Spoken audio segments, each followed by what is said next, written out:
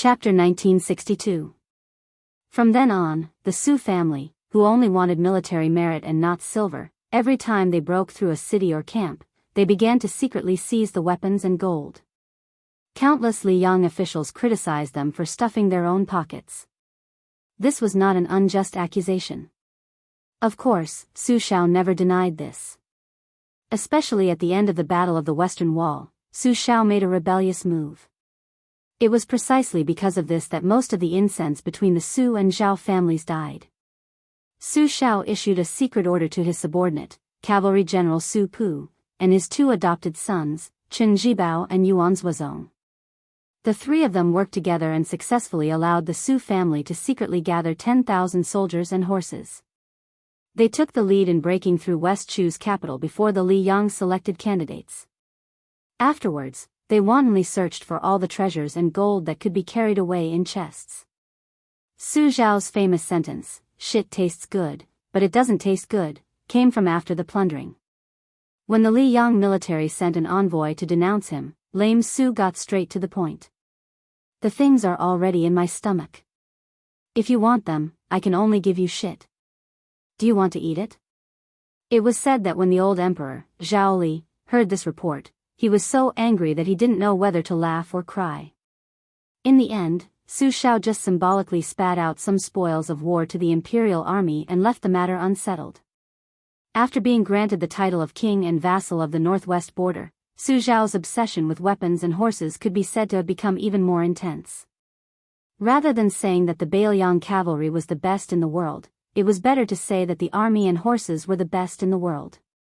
In these 20 years, the smuggling of ironware to the Beimang grasslands and the endless border of Liang never stopped despite repeated prohibitions. The two Bailiang border armies, who enjoyed half of the country's taxes, constantly made small movements that were extremely difficult to stop. It wasn't until Chen Zhibao temporarily served as the former Minister of War and Gu Jiantang left the capital to personally oversee the north that the two most powerful generals in the military worked closely together on this matter that they succeeded. Even in the Bailiang frontier army, which had strict military law, there were still several captains with real power who were beheaded on the spot because of this. The implications were broad, from the generals inside the pass to the generals with real power outside the pass, to the captains of the pass, and finally to the big and small beacons. Often, close to 100 heads would fall in one incident. The grassland cavalry had never lacked horses, but they lacked armor. After the old lady ascended the throne, Beimang's outlook had changed greatly. Borrowing the momentum of Hong Jia's rush to the north, the entire country, from top to bottom, from the iron smelting technique to the military equipment, was the same. However, there were some things that were deeply ingrained in the nomads. Even after 20 years of influence, it was still difficult to change. For example, the Chang cavalry that was destroyed in the northwest of Liuzhou, the famous Beimang Southern Dynasty's Chang cavalry, and the Ruren cavalry that Hong Jingyan led, were known as the most important border cavalry. With the old lady's foresight and the importance of the Southern Dynasty's Shijing imperial court, how could she not have the foundation and courage to equip 10,000 Chang cavalry with good equipment? However, the Chang cavalry maintained the light cavalry path of leather armor, fast horses, short knives, and short spears. This couldn't be simply seen as a sectarian bias of the Beimang cavalry. It was more of the times that made heroes. The sound of the hooves of the Beimang cavalry became louder and louder. Added to the natural echo of the corridor, and the roar of the Beimang after they thought that victory was in their grasp, it was like a thunderclap on the ground. The momentum was extremely majestic. Xie Shibian suddenly opened his eyes and pulled out the cold knife at his waist. He shouted angrily, "Formation! Barricade the horse!" This time, using the infantry formation to stop the 50,000 Beimang cavalry, Xie Shibian had the right to distribute 5,000 bows and crossbows from the Liuzhou provincial governor's mansion. He also asked for 800 horse lances and 1,000 mo knives from the Liangzhou border army. The mo knife was popular in the southern Tang during the spring and autumn period. It weighed more than 50 caddies and was made of fine iron. Only the best soldiers in the army could wield it. In the past, the southern Tang border had 16 towns and more than 70,000 soldiers and horses. There were only about 2,000 mo knife soldiers. They were so strong that they were once hailed as the king of white blades. It was believed that if they could gather 10,000 emo knives to guard the country's gate, they could stop 100,000 invading cavalry. After the first famous general in the old southern Tang, Gu Dezhu, followed the then heir of Bailiang, Su Fengnian, into Bailiang, in addition to being the deputy commander of the infantry, with the full support of the young feudal lord. He earnestly asked Gu Dezhu to help the Mahis Jizi create a new type of mo knife so that it could be given to the Bailiang border army in the future. Compared to the 50 caddies mo knife of the southern Tang soldiers in history, because the men of Bailiang were more robust and had greater strength, the well-deserved Zamadeo of Bailiang was heavier. The Mahis Jizi, Song Chongsui, jokingly named it Knife 60. It was a pity that they started to make it before the First Liang-Mang War. Until now, they had only tried their best to make 1,000 of them. Moreover, it was difficult to use them on the battlefield outside Liangzhou Pass. Then, Xie Shibian asked for all of them. Other than that, there were also the 1,000 long lances. These lances were more expensive to make than the mo knife. The degree of rarity was enough to make people speechless. Only the son of a military family could use a horse lance. This was an iron law since the birth of the horse lance. First, no matter if it was a horse lance or a horse lance, it was extremely long and difficult to use. Ordinary cavalry using it would be like drawing legs on a snake. Second, it took a long time to make. It was said that it took at least 3 years to make a lance. It had always been the #1 hobby of the cavalry of the Central Plains. It was even harder to find than a good horse that was worth thousands of gold. The young feudal lord personally ordered the 800 lances. It was a number that almost took all of the Su family's wealth to gather. If it were not for the fact that the Bailiang military law did not allow cavalry to use lances because of their status, and that Su Shao, who was used to living a hard life and was afraid of being poor, had the intention to wantonly collect lances from the military depot during the later stages of the Spring and Autumn War, it would be wishful thinking. In the corridor, the Liuzhou infantry formed by the monk soldiers of Mount Lantua blocked the horse. At the very front were the lances pointing outwards. The cold light was like snow. 300 people formed a horizontal line, forming 3 rows. The first row held lances and knelt, their lances slanted forward. The second row held their lances flat and pointed forward. The third row held their lances on the shoulders of the soldiers in front, also slanted forward. In front of the 3 rows of lances, there were actually 2 rows of sturdy monk soldiers holding their huge shields with their hands and shoulders.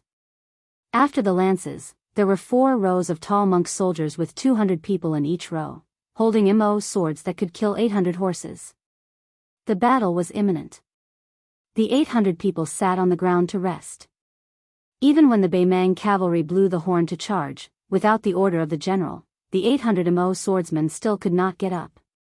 They had to save as much strength as possible. Once the lances and horses were all killed, the 800 mo swordsmen would charge forward like a wall. Great ancestor Gu once said that in front of the mo sword of southern Tang, men and horses would be crushed. After this, there were 2,000 Liuzhou border soldiers and 3,000 monks from Mount Lantua, equipped with 5,000 bows and crossbows. When the infantry formation faced the enemy cavalry, the first to stop the cavalry charge was actually the 5,000 archers at the back of the formation. After Xie Shibian gave the order to stop the horse, he did not continue to stop at the back of the infantry formation. Instead, he walked behind the archers and took down the shield hanging from the saddle. Then, he held a blade in one hand and a shield in the other, standing at the front of the infantry formation formed by the remaining monk soldiers. The Baimang cavalry roared like thunder, and the Liuzhou infantry formation was as silent as a mountain. Life and death were decided in this unknown corridor. In the history books of the future, whether it was heavily exaggerated or lightly described, without exception, they would conclude this battle with 6 battles and 6 defeats. The fierceness of the battle could not be described in more words. Chapter 1963. After Northern Mang became the imperial preceptor of this dynasty under the decree of peace, they were no longer the same as they were in the past when it came to attacking huge cities and towns that were difficult for warhorses to leap over. In the first great battle of Liangmang, Dong Zhuo broke through the #1 town at the border of Liyang, Huda's city. Zhong Tan Lian broke through Yozhou's Huluku City, Krugong City, and Luanha City. Not only that, the grassland cavalry who aspired to annex the Central Plains had also studied deeply on how to break through the dense infantry formation. Chuanji Bo Tuoba Chi Yun was even more knowledgeable in this field. Before he officially joined the army, during the meeting between the monarch and the minister, he specialized in discussing the battle of cavalry and infantry. He spoke eloquently and in detail, making the Northern Mang Empress, who was familiar with military affairs, exclaim in admiration. Under the promotion of the Taiping Commandery, almost every generals of the Southern Dynasty would have one or two military advisors from the pivotal hall of Shijing. Most of these people were young, who were brought to the Southern Dynasty by Hongjia. They could be considered as the third generation of scholars after their families took root in the grassland. There were also young and strong Shui Wei who came from the Norland of the grassland, but there were not many of them. Most of the generals of the Southern Dynasty sneered at them and regarded them as the military supervisors. In fact, there were some top nobles in the Southern Dynasty who were willing to pay attention to this group of young people. General Yang Yuanzhan, who had died in the battle at Huku City in Yuzhou. At that time, Yang Yuanzhan brought a large number of young talents from the pivotal hall of Shijing. There were as many as 100 of them, but they were all turned into piles of bones. Although the old lady finally exchanged Lu Jinu's body in Huda City for several heads, including Yang Yuanzhan's, she showed a rare stingy and mean attitude about Yang Yuanzhan's posthumous title after he died on the battlefield. She did not even give a token order to appease the Yangs. It was said that the emperor even pointed at the head of the old general in the lime box and said to the Taiping Commandery standing beside her that Yang Yuanzhan deserved to die for destroying her 10 years of foundation. When the 5 generals of the Southern Dynasty met to discuss whether to fight this battle or not, a pivotal hall of Shijing with a low rank suggested to divide the army into 2 groups based on Ma Lang's description. 30,000 cavalrymen would attack the corridor and 20,000 cavalrymen would go south to help the Crone Mountain. Only one of the 5 Beimang generals from different military towns agreed. The other 4 rejected this overly conservative proposal. The middle-aged general from Maolong military town was known for his violent character in the Southern Dynasty. He directly bent over and pointed his whip at the young man's nose, scolded him for being a kid who didn't even know how to speed was the most important thing in war. How could he know the importance of war? Be quick. He also asked the young man in a strange tone, "Are you a spy planted in the Southern Dynasty by the Beiliang Frontier Army?" The only old general who agreed with the young man's cautious proposal couldn't bear it. Just as he was about to say something to smooth things over, he heard the other 3 generals, who had similar positions and more power, laugh out loud. The men of the grassland, especially the strong in the army, always believed that they could be killed but not humiliated. The young man whose father had died in battle outside Beiliang was so angry that his eyes turned red. He almost ground his teeth to pieces. In the end, he took the initiative to ask to be the vanguard of the cavalry.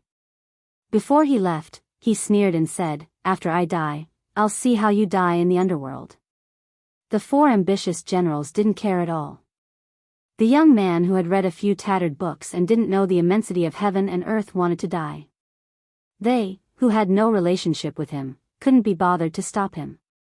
However, after the 2,000 vanguard cavalry ran into a wall, all of the generals began to realize that the situation wasn't good. It wasn't that they didn't understand the natural mobility brought by abandoning the warhorses. It wasn't easy to use cavalry to break through the infantry formation head-on. The cavalry who opened the way would inevitably die when they ran into the formation. However, even the oldest generals didn't expect the infantry formation's defense to be so shocking.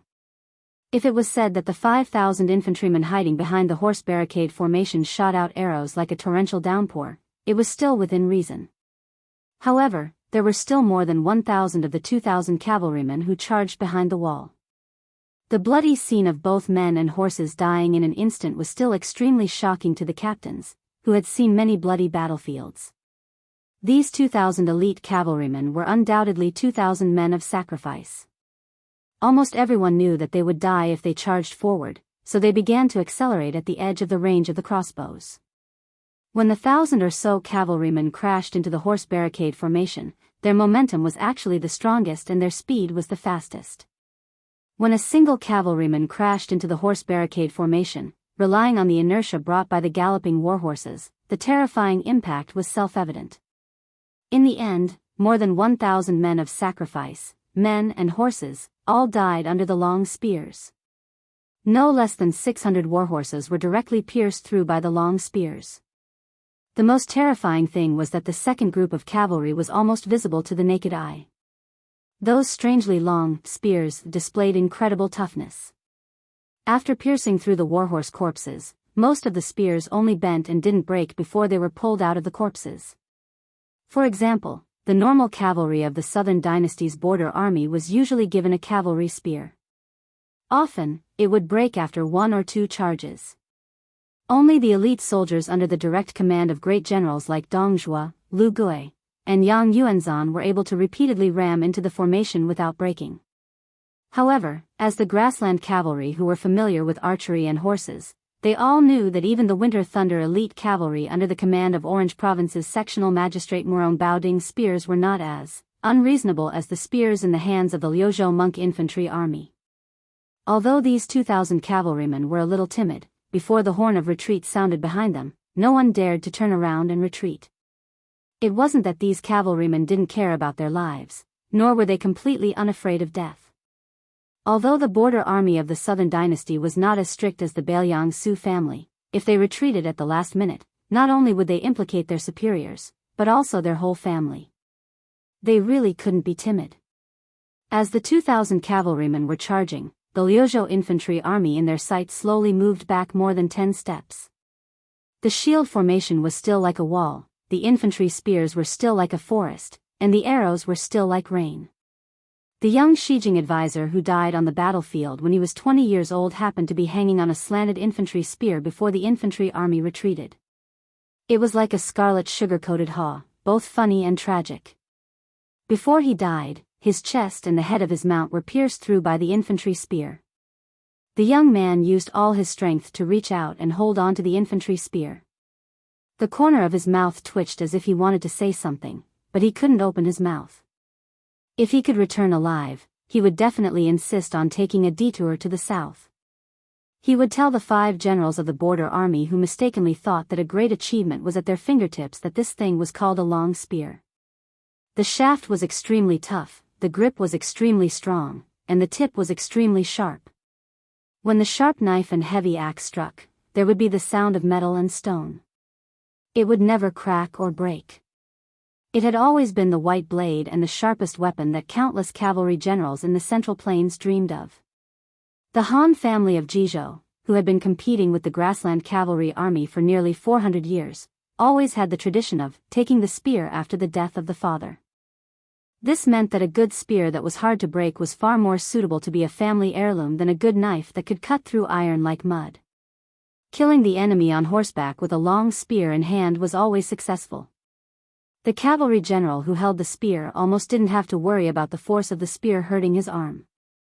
How bad could it be to use the infantry formation to stop the horses? The second wave of 2,000 cavalry still didn't survive, but in the end, the infantry formation was loosened. Hundreds of cavalry crashed into the first row of Liuzhou monk soldiers with shields and died with blood splattering everywhere.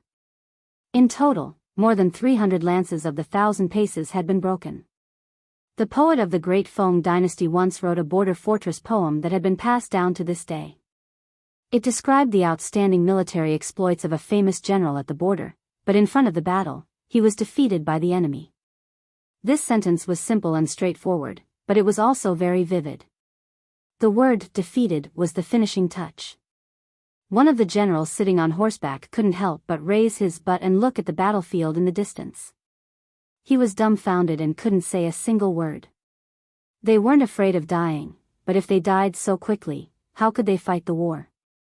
Even if it were 2 cavalry armies fighting, how long would it take to charge and break through the enemy's formation with a short 300 paces? The generals of the Maolong army, who had previously mocked the staff of the Cardinal Hall of Shijing, secretly swallowed his saliva. He turned his head stiffly and said to the old generals, "Should we leave this place and take a 60-mile detour to Laohu Mountain?" The old general, who actually only had 6,000 cavalry under him, shook his head and said in a deep voice, the most difficult thing for a cavalry to break an infantry formation is at the beginning. This Liuzhou monk soldier's barricade is the most powerful, causing us to suffer heavy losses. This is reasonable. I believe that as long as we break through those few rows of spears, the rest will be much smoother. Chapter 1964. The faces of the other captains were uncertain. The old general calmly said, "Although it's not that we can't split up the troops to go to the Crone Mountain battlefield, or even withdraw the entire army from this place and take a detour to the south, I feel that the Northern Liang border army must be plotting something on the Crone Mountain battlefield, or they are afraid that we will encircle them. In any case, the fastest way for us to pass through this corridor is the best choice. How can there be no deaths in a war? Let me be the one leading the charge next." This old general used to be a centurion under Huang Songpu with mediocre intelligence. After Huang Songpu left the army and entered the imperial court in the western capital, he was promoted step by step until he became the king of the southern courtyard. Only then did the old general rise in status and become the head of a medium-sized military town in the hinterland of Gusai state. Unlike the other 4 captains who secretly received boxes of gold and silver before they went to war, the old general rejected the invitation of the 3 second-class noble sects.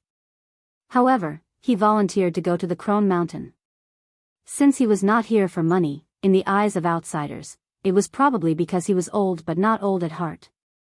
When the 4 generals saw the old general urging his horse forward, the Maolong army cavalry was stunned. "Old general, are you going to break the formation yourself?" The white-haired old general turned around and smiled faintly. "Many of my men are about the same age as my grandson. As the main general of a town, of course I have to." One of the young generals frowned and interrupted the old man's words.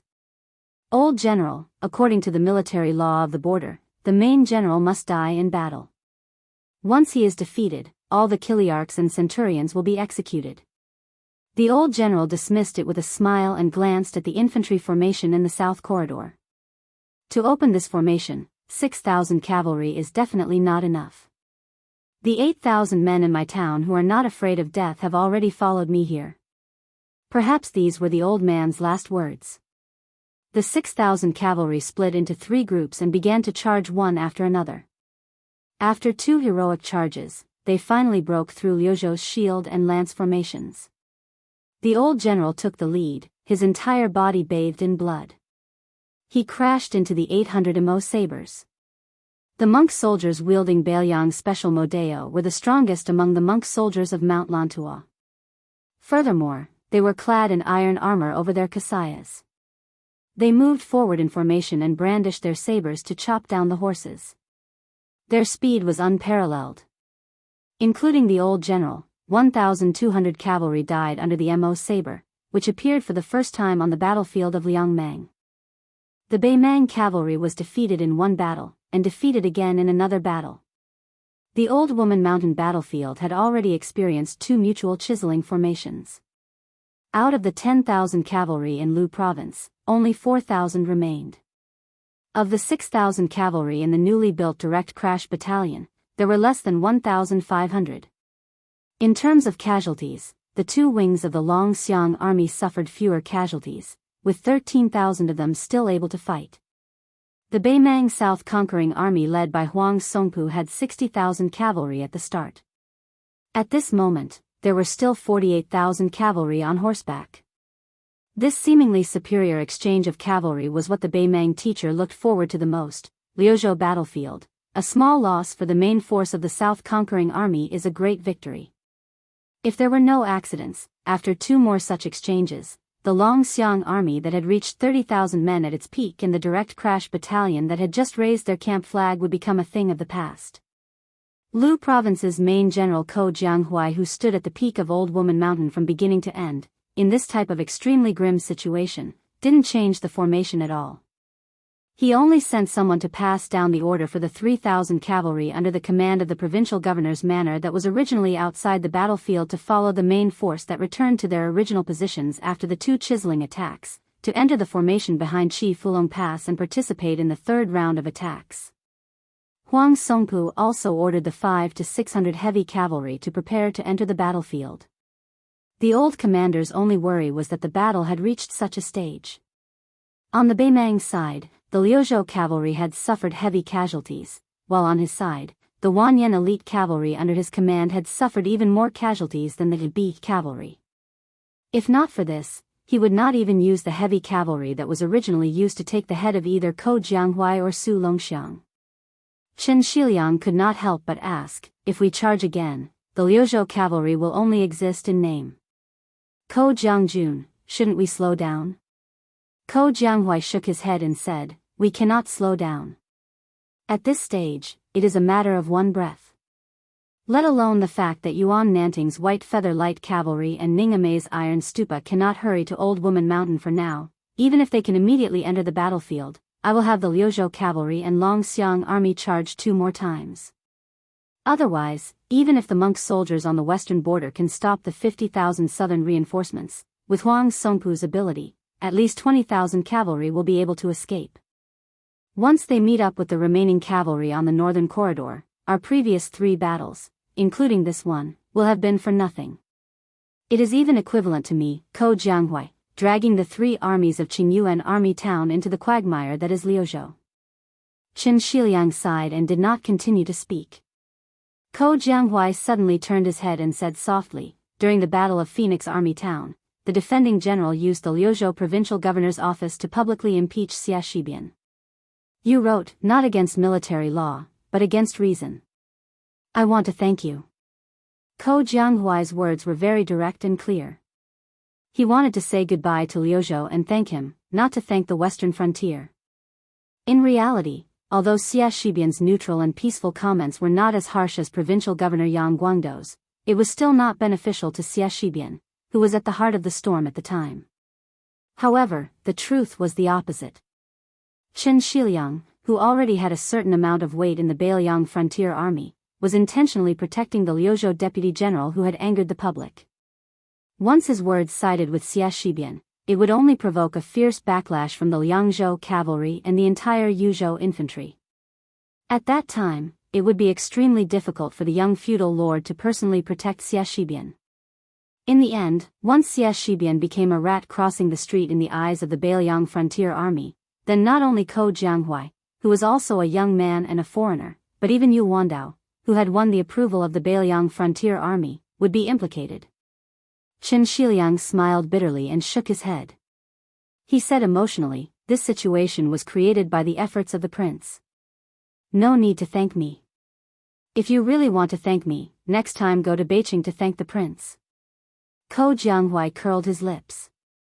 Why should I thank him? Since he is the king of Beiliang, these are the things he should do. The next time I go to Beijing, I will be kind if I don't ask him to be the commander-in-chief of the Beiliang cavalry. Ko Jianghuai suddenly said self-deprecatingly, but I don't think I can beat you on Baixiong. This is the bad thing about being in Beiliang. The people who lead the army to war are fiercer than the other.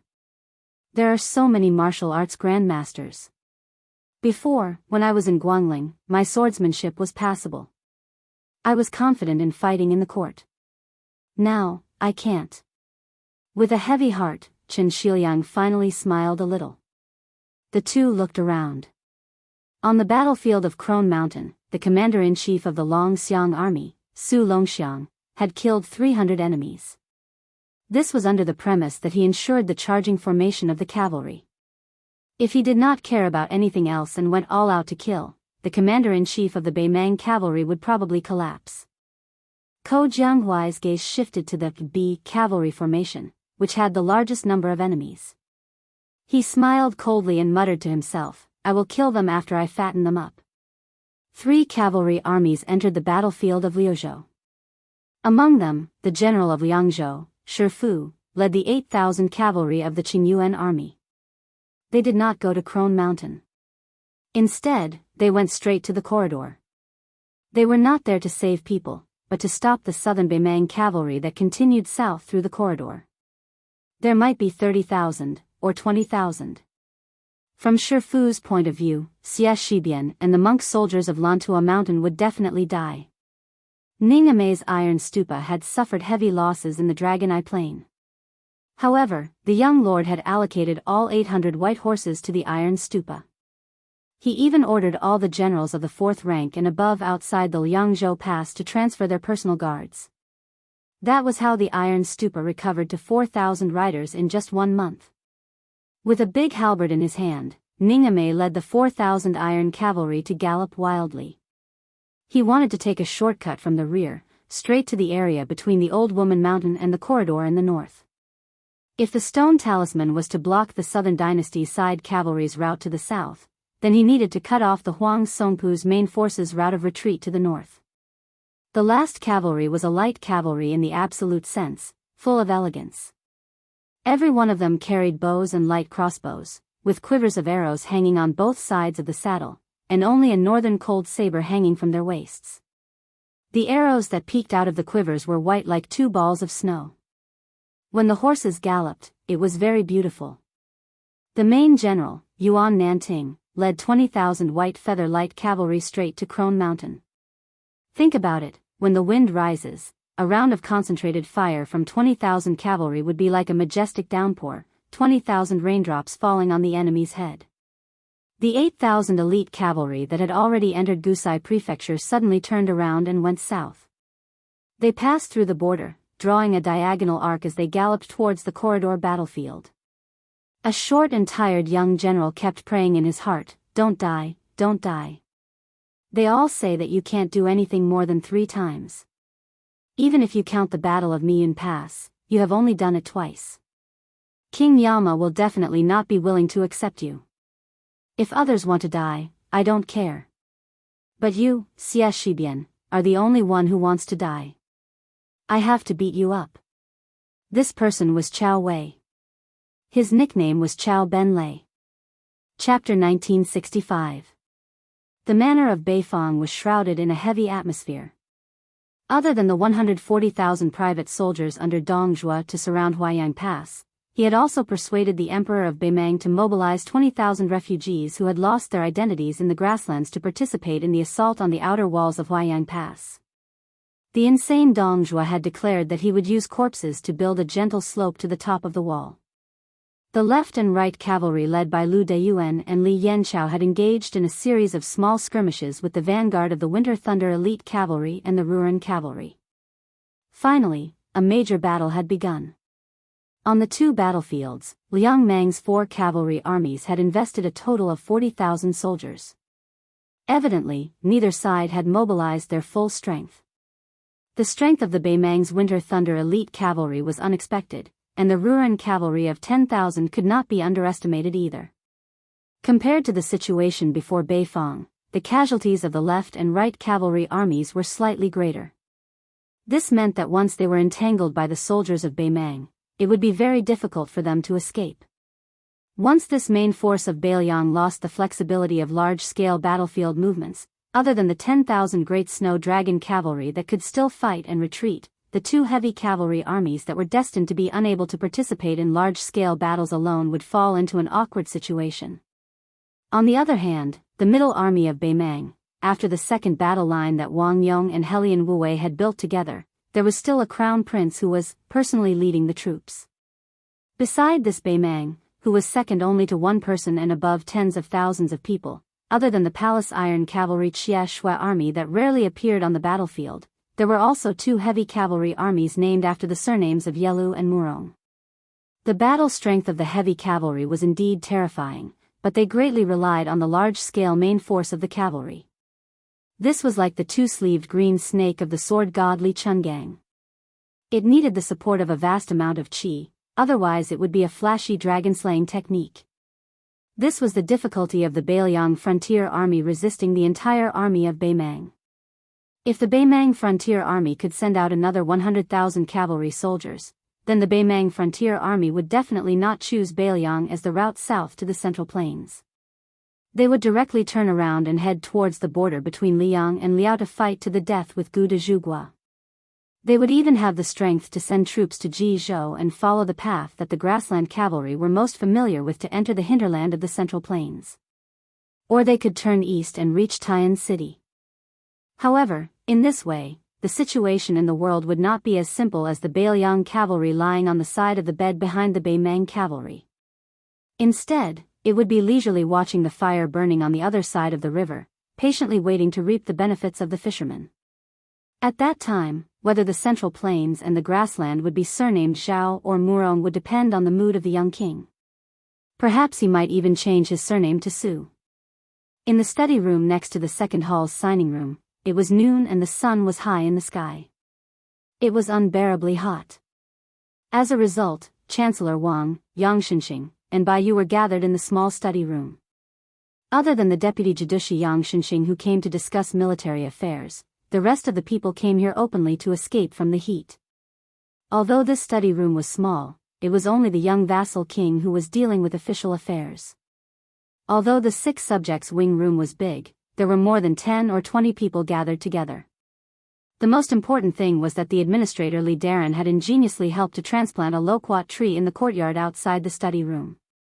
The loquat tree was of moderate height. It had shade and would not block the light too much. Therefore, the small study room had unknowingly become an excellent summer resort. When Yang Xianxia was discussing with the young vassal king, behind the spring and autumn period old general who was banished to the northwest border by Li Yang, Mr. White Lotus was sitting on a chair near the window and gently swaying his palm leaf fan. The cool breeze blew gently. Chancellor Wang shamelessly pulled Li Gongda to set up a battle array. After a round of beating, he could also rub against the cool breeze brought by Bai Yu's fan. The young vassal king had already browsed through the detailed military intelligence reports. Today, Yang Xianxia didn't come here to repeat the same old tune, but rather because there was an enormous problem in front of North Jibei City, or perhaps all of Northern Liang's Northern Liang border army. Qingyuan Army Stone Talisman Tribes Cavalry, Iron Stupa, and White Feather Light Cavalry, these 3 cavalry armies, as the most important mobile military forces outside of Liangzhou's pass, had already moved to Old Woman Mountain in Liuzhou. In that case, if the left and right cavalry failed to successfully devour Murong Baoding's main force of 60,000 elite cavalry, and were tightly bitten down by Wang Yong and Helian Wuwei, these 2 Northern Mang's military commanders, what should North Jibei City do? It could even be said that this risky deployment of troops was very likely to lead to a tragic ending of mutual destruction between the 2 sides of Liang Mang. The main force of Huang Song's Pu tribe was destroyed in Laowu Mountain, but Bailiang would also lose the front line of Huaiyang Pass. Yang Xianxia worriedly said, at that time, we did not expect that when Yulwandao led the army to attack Xijing, Chao Wei's 10,000 cavalry also made a gesture of supporting Yulwandao's Yuqi to the north. But Beimang unexpectedly only transferred the cavalry of Bo Wang Jing Chong from the eastern front, which was confronting the 2 Liao's Liao, and then did not make any move. It seemed that they did not care about the safety of the southern dynasty's capital region. In the end, they even ordered the army to go south to reinforce Laowu Mountain. Could it be that the old lady has lost her mind and really does not care about the smoke of war rising in the entire Gusai prefecture? You have to know that Gusai prefecture borders 2 prefectures to the north. It has always been lacking in military strength, but it has a well-developed courier route. Once we win Laowu Mountain and join forces with Yulwandao and Chao Wei's cavalry, Beimang is going to give away half of the southern dynasty with both hands? Su Fengnian did not dare to jump to conclusions. He only smiled bitterly and said, if it were the Liang emperor who cherishes his reputation, he would not dare to do so. If it were that old lady, it would be hard to say. Yang Xianxia frowned, who will lose and who will gain by such an exchange? Is Beimang not afraid that our cavalry will destroy the southern dynasty, and they will not be able to recover their strength in 10 years and go south to the Central Plains? Chapter 1966. Su Fengnian shook his head and said, if it was in the past, the Liang imperial court still had control over the territory of the Central Plains. But now that the 3 kings have raised their armies, everything has become a variable. Beimang can certainly stake everything on this gamble. Su Fengnian gently held a piece of white jade the size of an egg in his hand and slowly stroked it. This piece of white jade was slightly red, its texture was delicate, and it looked clumsy and simple. Su Fengnian could not bear to put it down. In fact, the item itself was not that rare. Compared to the fine jade that was carved into fine shapes, its price was as different as heaven and earth. However, the origin of this item was very interesting. Jiang and I, Su Ying, and Wuxia Xianxia had secretly carried a heavy cloth bag back to North Jibei City not long ago. Everyone's clothes were stained with dust and mud. They swaggered into the study room as if they were asking for credit. They opened the cloth bag and poured it onto the floor. Most of the items were ordinary pebbles that were playful and pleasing, mixed with some green jade that could barely be sold for a few copper coins. However, the three of them had really picked up a treasure. It was this piece of white jade that Su Fengnian had left on the desk to play with. Su Fengnian was very cunning. He squatted down and pretended to wantonly belittle the stone, saying that this was not worth a single copper coin and that the stone was just a cobblestone that would not even look good on the road. In the end, he sighed and picked up the piece of white jade with a beautiful color. He casually tossed it around and then took out 5 or 6 copper coins from his money bag and threw it to the little mud man covered in dust, saying that this was a friendly price. Although the little mud man was doubtful and felt that he had suffered a loss, he was still a fledgling in the field of business after all. He was shamelessly picked up by the young king. Logically speaking, such a fine piece of white jade should be worth at least 20 taels of silver if it was passed to a scholarly family in Gangnam-do. If it was carved by a famous jade craftsman, it would be even more difficult to say how much it would be worth. When the three girls finally left the study room, the new money pouch on Jiang Ni's waist, which had been shriveled since they arrived at North Rejecting City, finally had some vitality.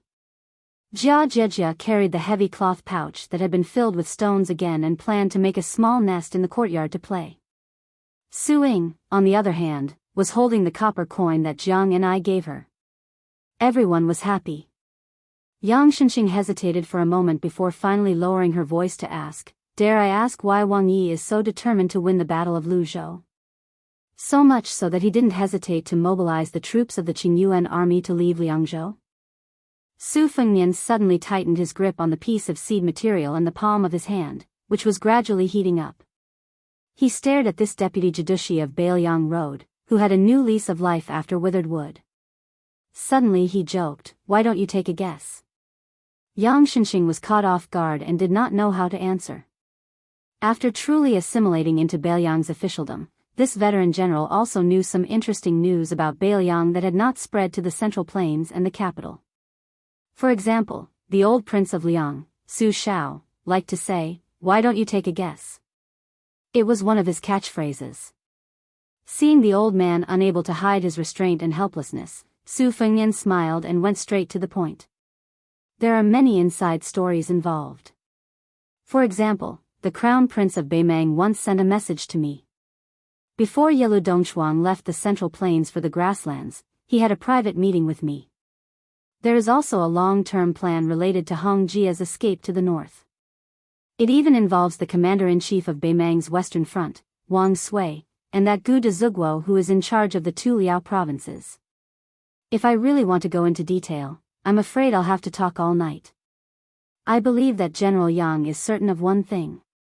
On the battlefield outside Liangzhou Pass to the north of North Rejecting City, with the military strength of Liang Mang and the Bailiang cavalry, it is impossible for our Bailiang cavalry to obtain a complete victory in a frontal battle. At most, it will be a Pyrrhic victory. Yang Shenxing nodded without hesitation. Su Fengnian gently placed the white jade document on the desk like a chess piece on a chessboard. When my master was alive, he always tirelessly told me that the depth of a national player's skill is always outside the chessboard. When I was young, I thought that my master always lost to my second sister in chess because he was looking for an excuse for his lack of strength. But as time passed, I realized that everything in the world is like chess, where victory and defeat must be determined. This is the truth. Su Fengnian slowly stood up and stretched out his finger to press on the seed material. When Su Shao was in the most difficult situation in Liang in his early years, because he fought many tough battles that others were unwilling to fight, he didn't have many soldiers and horses under his command. Why were the big shots in Liang still willing to bet on Su Shao? It's very simple. Su Shao was always able to win a battle when almost everyone was not optimistic about him. This attracted the attention of the imperial court and made the old foxes who held the military seal in their hands feel that it was worth a bet. The inside stories I mentioned earlier, those national players hiding behind layers of curtains, were actually very fake. Both Bailiang and Bailiang are well aware that they won't act until they see the rabbit. There's no other way. Bailiang can only take an unconventional approach and make those people standing in front of the gambling table feel that it's time to sit down and gamble big. Otherwise, if they're too slow, they'll only be able to get some leftovers to fill the gaps between their teeth. Su Fengnian smiled. None of these guys have small appetites, so I have to let them see my sincerity. For example, Yang Shenxing subconsciously asked, for example? Su Fengnian said softly, for example, when the Iron Cavalry outside Liangzhou Pass defended Beiqing without losing it, the Liuzhou Cavalry won a great victory at Old Woman Mountain. Then they went all the way north and took Beimang's southern capital, Shijing. Yang Shenxing was a grandmaster in both the imperial court and the battlefield, so he understood it immediately. However, this veteran who had experienced the War of Spring and Autumn did not feel relaxed at all.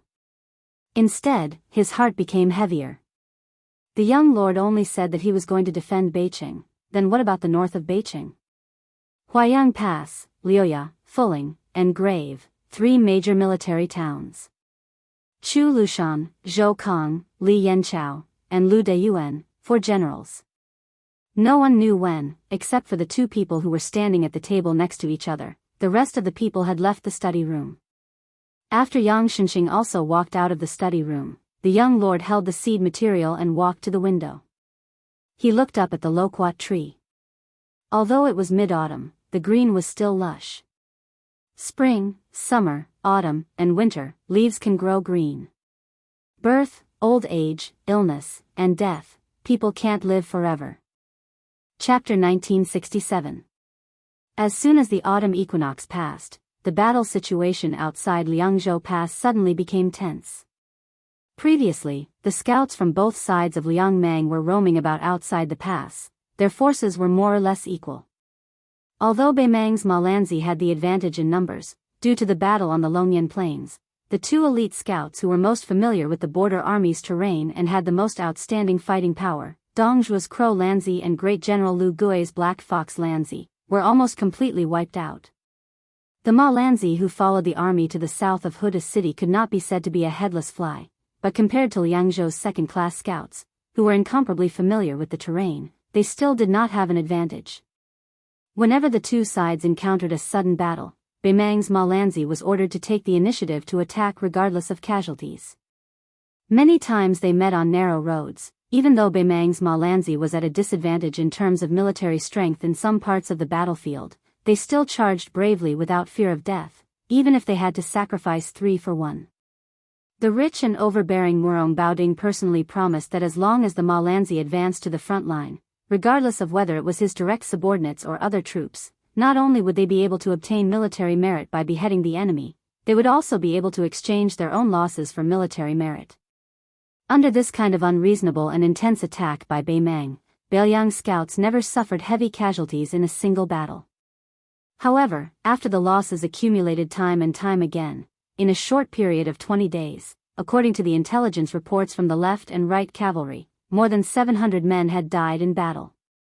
The Liangzhou border army had no choice but to start gathering small groups of scouts, at the same time reducing the width and depth of the scouting line, decisively giving up on the risky move of sending a small group of scouts to roam in and out of the enemy's territory. Back then, Bailiang had chosen to place great importance on the Liuzhou battlefield and did not hesitate to shift their forces to the west. For example, Li Hanlan's White Horse crossbowmen had all moved into Liuzhou. Not to mention the control Bailiang's city had over the border defense line of Huaiyang Pass, Luya, Fuling, and Grave, the connection with the left and right cavalry was growing thinner and thinner. This was definitely not a good sign. As the main force of the Bailiang border army, the left and right cavalry's main purpose was not to kill the enemy, but to link up Bailiang City and Huaiyang Pass defense line, preventing Beimang's cavalry from completely dividing the battlefield outside Liangzhou Pass. However, from the current situation, unless Murong Baoding was willing to hold his troops back, unwilling to lose the Winter Thunder elite cavalry and Ruren cavalry, slowing down the speed of his horse hooves and allowing the Liangzhou scouts to seize the opportunity to regain the initiative, from the perspective of the chessboard, the stalemate between the 2 sides was already set in stone. During this period of time, the northern Liang Dao's only official in the northern part of the city, the administrator Li Gongda, proposed to have Li Hanlin lead the remaining Liuzhou White Horse crossbowmen back to the battlefield outside Liangzhou Pass. However, this proposal was rejected by both the young king and deputy Jidushi Yang Xinxing. The result of the magnificent cavalry battle at Old Woman Mountain in Liuzhou, which was destined to go down in history, had not yet been accurately reported to Jubiai City outside the Liangzhou Pass. The last urgent military document from a scout under Liangzhou's General Shifu was still neatly placed on the table in the small study next to the signing room. Even though they knew that the new Prince of Liang, who had accumulated great power and influence, valued the twin jade annulus of Great Chu, no less than the two trusted generals, Yuan Dao and Chao Wei, who were born in northern Liang, the military document written by Shifu himself was still straightforward, revealing the unique cruelty of a battlefield. Thank you to the monk soldiers of the Western Frontier Division for blocking the 50,000 cavalry with 15,000 infantrymen. Forgive me for not being able to rescue them. I will only follow the established plan to block the remaining Southern Dynasty's cavalry from going south. Joining forces with Ning Amei's 4,000 iron stupas, we will definitely block the Yellow Song's Pu tribe's main force from retreating north. Whether Beiliang's monk soldiers and Lantua Mountain's monk soldiers live or die, my Qingyuan army can't help. In fact, the true ruthlessness of the battlefield lay in Shifu's words. Even if my stone talisman army can rush to the corridor battlefield in time, as long as Beiliang's infantrymen still have the strength to block the Southern Dynasty's main force, then the Qingyuan army's cavalry will stop far away and choose not to rescue them. This was to prevent the Southern Dynasty's main force from giving up on rescuing Old Woman Mountain and decisively fleeing north, returning to the Southern Dynasty's main force. The young king did not summon the generals to discuss this matter in the conference hall. He did not even instruct the stone talisman to send it directly to the study room to browse and circulate. That evening, Su Fengnian sat quietly in the study room for a while and then wrote a letter to Liangzhou's General Shifu. The content of the letter was concise and comprehensive. It roughly talked about the follow-up of the corridor battlefield.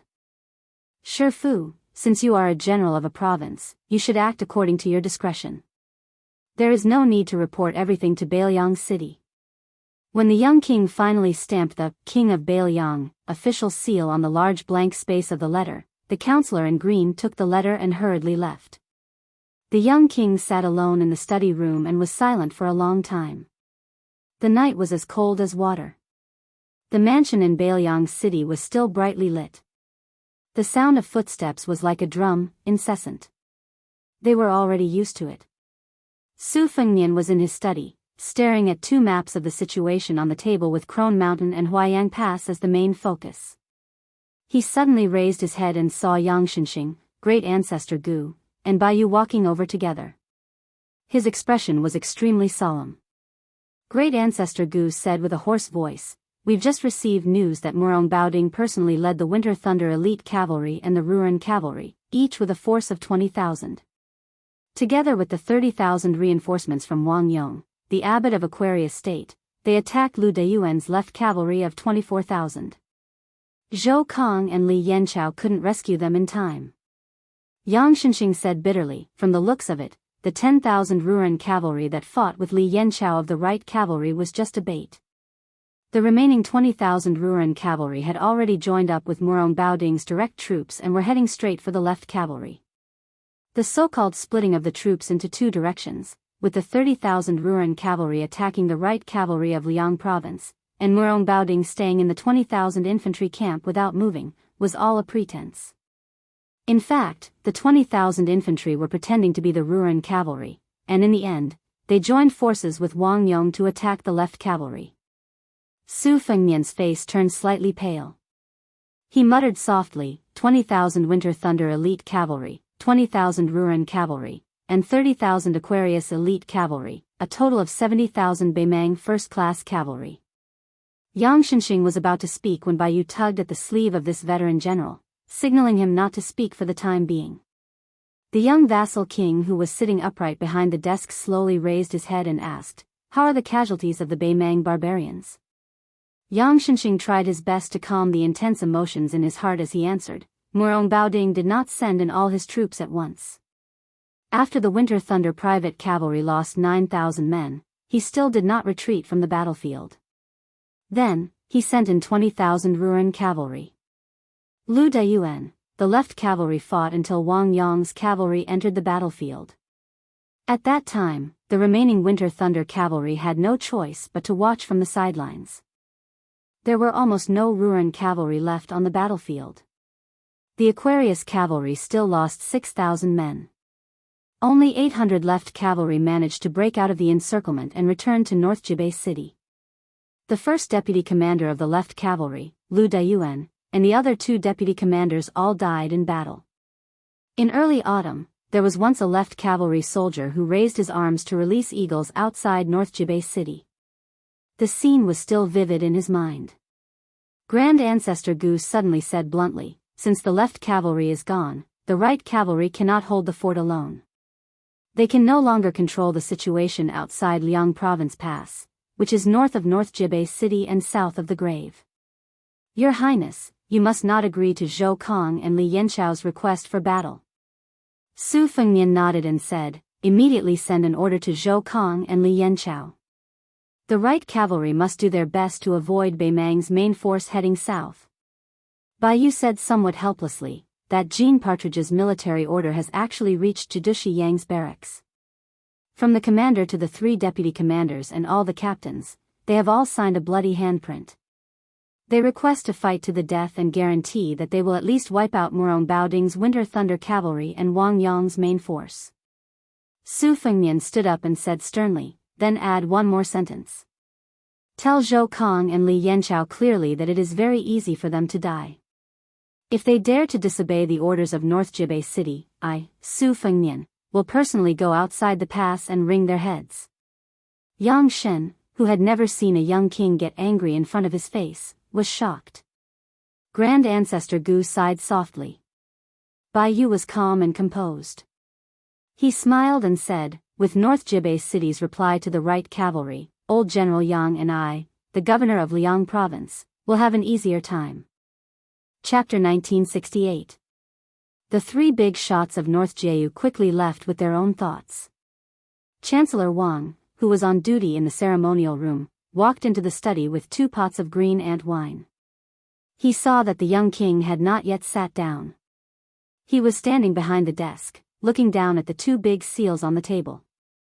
One was naturally the world-famous Liang Wang seal, which was regarded as the most important small object in the world during Liang Yonghui's reign. In the past 20 years, as long as it involved more than 5,000 people in the northwest border, this seal had to be stamped. The shape of this seal was exactly the same as the current Zhao imperial court, imitating the style of Dechu of the Central Plains during the spring and autumn period. It was a jade seal, and the strokes of the seal were even, without any sharp edges.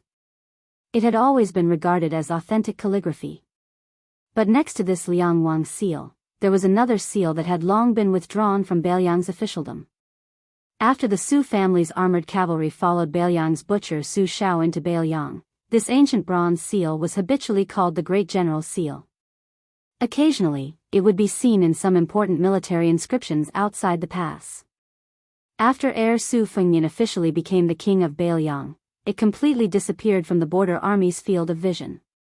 The Great General's Seal was written in willow leaf script. The bronze seal was 3 cun 3 fun, 9 fun thick, and shaped like a crouching tiger and coiling dragon. Now, the Liang army's permanent general with real power, Wu Jinping, had long switched to using the silver seal of the Qi Ding script, abandoning the knife-like willow leaf script. In fact, Mount Qingliang also had a big seal, mainly used for the promotion and dispatch of Beiliang's officials. Su Fengnian made an exception and left it to Deputy Administrator Song Dongming, allowing him to stamp the seal himself after the official document was approved, to show his superior position of sole power. After Chancellor Wang sat down, he opened 2 pots of wine and leaned forward to hand one to the young king. It was better to enjoy together than to enjoy alone. The old Confucian raised his head and drank a mouthful of strong wine, exclaiming in joy.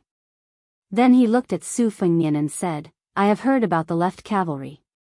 Some words have accumulated in my stomach for almost 20 years and I have to spit them out. You don't have to say anything, just drink and listen to me." Su Fengnian sat back in his chair and nodded. This renowned scholar of the literary world, the leader of the scholarly circles, slowly said, I have always had 7 orifices and 6 orifices on the battlefield, but I know nothing about it.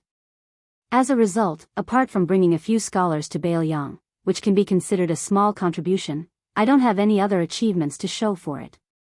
I can only peacefully stay in the remote academies and study. In all these years, I've secretly traveled to Bailiang many times and met Su Xiao a few times. I've also met Li Yishan from Tide Listening Pavilion a few times. Su Xiao is known for being a terrible chess player. His chess skills are among the worst in the world, but his ability to reverse his moves is top-notch. That's why I don't like to interact with him. Noticing the strange look on the young lord's face, the old master continued to say shamelessly, Li Yishan is a rare and extraordinary person. Of course, he would be arrogant and treat me as his confidant. Su Fengnian finally couldn't help but say, that's enough. This old man choked on his wine and coughed a few times. The wine from the pot of green ants spilled all over his clothes. The old man casually patted his robe and said, Li Yishan, who is in seclusion on the top floor of Tide Listening Pavilion, stands too high and sees too far. That's why he inevitably feels lonely. Sages have been like this since ancient times, so it's impossible to escape. Every time I go there to visit, even though Li Yishan doesn't give me a good face, I know that this guy must be happy. There were a few times when he was drunk, and Li Yishan would say some heartfelt words to me. He never talked about the Liang imperial court, but talked less about the strategist Su Xiao and more about the northwest. At this point, this old man, who seemed to be taking advantage of his seniority, paused and drank a large mouthful of green ant wine. He first stuffed it in his mouth, and then suddenly raised his neck and poured it into his stomach. His old body couldn't help but tremble. His weathered cheeks turned red. He continued, as for the strategizing of the literati and the military strategy of the scholars, I don't accept Ben Shi of Liang, nor Nailan Yusi of Nanjiang, or even Huang Longsher. As for Zhao Chongling, who suppressed Li Yishan even after death, don't even mention him. As to why Zhao Chongling was more famous than Li Yishan both in life and in death, Li Yishan himself, and Su Xiao who knew better, both had their own difficulties. Li Yishan was born a poor scholar. Zhao Chongling, the grandson of the De Chu aristocracy, was more or less the Song family jade tree of the present Song Maolin in West Chu. When Zhao Chongling chose to assist the fallen Su Xiao, what was it? 800 servants in a grandiose manner. Can you imagine that? In any case, this old man is not willing to think about it. The more I think, the more envious I am. Su Xiao wants to win over the landowning households in the north and south of the river. Zhao Chongling is an eye-catching flag. Otherwise, would Su Xiao say something like, the entire army can die in battle, but Mr. Zhao must live? The old man smiled. Of course, Zhao Chongling is also very capable. Zhao Chongling contributed greatly to Su Zhao's destruction of the 6 countries in the later stages of the Spring and Autumn War. His reputation was so good that even the old emperor of Liang, Zhao Li, wanted to invite him into the court to be made a marquis. And Li Yishan? The old emperor Zhao Li never mentioned him. In reality, every time Su Xiao reported his military achievements, he praised Zhao Chongling greatly. His memorials were full of flowers, but as long as it was related to Li Yishan's schemes, he did not mention anything. Wang Ye, do you know why? Su Fengnian said calmly, I only know that those beautifully worded articles were incited by Su Xiao, and then written by my master himself. The old man nodded. So, the old emperor and Su Xiao are of one mind. Mr. Zhao, the Liang imperial court can use a hoe to poach people away. That Su Xiao admits defeat. But don't think about the unknown Li Yishan in court. Otherwise, you will be crossing the line. Su Xiao may really start a rebellion. Su Fengnian smiled and said, starting a rebellion is an exaggeration. My master was the first to oppose it. The old man snorted and glared.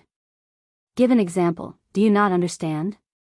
Su Fengnian finally picked up the fragrant green ant wine and took a sip. Old mister, please continue to give pointers. The old man suddenly asked, "What did I want to say at the beginning?" Su Fengnian put down the wine jug. "You two often talk about the Northwest." The old man suddenly understood. Yes, yes, yes. Li Shan once told me a secret after he was drunk. He said that if Beiliang wanted to defeat Bei Mang in the worst-case scenario, they had to create a situation first. The old man stopped halfway through his deliberately mystifying speech. He narrowed his eyes and smiled. Out of the corner of his eye, he looked at the many objects on the desk. When the old man's gaze stopped on the seal of Prince Fangliang, Su Fengnian smiled and asked, "Even if I was willing to give it to you, would you dare to accept it?" The old man's gaze shifted slightly to the bronze seal of the general, which now only had symbolic meaning.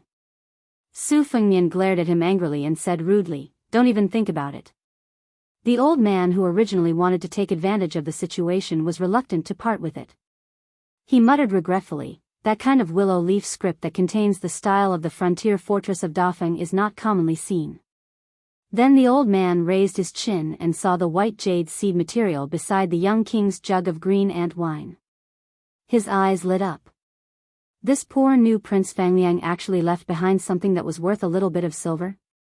Su Fengnian put away the seed material and sneered, "If Mr. Wang has the ability to snatch it away, then don't dream about it." The old man curled his lips. With Chancellor Wang's martial arts aptitude, even if he gave the old man 1,000 years of martial arts cultivation, it would still be useless to snatch something from a martial arts grandmaster. No young man would bully an old man like him. Su Fengnian gently held the white jade seed material and said straightforwardly, "Actually, I can guess what Master said. The only chance for us Beiliang cavalry to win against Bei Mang is to first exhaust Bei Mang's top-class border army and grassland elite private army. Then even if Bei Mang exhausted its national strength, it would still be able to support the Third Great Battle of Liangmang. However, at that time, Bei Mang's hundreds of thousands of cavalry, compared to Lu Jinu who was guarding Huda town, and compared to me who is guarding Jubiai town, the Bei Mang cavalry that we are facing is actually just an embroidered pillow that looks good but is useless.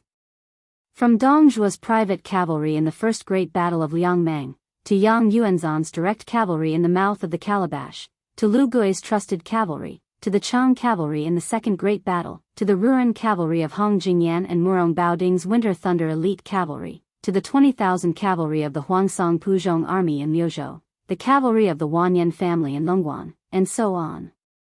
They are all on this list.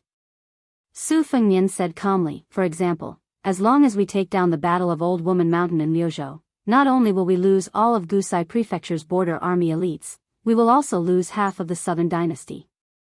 This is the potential advantage that the First Great Battle of Liangmang brought to Beiliang." The old man asked doubtfully, "You mean to say that Bei Mang's peace order plan has a fatal flaw?" Su Fengnian shook his head and said, "You are only half right." The old man was confused and almost wanted to scratch his ears and cheeks. Su Fengnian thought for a moment, then picked up the wine pot and tilted it slowly, as if he wanted to place it horizontally in front of his eyes. Up until now, Bei Mang still has a greater chance of victory, but Beiliang has sacrificed so many people just to tilt this wine pot.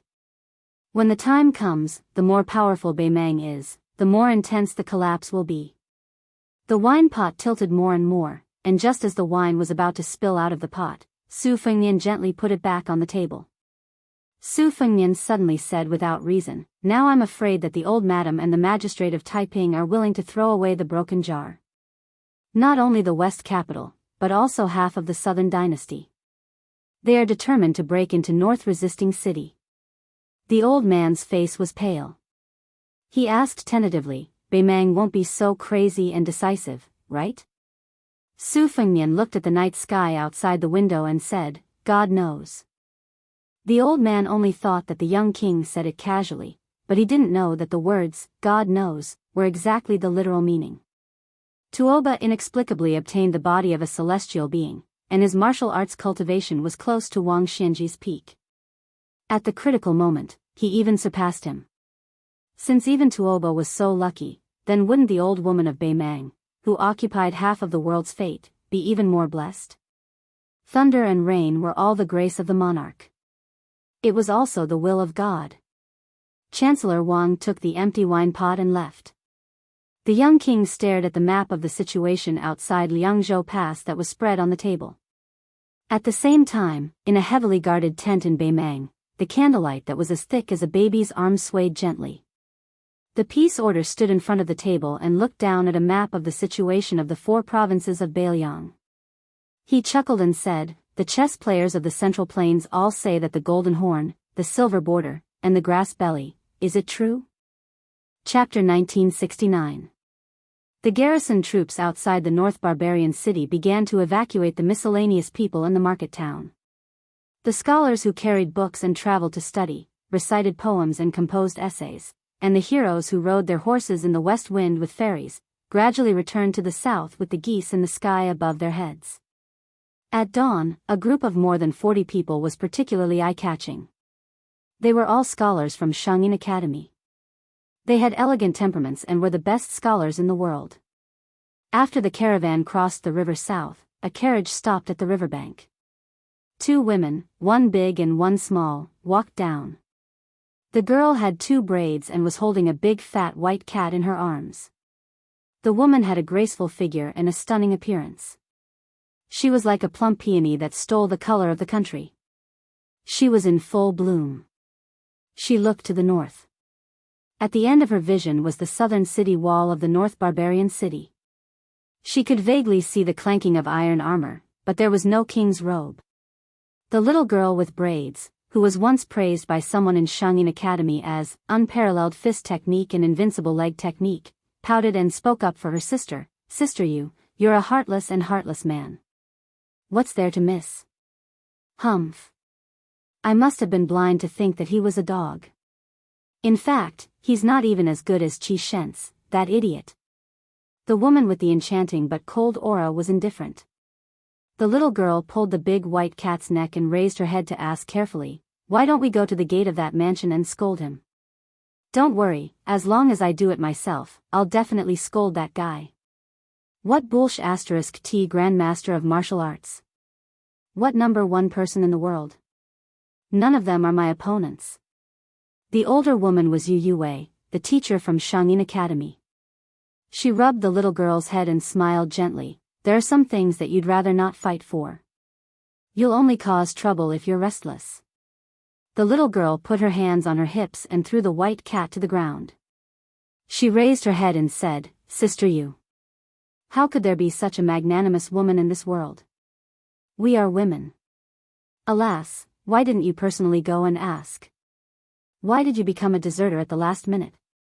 What's going on? Didn't the history books always say that treacherous villains love to deceive the heaven?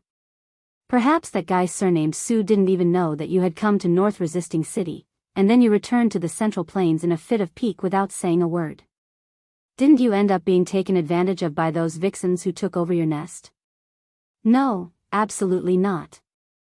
I must uphold justice for you." Just as the angry little girl took a step forward, Yu Wei grabbed one of her braids and gently pulled it back to its original position. The little girl frowned and said pitifully, "You're really not going?" Yu Wei smiled and said, "There's no need to go. I know he knows that I've been here." The little girl was still angry. "I don't care what you know or he knows. I just can't stand it.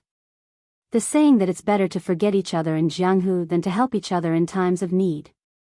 It's all a lie. How can it compare to the love between a scholar and a beauty?" The little girl looked at Sister Yu, who was calm. The little girl, who didn't know what love was, began to cry. She gently kicked away the big fat white cat by her feet and raised her slender arm to wipe her tender face. She sobbed and said, "No wonder my mother disliked the movie The First Snow the most. She always said that many of the words in the movie were too prophetic. It made all the women in the world unable to have the slightest bit of yearning. Especially the sentence, 'Too much affection will always be ruined by ruthlessness,' which is the most hateful." Her ancestors and parents were indeed learned scholars in Xianxia Academy. The little girl's speech was not very elegant, but it was definitely not comparable to the common children in the Central Plains. Suddenly, a cold voice sounded above the little girl's head. "The first snow is full of nonsense. The sentence, "May all the good people in the world become a beautiful couple," is the most hateful. Only the sentence, "Too much affection will always be ruined by ruthlessness," that you said is worthy of being called a piece of advice. 2 goat horn braids tilted backward. The little girl's eyes were hazy with tears. She blinked her watery eyes and looked up at the uninvited guest who seemed to have descended from the sky. The woman was tall and slender, just like the mountain that was described in the travel notes of the literati. She was beautiful beyond compare. In the little girl's eyes, the fairy sister was dressed in purple and extremely beautiful. She had a sharp chin, which was like an icicle hanging under the eaves during a heavy snowfall. The little girl didn't know why she fell in love with this sister in purple at first sight. However, she was very afraid of her and felt very conflicted. Yu Yue asked politely, neither friendly nor distant, "May I know why the leader of the Xianyuan Alliance has suddenly come to visit?" Hearing the name, leader of the Xianyuan Alliance, the eyes of the girl with the goat horn braids lit up. She really didn't lose to the civil and military officials. After hearing the name Emperor, she mustered up her courage and took a step forward. She sneakily stretched out 2 fingers and secretly pinched the corner of the fairy sister's clothes. Then she turned around and said with a face full of joy, Sister Yu, the purple clothes on her must be like the rumors in Jianghu. They are made from the silk spat out by the ice silkworms on the peak of Mount Kunlun, the ancestor of the dragon bloodline. They are smooth and soft and very comfortable to touch.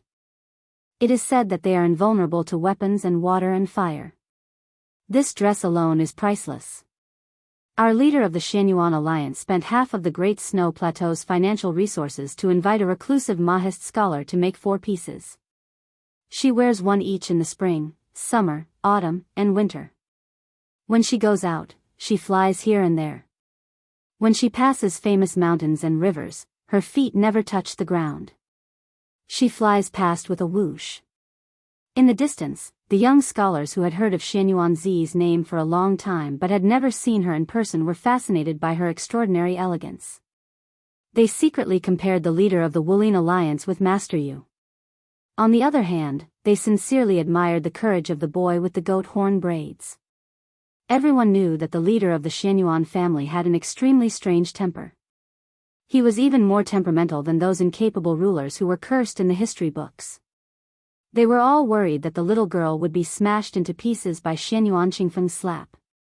These scholars had traveled all the way west to the border of Bailiang and had interacted with the little girl day and night. In addition, they had spoiled the little girl in the academy. Even though they were extremely afraid of Mount Wuxia Xianxia's fierce reputation, there were still 7 or 8 people who walked forward together. However, Xianyuan Qingfeng only glanced at them from the corner of his eyes, and those scholars who were full of righteousness involuntarily retreated. In an instant, they were all drenched in sweat. No wonder there was a famous Jianghu big shot who joked that there were countless beautiful pomegranate dresses in the world, but Mount Wuxia Xianxia's dress was the most difficult to kneel to. If one wanted to kneel or dared to kneel, they had to have the ability to do so. The little girl who didn't know the immensity of heaven and earth suddenly added fuel to the fire and patted the purple dress. Then, she jogged in front of everyone and laughed loudly. She said proudly, "You all saw it. I've already exchanged blows with Mount Wuxia Xianxia. How about it? When I said that I've exchanged blows with Su Fengmian in the academy, you all didn't believe me. Now, you should believe me, right?" Everyone was dumbstruck. Some of the timid young scholars had already begun to wipe off their cold sweat, afraid that they would witness a bloody and cruel scene in the next moment. Yu Yue said softly, "She's just a child. Her words carry no harm. I hope that the leader of the Xianyuan Alliance will forgive her." Xianyuan Qingfeng glanced at the little girl who had her back to him. The corners of his mouth curled up slightly, but he quickly restrained himself. He turned to Yu Yue and said softly, "Don't worry. I won't lower myself to the same level as a child." Yu Yue felt relieved. Her stiff body gradually softened. Obviously, her heart was not as calm as her face. Xianyuan Qingfeng, who was only 1 paper away from becoming an immortal on Earth, naturally saw this clearly. However, he was too lazy to care about it, and even more disdained to care about it. Ever since this woman made her debut, she had never lacked news about Jianghu, and every time she did, it would shock the world. Most recently, it was related to the Tai Bai sword sect, which had recently risen to become one of the top 10 sects in Liang. That banished immortal Chen Tianyuan arrived at the foot of Mount Wudang, but did not participate in the Wudang Martial Arts Symposium.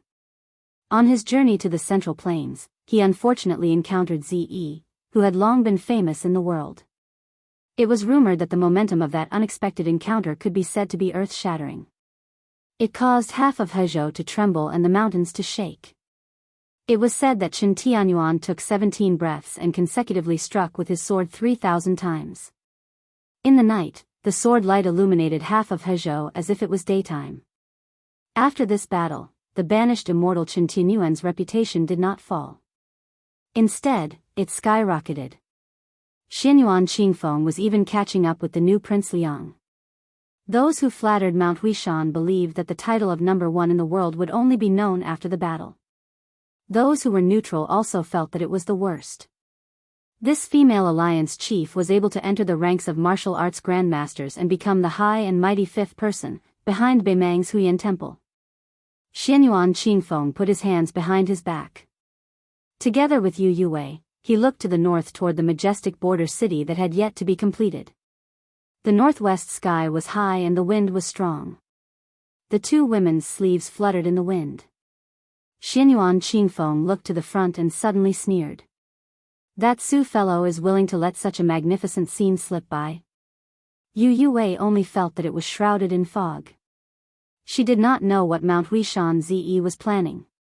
Xianyuan Qingfeng finally said, "Whether you fight or not, it depends on your mood. You have to be clear with your words. Don't beat around the bush. You only feel that the other party has failed to live up to your deep feelings and good intentions. In fact, you only have yourself to blame." Yu Yue dismissed it with a smile. When Xianyuan Qingfeng's figure flashed and disappeared, this Mr. Ji Shang of Shangyin Academy muttered to himself, "You are not me, and I am not you." A purple rainbow fell into North Jibei City. The little girl with ponytails, who had picked up the big white cat again, looked to the sky. Her eyes were dazzled. She clicked her tongue in wonder and said, "So domineering, so powerful. When I grow up, I want to be like this too." When Yu Yue got on the car and leaned over, she finally realized what Xianyuan Qingfeng meant by the magnificent scene. She smiled helplessly. Chapter 1970. She remembered that in the past there was a prodigal son who joked that if he lowered his head to look, he would not be able to see the tip of his feet. Now that Yu Yue remembered it, she did not think it was ridiculous or funny. Instead, she felt a little bitter. These words, even if she stopped him in the past, he would have said it. Now that she asked him to say it, she was afraid he was not in the mood to say it. It was unknown when it started, but in the mansion of the vassal king, many high-ranking officials, especially the military counselor, would jog around the outside of the walls of the vassal king's mansion 3 times every morning, and then they would practice boxing together on the open space in front of the conference hall and the 6 department's wing room. It was said that the boxing style was created by the previous Wudang cult leader Hong Shixiang. After the young vassal king's deletion and integration, it was simplified from the orthodox 108 styles of the big frame of Wudang Mountain to the small frame of 36 styles practiced by the people of the vassal king's mansion. The essence was still there, and it reduced a lot of the cumbersome postures that were not easy for the ordinary people at the foot of the mountain to perform. The movements alternated between fast and slow, like moving clouds and flowing water, which was most suitable for stretching the muscles and bones, consolidating the foundation, and nourishing the qi. Over time, led by Chancellor Wang of the ceremonial chamber and Song Chongsui of the workshop, they took the initiative to participate in the morning running and practicing boxing together with the officials of the vassal king's mansion. Bai Yu of the household chamber, because of his weak eyesight, would also stand under the eaves of the wing room every day, smiling and squinting his eyes at each other. Because the official Li, the administrator, personally led the official Li, was a group of dragons without a leader, Li Gongda developed the habit of going to the top of the city wall every day before dawn. Li Gongda, as the role model of the older generation of civil officials in Beiliang, although he could sit on the sand pile and chat with the bumpkin craftsmen who built the city, he was unwilling to mingle with a bunch of younger generation in the officialdom. Therefore, naturally he would not mix with them. The officials of the officially also gave up, and the officials on duty of the military and penal departments did not need to exercise their bodies, so they also did not join in the fun. But even so, the morning of the vassal king's mansion already gave people a kind of lively atmosphere. Today, the young vassal king accompanied Mr. White Lotus to stand at the top of the stairs, watching more than 200 people practicing boxing together. Among them was the pair of Lu Qingsong and Lu Qingqing. Lu Qingqing did not follow the head of the family Lu Dongjiang back to Guanyi Lingzhou, but instead stayed in North Jianghu, to become a temporary rank to rank.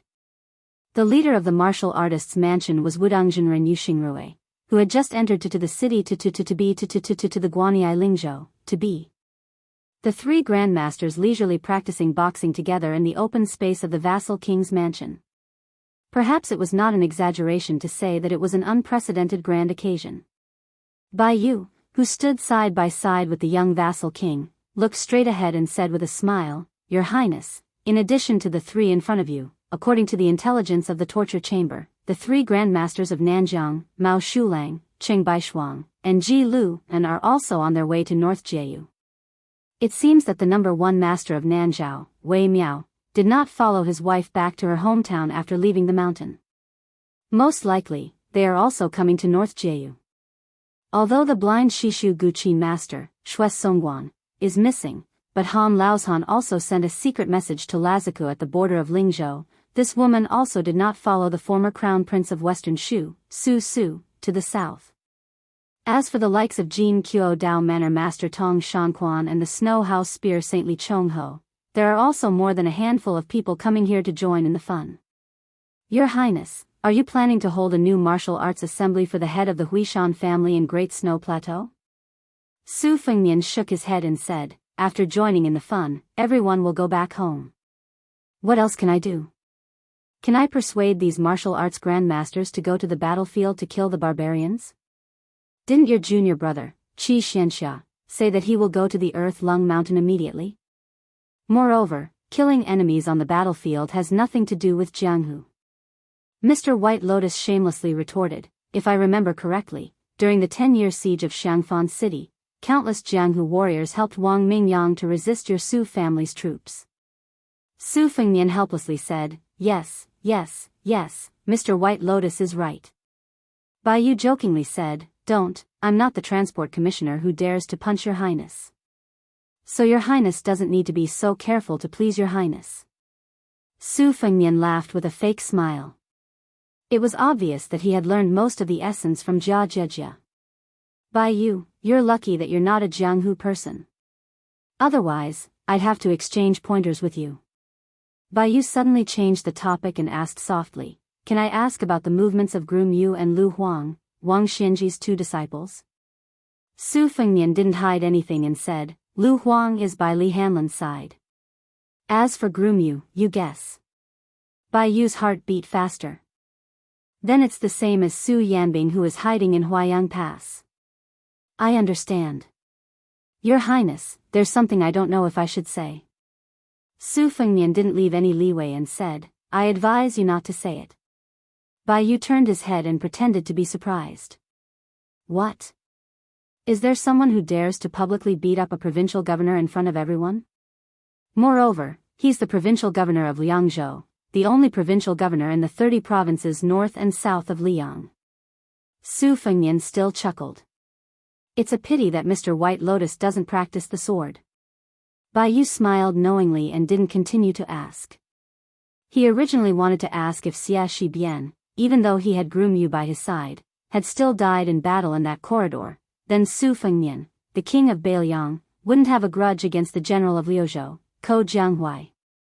After all, Bai Yu, Yang Shenxing, and Ko Jianghuai were all people on the same mountain.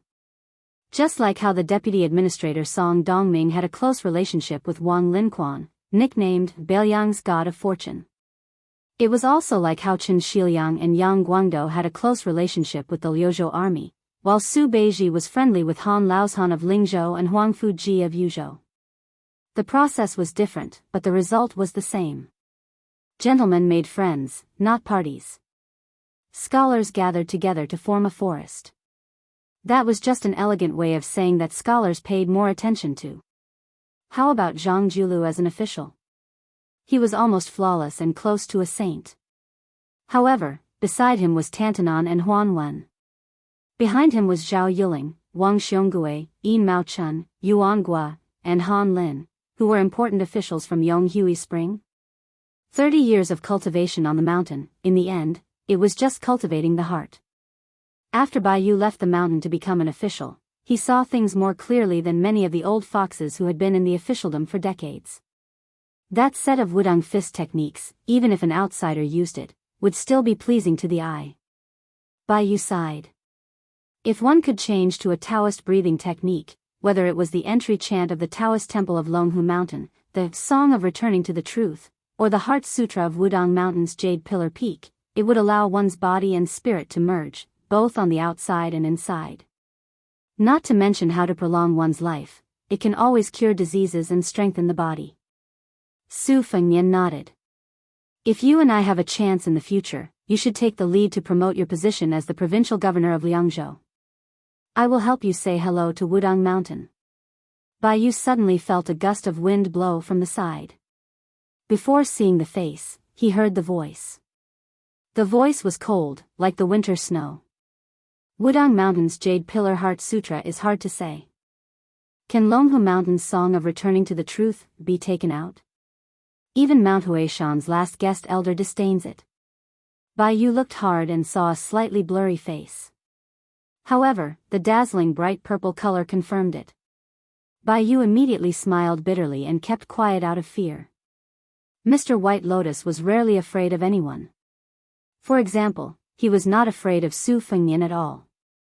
This young vassal king seemed to be incomparably arrogant, but in fact, he was the most reasonable when facing people who were willing to be reasonable. However, Bai Yu also knew that there were many strange things in this world. There were indeed a small group of people who completely did not like to be reasonable. Coincidentally, the woman beside Bai Yu belonged to this small group of people. She was the most unreasonable one. Every time they exchanged letters, Zhao Ningxian, the current leader of the Dragon Tiger Mountain, who lived in seclusion in the Earth Lung Mountain, the first blessed enclave of Taoism, would complain in the letter about how arrogant and rude the young woman surnamed Xianyuan of Mount Hui was. To be able to make Zhao Ningxian, a Taoist priest who was easy to talk to, comment like this, Mount Huishan could be considered as a heavenly unreasonable person. After Mount Huishan's reputation soared, first of all, Mount Longhu's pilgrims were not allowed to go up the mountain to burn incense on the 1st and 15th day of the lunar month. Second of all Taoists surnamed Zhao of Mount Longhu were not allowed to come within 10 miles of Mount Huishan. Third of all, no Taoist priest of Mount Huishan was allowed to enter her site. In addition to these 3 prohibitions, she also let people swagger away dozens of ancient trees that were at least 300 years old from Mount Longhu. Among them, there were 4 osmanthus trees and 3 ancient cypresses. After that, she did not forget to let people leave a bag of broken silver, which was less than 10 taels of silver at most. If she was in a bad mood or bored to death, she would even throw a few large objects at Mount Longhu for no apparent reason. Although she didn't hurt anyone, every now and then, a huge object would fly over her head, smashing a huge hole in the ground. As a cultivator, who would be able to endure the peace and quiet on the mountain? However, Bai Yu was even more well aware that the most painful part of Zhao Ningxian's complaint was the sloppiness in the depths of the heart of the young leader of Longhu Mountain. Yearning had long been raised, but there was no place to settle. A cultivator had a sword of wisdom in his hand, and the threads of love were easy to cut. Unfortunately, some people were unwilling to cut. Mount Huishan's Taoist master mansion was too close to Mount Huishan's Great Snow Plateau. Only Mount Huishan was neither far nor near. It was just right. Why did Zhao Ningxian, who was known for his good fortune and was known to be ancient since childhood, have to be so difficult to the new Prince Liang? Was it only because of the previous generation's grievances? Was it only because Su Shao led the army to trample Mount Longhu? Of course not. At this time, when Bai Yu thought of the young leader of Mount Huishan's sorrow and helplessness, he could not help but feel a little sad. After hesitating for a moment, he looked at the woman and finally could not help but directly say, "Leader Xianyuan, do you know Zhao Ningxian?" Chapter 1971. Xianyuan Xingfeng's expression was indifferent as he interrupted Mr. White Lotus and sneered, "You want to say that he likes me? I've known for a long time. I'll have to trouble Mr. White Lotus to pass a message to this guy hiding in Earth Lung Mountain. Tell him to come talk to me face to face if he has the ability. Then I'll let him know how the word regret is written." The young vassal king who had a grudge with the chief of Mount Longhu didn't hide his unperturbed expression at all. If there was a desk in front of him, he would probably slap the desk and shout, "Amazing." Bai Yu face-bombed and remained silent. After today's incident, Mr. White Lotus wouldn't dare to be frank with Zhao Ningxian in the letter even if he was beaten to death. Xianyuan Qingfeng frowned and asked, "You're just a little provincial governor. Is it really appropriate for you to stand side by side with a vassal king?" Perhaps everything had its vanquishing factor. Bai Yu took a deep breath and turned to leave. He sighed deeply, probably lamenting that public morals were deteriorating day by day and that women were as fierce as tigers. Su Fengnian turned around and looked at the young girl who was sitting on the edge of the roof with her legs crossed. He winked at her and signaled with his eyes. Hee, the girl only chuckled. Compared to Su Fengnian's gloating over Zhao Ningxian's misfortune, she was clearly gloating even more. Su Fengnian knew that the narrow-minded little clay figurine had 3 thresholds that could not be said to be too high, not too high, not too low, not too low, and not too high either. In this lifetime, she would never be able to cross the threshold. One of the thresholds had something to do with the princess making things difficult for the princess. But previously, when Su Fengnian worked hard to help the princess earn so many copper coins on Mount Wudong, he had already slightly let go of this matter. The second threshold was related to a certain illusion of leaning against the wall. Chancellor Wang, who had leaked the heavenly secret, had already suffered. During that period of time when the young vassal king had nothing to do, he would play chess with the old man who couldn't control his mouth. He would beat the old man until he threw away his helmet and armor. He beat the old man so much that he almost vomited blood when he saw the chess set and box. The third threshold was related to moving books and sending books. All these years, the little clay figurine had always felt that the most difficult thing in the world was moving books like moving a mountain. However, a certain someone actually sent large boxes of secret manuals to the great snow plains of Mount Hui. Just now, Su Fengnian had already accepted his fate when Su Fengnian barged into the north-resisting city. Presumably, Jiang and I had already been alerted. It was already fortunate that he did not see the flying sword kill anyone. Su Fengnian's attempt to bribe Jia Jiajia was nothing more than a last-ditch struggle. Xianyuan Qingfeng turned a blind eye to this and stood proudly at the top of the stone steps. Of course, she knew that there was a West Chu girl named Jiang and I in this manner. She asked softly, "How do you think one is doing now?" Su Fengnian was stunned for a moment and was silent for a moment. "I think about it occasionally, but I don't dare to think too much about it." She added, "If there's a chance in the future, the 3 of us can get together?" "Back then, I didn't beat him up hard enough." "It's a pity." Su Fengnian grinned. "All right, but I'll say this first. When the time comes, I'll definitely stop you." She narrowed her eyes slightly and raised her chin slightly. She laughed softly. "It doesn't matter if we win or lose. Regardless, that stingy one has to treat us to a drink and rip him off." Su Fengnian nodded. "I definitely won't stop you." Xianyuan Qingfeng looked around. "I'll just find a place to stay. When I want to return to the Central Plains, you don't have to send me off. I reckon you won't be able to take care of me then. When I get back, I'll help you find that one guy first. No matter how big the Jianghu is, it's still mine." Su Fengnian said softly, "Thanks." Xianyuan Qingfeng dismissed it with a smile and disappeared. She came and went without a trace, like a swan goose stepping on snow. Her figure appeared below the northern wall of north-resisting city, and she walked slowly. "May all the lovers in the world be together." She had said this to another girl before, and it was the most hateful sentence. However, she had never said it, and it was also the most hopeful sentence. Su Fengnian stood silently where he was. When he came back to his senses, he realized that everyone in the square was looking at him with different expressions. Even the sword grandmaster Chai Qingshan was whispering to the Wudangzhenren Yuxingrui, and his eyes were especially obscure and playful. Su Fengnian could do nothing about it, and he didn't want to explain further. It was tantamount to giving away 300 taels of silver here. When Su Fengnian arrived at the front yard of the second hall, he saw Deputy Provincial Governor Yang Xinxing standing beside a one-armed old man with white eyebrows, white hair, and white clothes. Su Fengnian glanced at the old man who looked more sage-like than a Taoist immortal hanging on a statue. He was also very distressed. Suixia Gu, last time at Mount Qingliang, I've already let you eat 3 famous swords in one go, including the Thunder of Thousand Gullies. Even if this north-resisting city is turned upside down, there won't be any swords to your liking. Take it that I'm begging you, don't make trouble. The ancestor of Eating Sword, whose long white eyebrows almost reached his knees, twitched the corner of his mouth and sneered. How could you not know that this old man has been coveting the 2 swords of Fuji and Shudao in Tide Listening Pavilion for a long time? This old man is heading north this time because he wants to make a deal with you. This old man will help you kill 2,000 Beimang barbarians outside the pass, at least 2,000 of them. In return, you will give the 2 swords of Fuji and Shudao to this old man. What do you think? Su Fengnian flatly refused. I've said it before. My second sister has been in love with those 2 swords since she was young. She couldn't even bear to take them out of Tide Listening Pavilion. That's why she brought the Red Stallion to Shangyin Academy to study.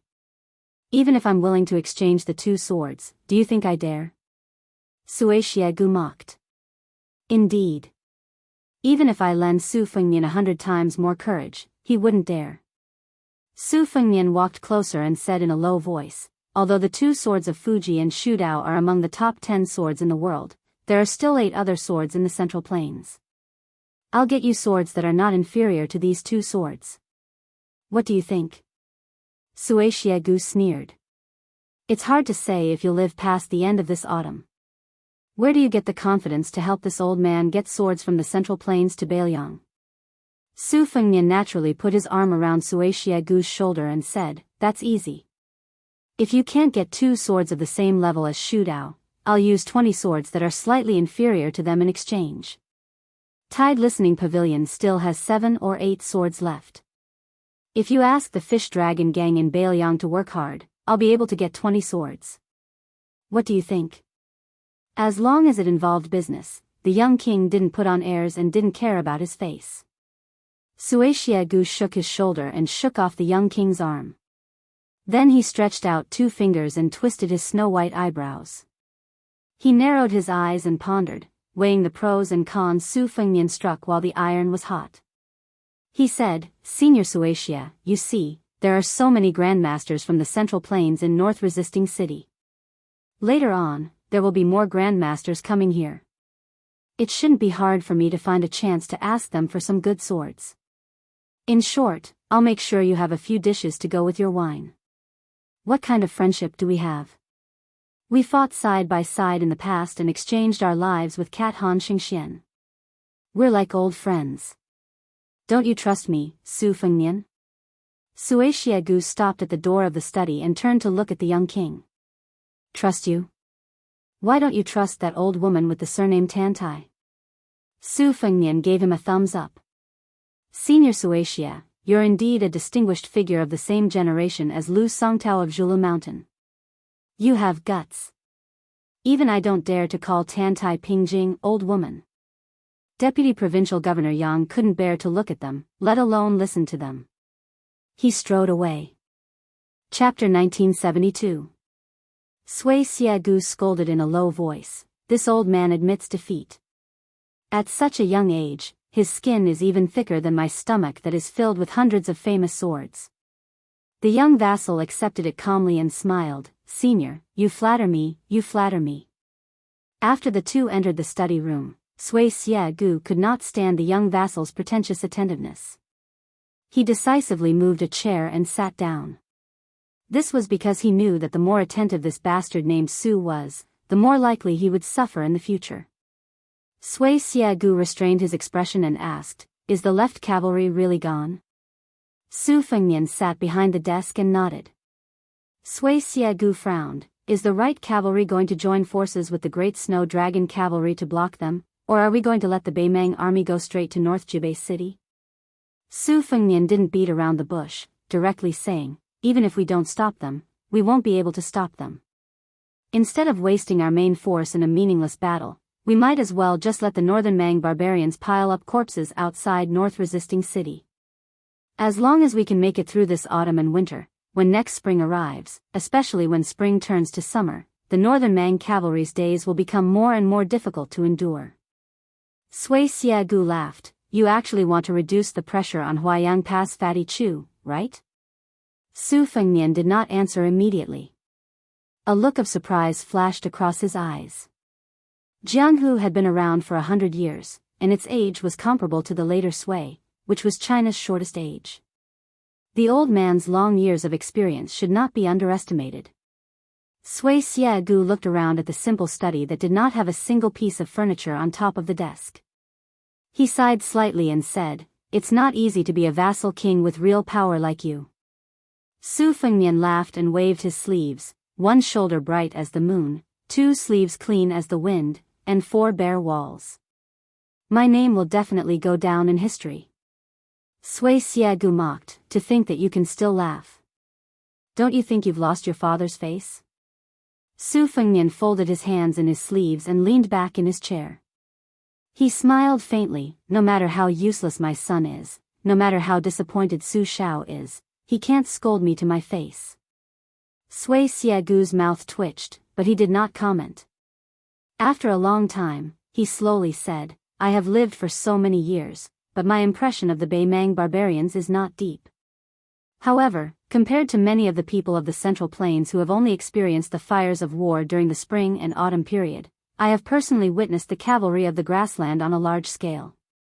At the time, I was only 20 years old and happened to be traveling through Jizhou with a sword on my back. I was at a place where the north and south intersected. In the old Northern Han history books, it should be called the Great Pass.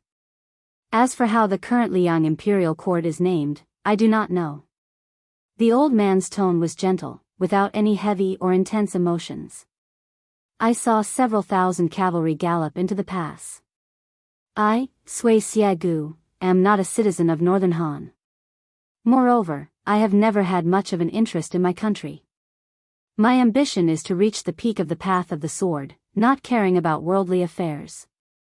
I have even less interest in the struggle for hegemony and the change of the country's surname. As a result, at that time, I did not hot-bloodedly charge into the pass with my sword alone. However, there is a small matter that you may not have seen. At that time, I saw jackals and wolves with full bellies on the side of the road, just like the fat rich men of peaceful times. When those beasts saw people, they actually didn't retreat and instead barked. At that time, I did not feel much about it. I only felt that the weak were prey to the strong, and that it was only right and proper. On the contrary, it made me even more determined to pursue the path of martial arts. However, when I think back to that scene, I feel somewhat uncomfortable. This was actually the reason why the young vassal king did not have the extravagant hope that the grandmasters of the Central Plains would remain in North Resisting City. Just as Sui Xiegu had said, thousands and tens of thousands of people had died tragically under the trampling of the steppes' iron hooves. Their heads and stomachs had been sliced open by war blades. Their corpses had been lifted into the air by spears, and their bodies had been pierced through by bows. No matter how many people died, in the eyes of the Jianghu experts who hoped to seize the championship of martial arts, the same scene in the eyes of the border soldiers and in the eyes of the grandmasters of Jianghu was like the difference between heaven and earth. Perhaps some people were not like the young swordsman Sui Xiegu. They would choose to stand up and take the initiative to intercept and kill the steppe cavalry. However, in the end, they would retreat in the face of difficulties. Although he had the 3-foot sword by his side, he chose to watch coldly from the side. Even though he had the 3-foot sword, he still hid his sword in its scabbard. Until now, he only felt uncomfortable. Su Fengnian could not do it. It was not necessarily because Su Fengnian was more benevolent than Sui Xiegu. It was only because he was born in the Su family and had followed the cripple's surname since childhood. Perhaps it was not at the border of Beiliang. If it was somewhere else, such as Jizhou or the two Liao provinces, if Su Fengnian was only a grandmaster of martial arts who did not participate in the invasion of Beimang from the south, he would also be the same as some of the grandmasters of Jianghu.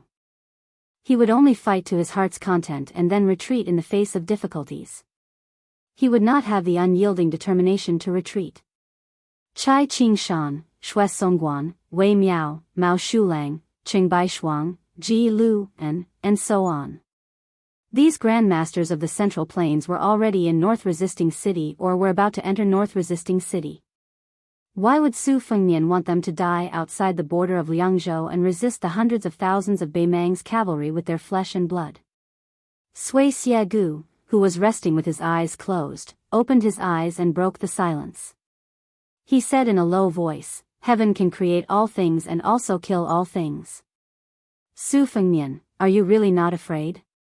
Su Fengnian smiled and asked, "Did Tantai Pingjing say this?" Sui Xiegu did not admit or deny it. Sui Xiegu stood up and walked to the window. His burly figure seemed lonely. The old man mocked himself. In terms of swordsmanship and sword will, I used to think that I would not lose to anyone. But strangely, I have never liked carrying a sword. Instead, I like to eat swords. Perhaps Li Chungang was right. I am not a swordsman. Then what am I? I've lived to this age, yet I'm still asking myself this question. What a joke. Before Sui Xiegu left the study room, Su Fengnian proposed a new deal. After a moment of shock, the ancestor of eating sword did not refuse or agree. He strode away. After the old man walked out of the study room, he walked slowly in the corridor.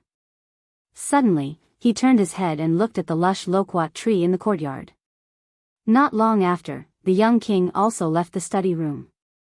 He handed a secret letter that he had just written to one of the leaders of the torture room. The two of them walked out of the room together. The young king said with a calm face, "After you hand the letter to him, tell him that if there is such a day, I, Su Fengnian, am begging him to do this." The old spy gritted his teeth and did not say a word. He just nodded vigorously. Then he quickly left the mansion and left North Resisting City. Su Fengnian stood on the steps and quietly looked into the distance. The autumn wind blew silently. Beimang's army was about to arrive at North Resisting City. Someone was preparing for his death. The young king turned around gently and looked up to see Hehe and Suing sitting side by side on the roof. He made a face at them. Chapter 1973. Deep into the night, there was a porcelain oil lamp in the upper left corner of the study, imitating the style of the old Western shoe porcelain lamps. The lamp was hidden in the lip orifice and could be filled with water. The young man sat alone behind the table, reading a secret letter that he was already familiar with. He had been to the rich Gangnam-do, where the rich and noble families lived. Their houses were tall and bright, showing a peaceful and prosperous atmosphere. He had also been to the Great Peace City. Every festival, every street in the capital would have lotus lanterns. The light stretched out and the candlelight was like an army marching in the night. It was the most spectacular sight. He had also seen the twinkling stars in the small town at night, and the lights were still dim. When he passed by small and big villages, it was a pleasant surprise to see an extremely small light. He put down the letter, got up, walked around the desk, came to the window, and gently pushed the window open. The letter was not an important military document, but a private secret letter that Li Yanqiao had submitted to North Jibei City. However, it did not pass through the military office of North Jibei City, but was directly sent to the desk of the young king's study. The first deputy commander of the Right Cavalry used a heavy brush, the ink seeping through the back of the paper. Li Yanqiao did not write any trivial words.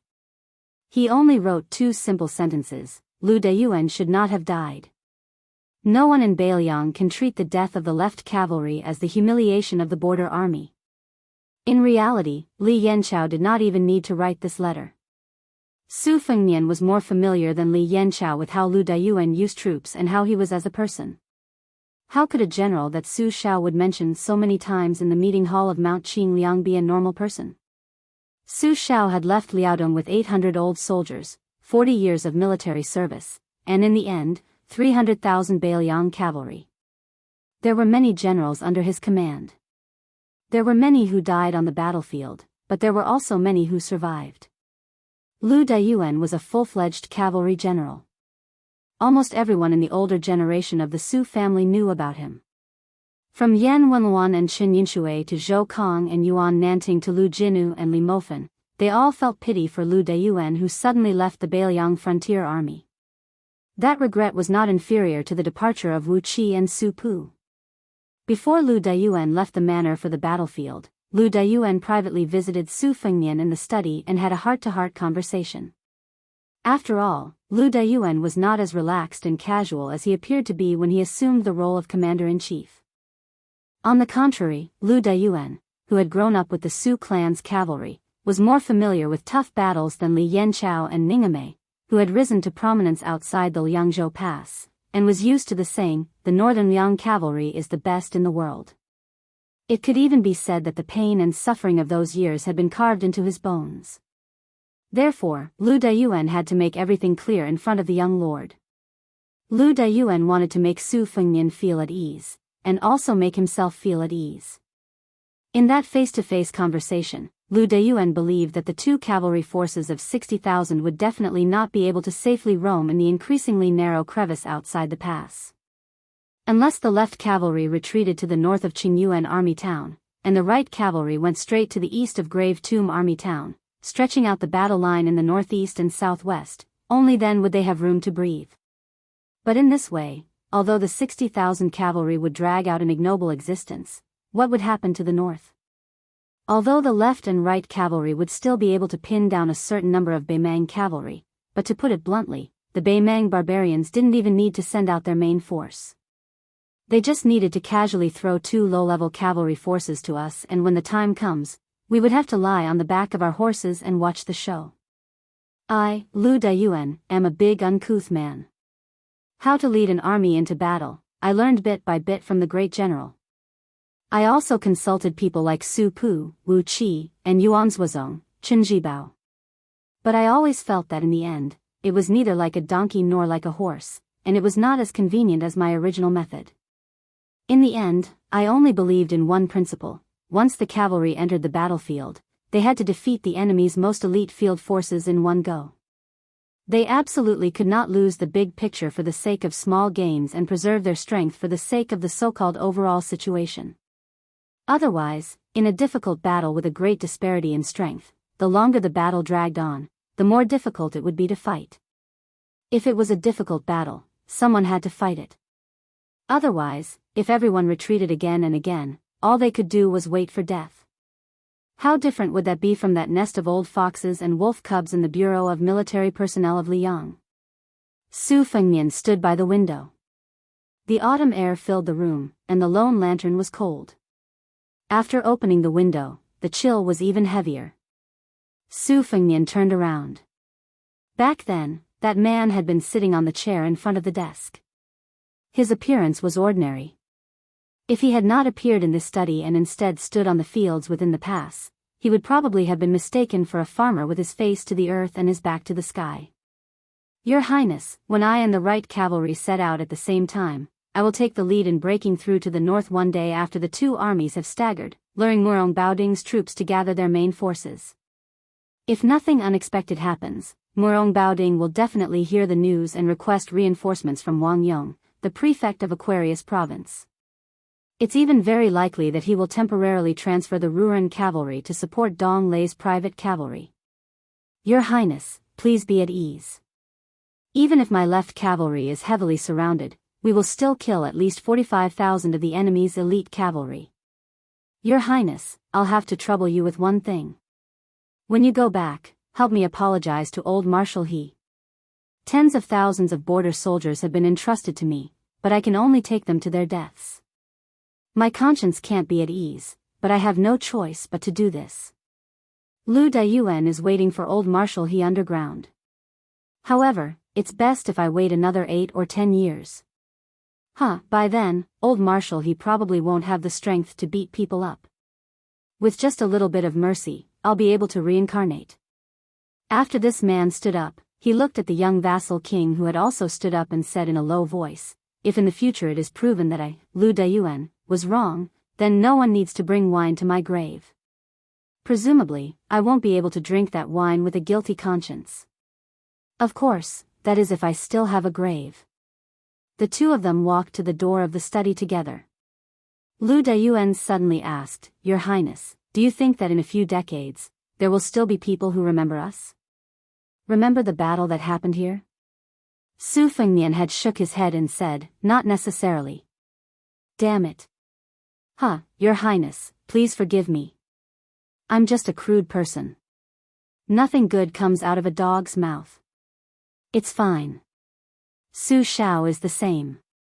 I've long gotten used to it. Everything was still vivid in his mind. Those words were still echoing in his ears for a long time. Su Fengnian pressed his hands on the window and leaned forward. Lu Dayuan, who had rushed to the battlefield with the heart of death, didn't leave any last words. If there were any, it would be too familiar. His Royal Highness had often heard it when he was young. It was just that he had changed his name.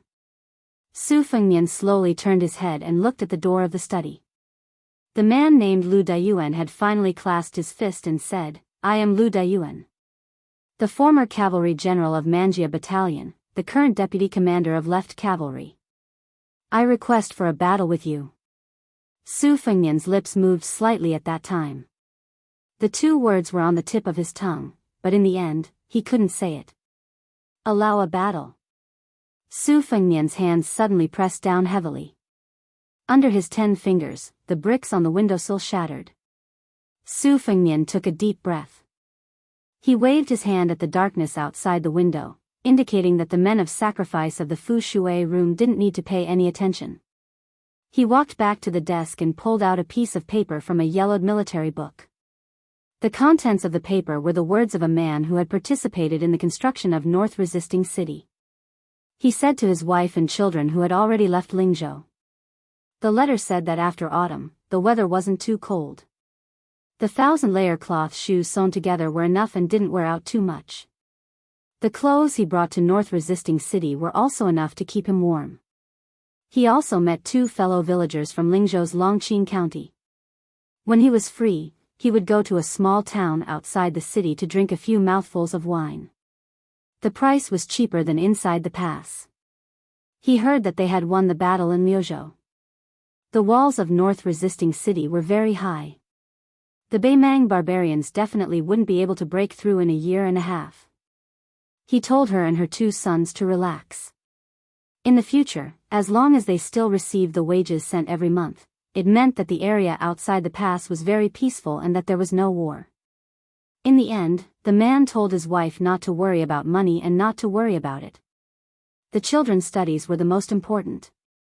The letter was sent to a certain place in the Central Plains, the man's ancestral home. This piece of paper was just a copy. The real letter had naturally been sent out a long time ago. After the man arrived outside the pass, he didn't know how to read, so he couldn't write a letter. He had to find a nameless and poor scholar in the marketplace to help him write it. Under the dim yellow light, Su Fengnian lowered his head to look at the thin piece of paper spread out on the desk. When the last letter was sent out, it happened to be right after Lu Dayuan left North Resisting City. The first day Lu Dayuan re-entered the border army, Beiliang's Fu Shui bureau had already investigated this man's situation in Lingzhou's Longqing County town for more than 10 years. They sent the information one after another to the North Resisting City governor's residence, and then compiled it and placed it on the desk in the study room. Later on, Lu Dayuan's every move in North Resisting City or the Left Cavalry was recorded by the Fu Shui bureau's spies without any detail. Su Fengnian did not stop them. It was precisely by relying on these seemingly unreasonable and dark rules that Beiliang had reduced the number of casualties on the battlefield by a lot. However, on the matter of Lu Dayuan hiring someone to write a letter for him, Su Fengnian made a special trip to the torture chamber, and had the Fu Shui bureau's chief in charge of related matters not to interfere. It was only on this letter that Su Fengnian went back on his word. He had the Fu Shui Bureau spies intercept the letter. Unfortunately, the old scholar who did the letter-writing business had already followed the troops and left the border. If they really wanted to find him, with the influence of the Fu Shui Bureau outside the pass, they would be able to find him. However, Su Fengnian thought about it and decided to drop the idea. He felt that since he had the letter in his hands, with his calligraphy skills and skill, it wouldn't be difficult to forge a letter every month.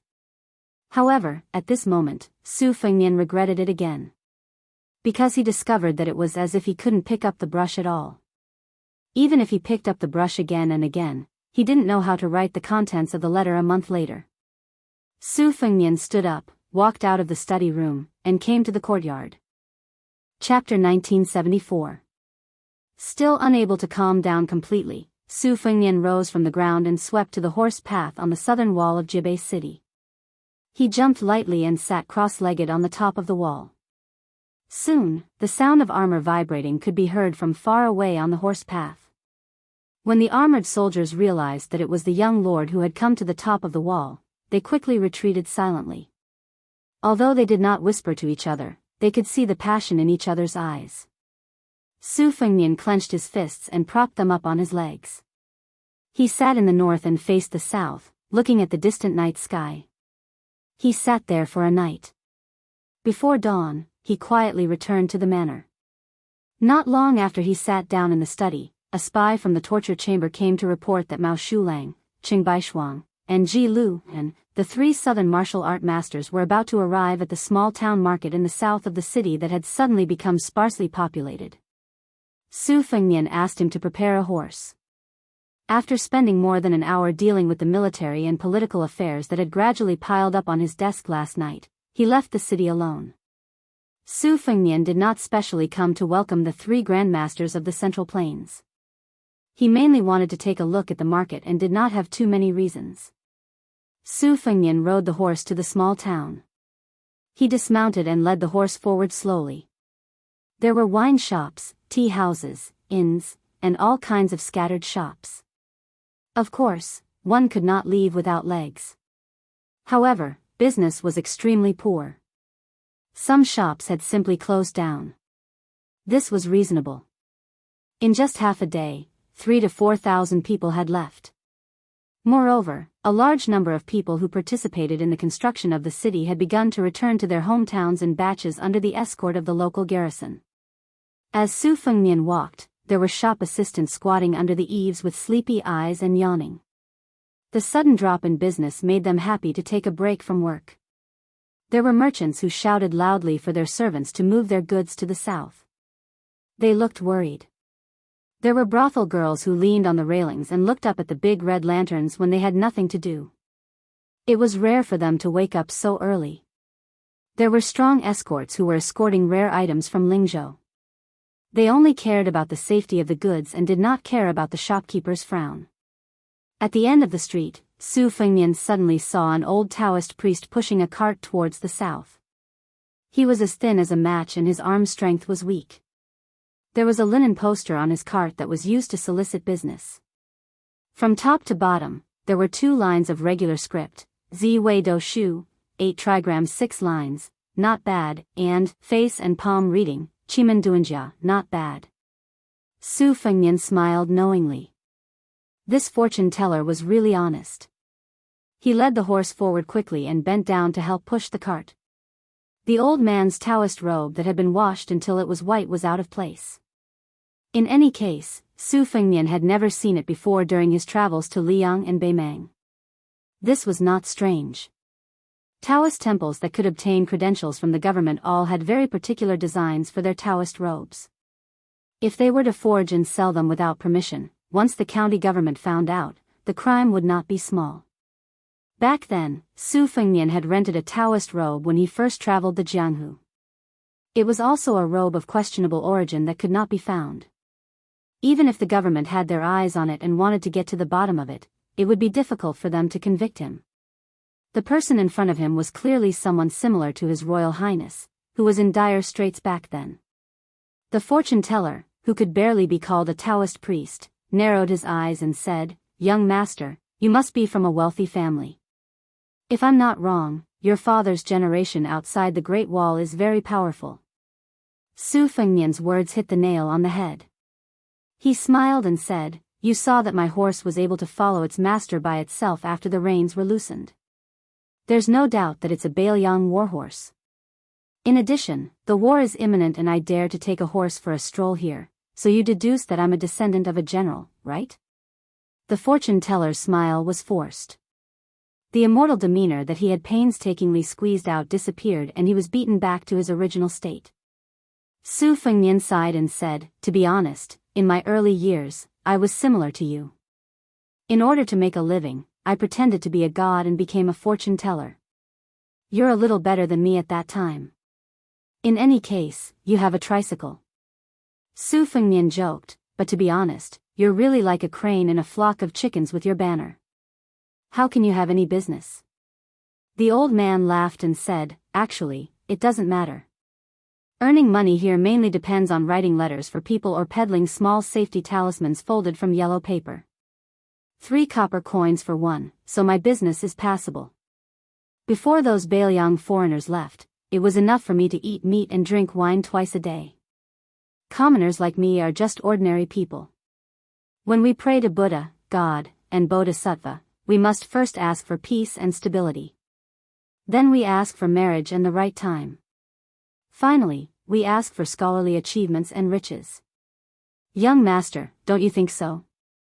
Su Fengnian nodded and said softly, the commoners are actually using 3 copper coins to get peace of mind. You're doing a good thing. As if recalling those happy times of drinking wine and eating meat, the elder's face beamed with joy. However, soon after, he couldn't help but angrily say, if our prince was a bit more formidable, this little old man's business would still be good for a month or so. Who would have thought that the northern Mang barbarians would attack North rejecting city so early? What a waste of my life to obtain this trade. I've suffered a great loss. Now that I've returned to the pass, the days will be hard to bear. Su Fengnian laughed and said, that vassal king really deserves to be scolded. What great grandmaster of Wushu commentary? It's useless. Perhaps he realized that the young master beside him was a son of a general and was closely related to the rise and fall of the Baoyang Su family. In Jianghu, it was reasonable to say too much and it was taboo to talk too much. Therefore, the old man quickly changed his tone and mediated, you can't say that.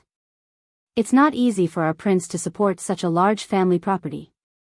His luck is not good either. Soon the Baimang barbarians will invade and they won't even give us a chance to fart. It's still not easy for our prince and the border army. The old man seemed to be unable to make up any more lies. He became more embarrassed and seemed to be restrained. His strength to push the cart became weaker. Chapter 1975. Su Fengnian increased the force of his hand and smiled. Sir, you're lying. Don't worry, even though I'm a general of Baoyang, I can still listen to the words of others. I don't care if they're good or bad. Of course, I'll be happier if I hear good things. The old man and Su Fengnian pushed the cart south and were about to cross the river. The old man looked back at the towering city walls and suddenly stomped his feet. There are some things that I can't hold back. Even if you bring me to Baoyang City to condemn me, I'll still spit it out. Su Fengnian smiled bitterly. All right, I'm sure it won't be anything good. Sir, please speak. I'll pretend I didn't hear anything. The old man laughed and straightened his back. He turned north and pointed at Baoyang City. Sir, I've heard a lot of rumors recently. They're all saying that our prince is too daring. He didn't use so many old generals but chose to use those kids who haven't even grown hair yet. How can we fight this battle? Who won the first battle of Liangmang? Wasn't it General Lu Jinu of Liangzhou's Huda city? Wasn't it General Wang Lingbao of Liuzhou's Longxiang army? Wasn't it because of Yozhou's Crouching Bao and Crane Wanglo? Wasn't it because of the dead officers of the 3 cities? Wasn't it because of our Baoyang's most outstanding Great Snow Dragon cavalry and the 2 heavy cavalry armies that we've trained for many years? How many young foreigners are there? Only Melancholy Blade can barely be considered one. In my opinion, don't look at how Liuzhou has won a few battles. When it comes to critical moments, young people can't be relied on. The old man turned to look at the side of the young man's face and asked, "Sir, what do you think?" Su Fengnian looked into the distance. Sir's words make some sense.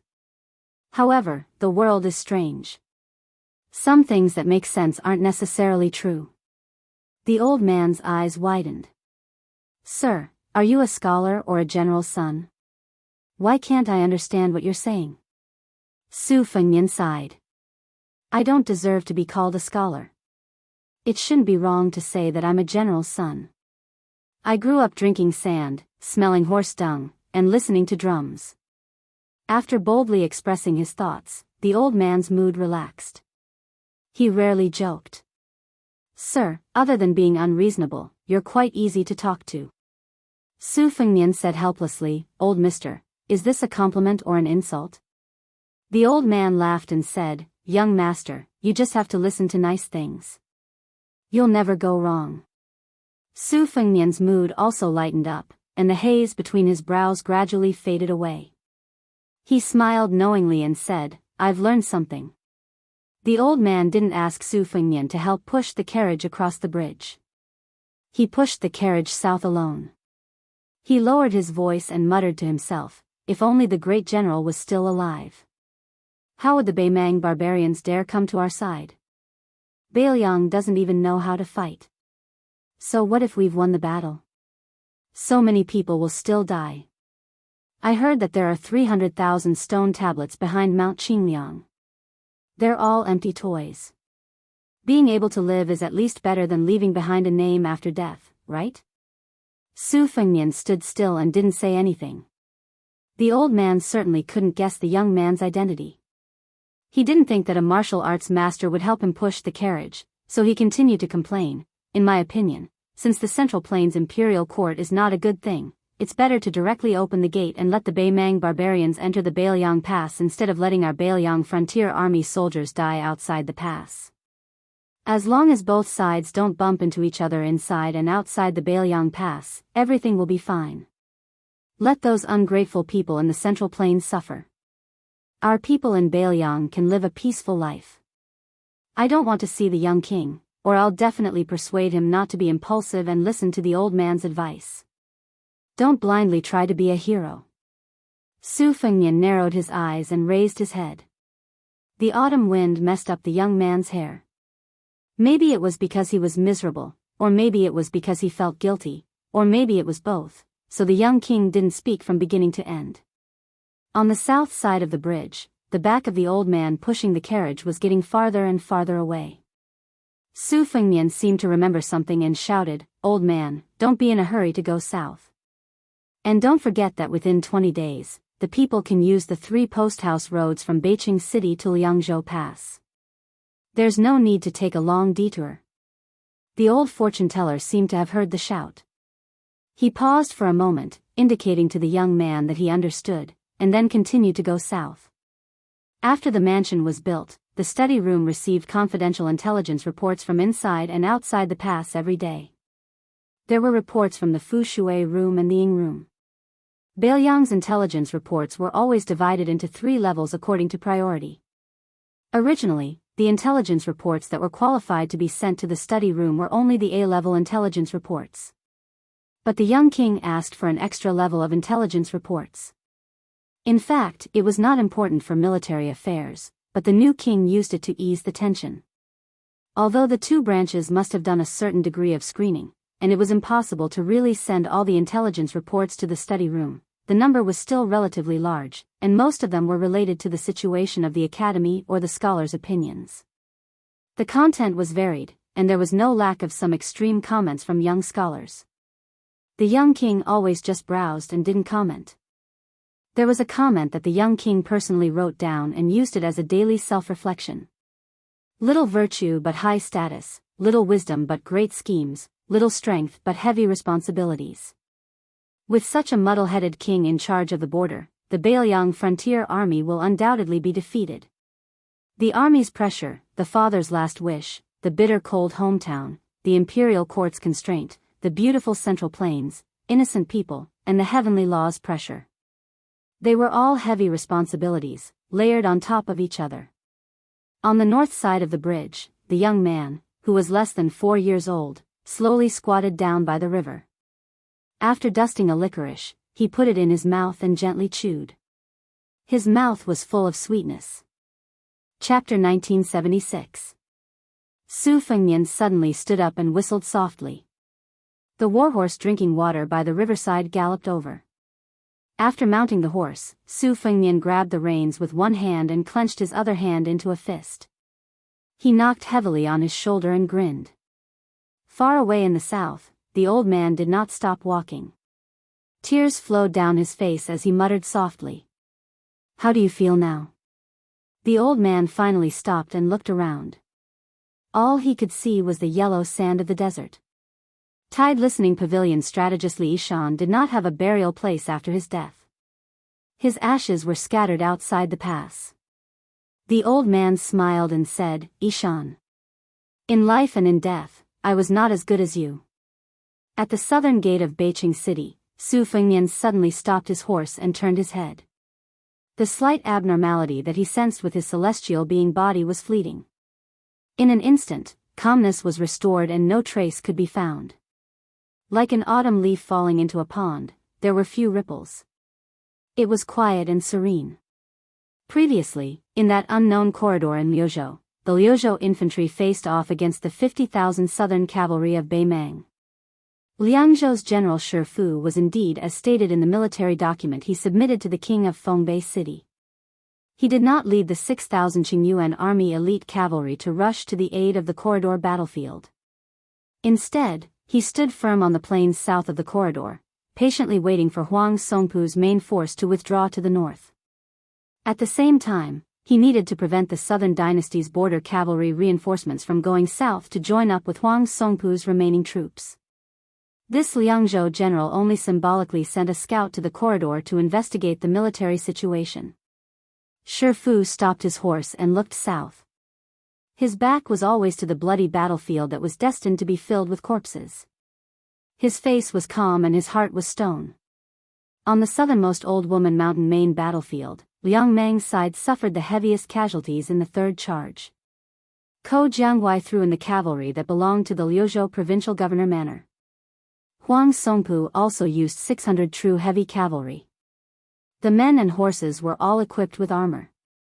Every particularly tall and strong Beimang warhorse was equipped with face, neck, chest, body armor, and parasitic armor.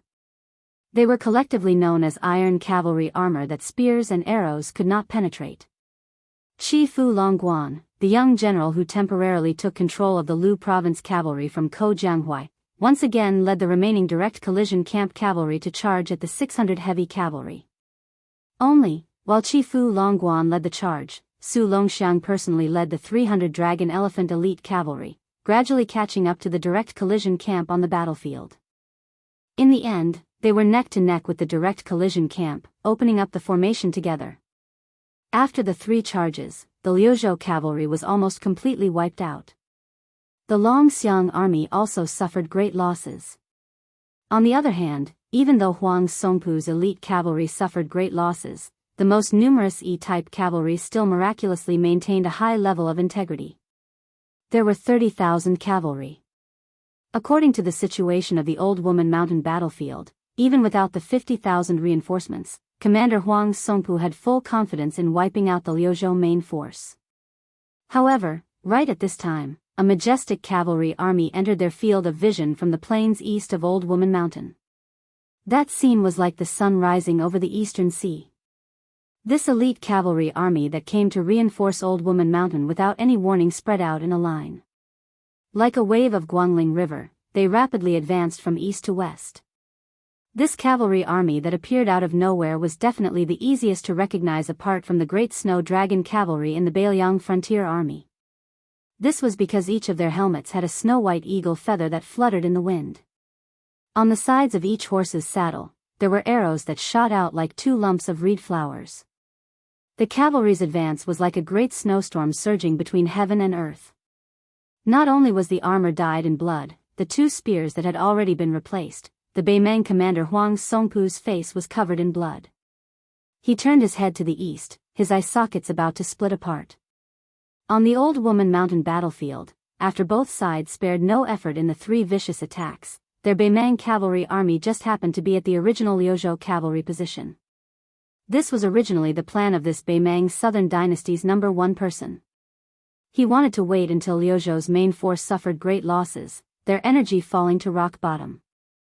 As long as the Beimang cavalry army was in the southern battlefield, they would be able to form a natural line of defense that could prevent the Liuzhou cavalry from turning back to the south. However, reality proved that the old commander's plan succeeded. However, Ko Jianghuai's plan also succeeded. That young Liuzhou main general didn't plan on withdrawing from Old Woman Mountain at all. He clearly wanted to turn around and surround the Beimang army. Huang Songpu didn't hesitate in the slightest. He ordered the entire army to do their best to break through the encirclement. Even if they were ambushed along the way, they were not to be entangled in battle. They just had to head north and meet up with the reinforcements that were about to arrive at the northern battlefield of Old Woman Mountain. Victory would still be on the side of Beimang. Chi Fu Longguan, Su Longxiang and Liemo Fan, these 3 generals who had fought side by side at Old Woman Mountain, didn't even need to greet each other before they quickly changed their formation. From the left, middle, and right armies Yinshi formation to a horizontal snake formation, stretching out as far as possible to form a long front line. Every dog has its day. It was now the turn of the Liuzhou border army's front, middle, and back to charge.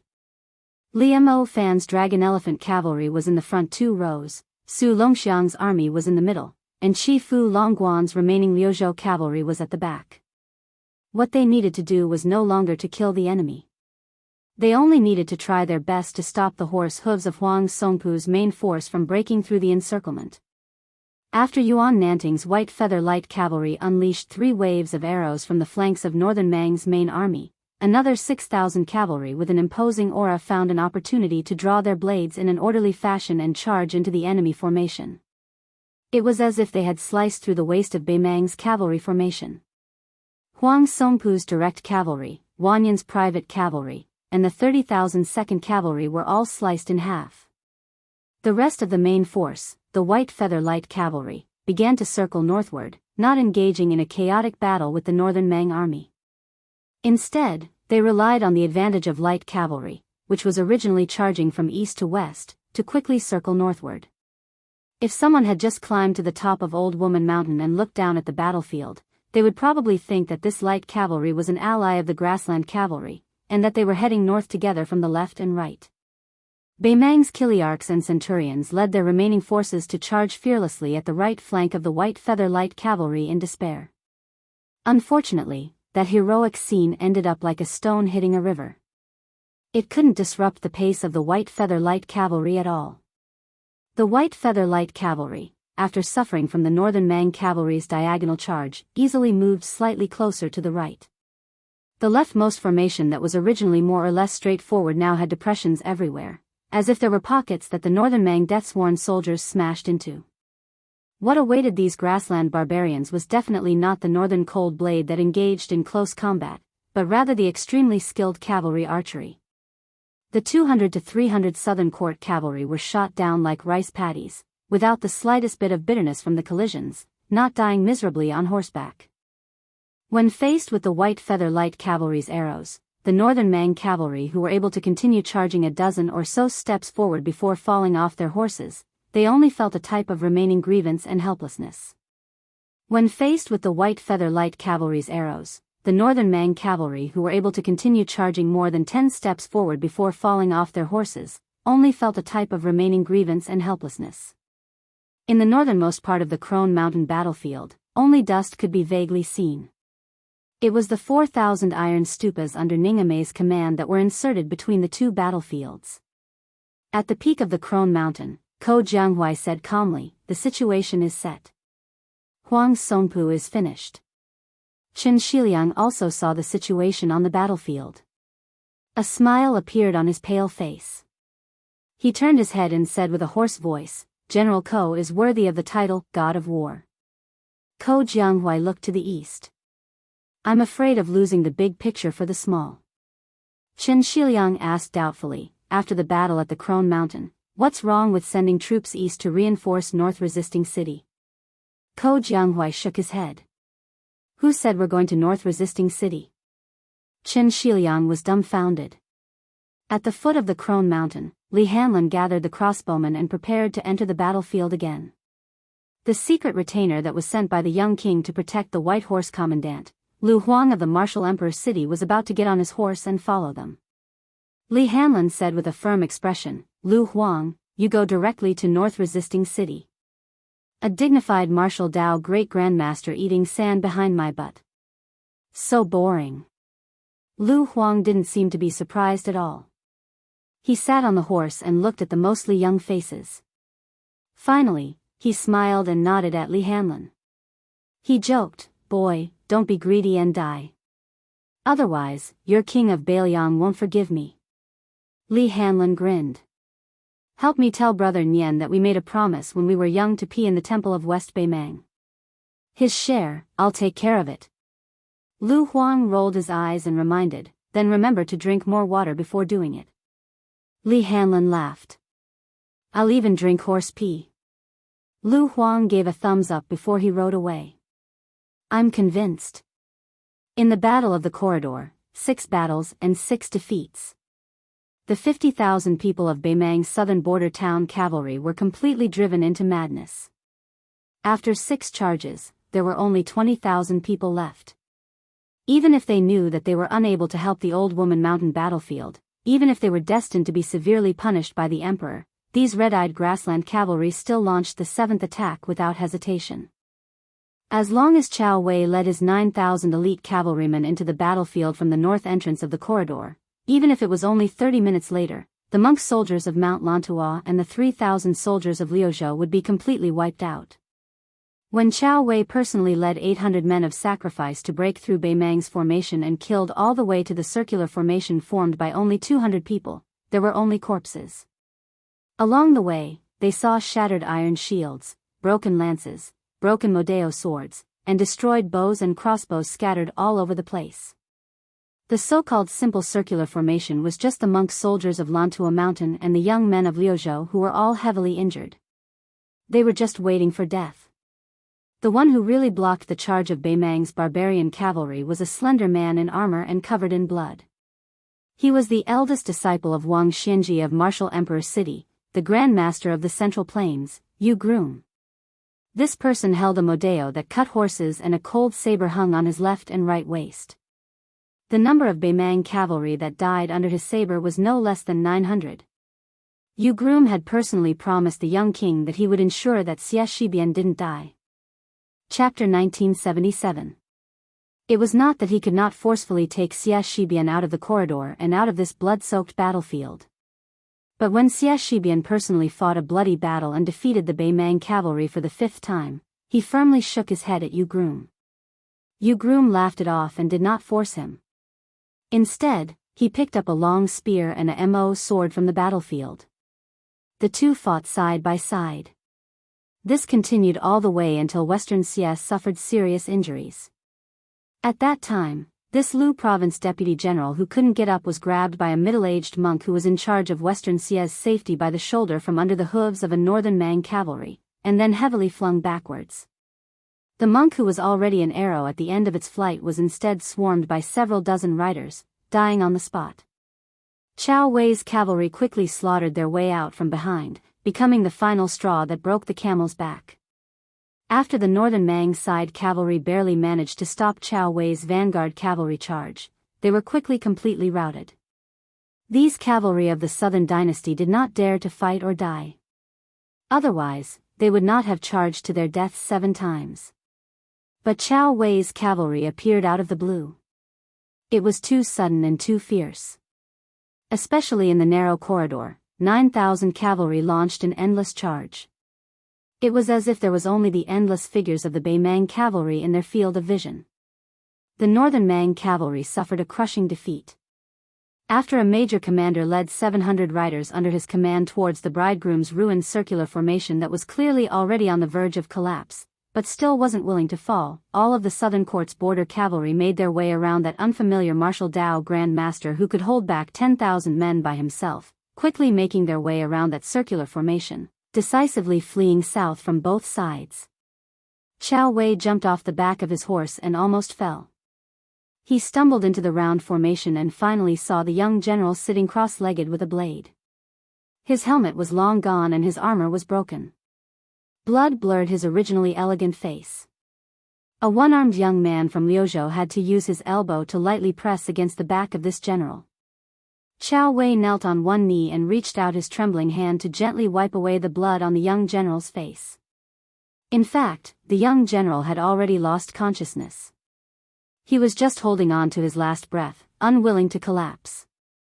Yu Groom ruthlessly threw out his modeo, splitting a Beimang cavalry generals, 2 people, and their horses into 2 halves. He came to Qiao Wei and Xie Shibian's side, squatted down behind them, and reached out to hold Xie Shibian's wrist. Let's not talk about the external injuries, but the internal organs have been injured. Only if you are lucky enough will you have a chance to survive. Without saying a word, Qiao Wei turned around and punched the bridegroom's chest. His eyes were red as he scolded angrily. Su Fengnian asked you to stay by Xie Shibian's side just for this bullshit, slim chance of survival? Bridegroom, you didn't say anything. He just continued to lower his head and inject a gentle aura into Xie Shibian. Xie Shibian was not willing to leave. Yu Groom, who had never been on the battlefield, did not know why, but he also felt that he should not leave. The 2 of them did not leave. Xie Shibian felt that he should die in battle here. Yu Groom felt that dying in the yellow sand outside Liuzhou Pass was not too bad.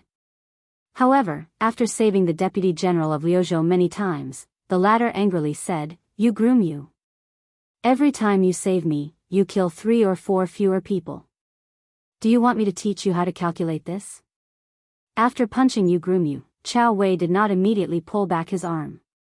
Instead, he loosened his fist and heavily patted this Grandmaster of the Central Plains on the shoulder. He choked out, "Thank you." Yu Groom still did not raise his head. He only asked, after Xie Shibian's injuries have stabilized, "Can I entrust him to you and send him to Qingsang in Liuzhou? I want to go to North Rejecting City." Qiao Wei nodded and did not say anything. After a long time, Yu Groom loosened his fingers and slowly stood up. He pressed both hands on the cold sabers at his waist and asked again, "Temporarily lend me 2 sabers. Does this count as violating Beiliang's military law?" Qiao Wei took a deep breath and shook his head with a smile. "From now on, Yu Groom, are a cavalry commandant under Great General Qiao's command. How about it?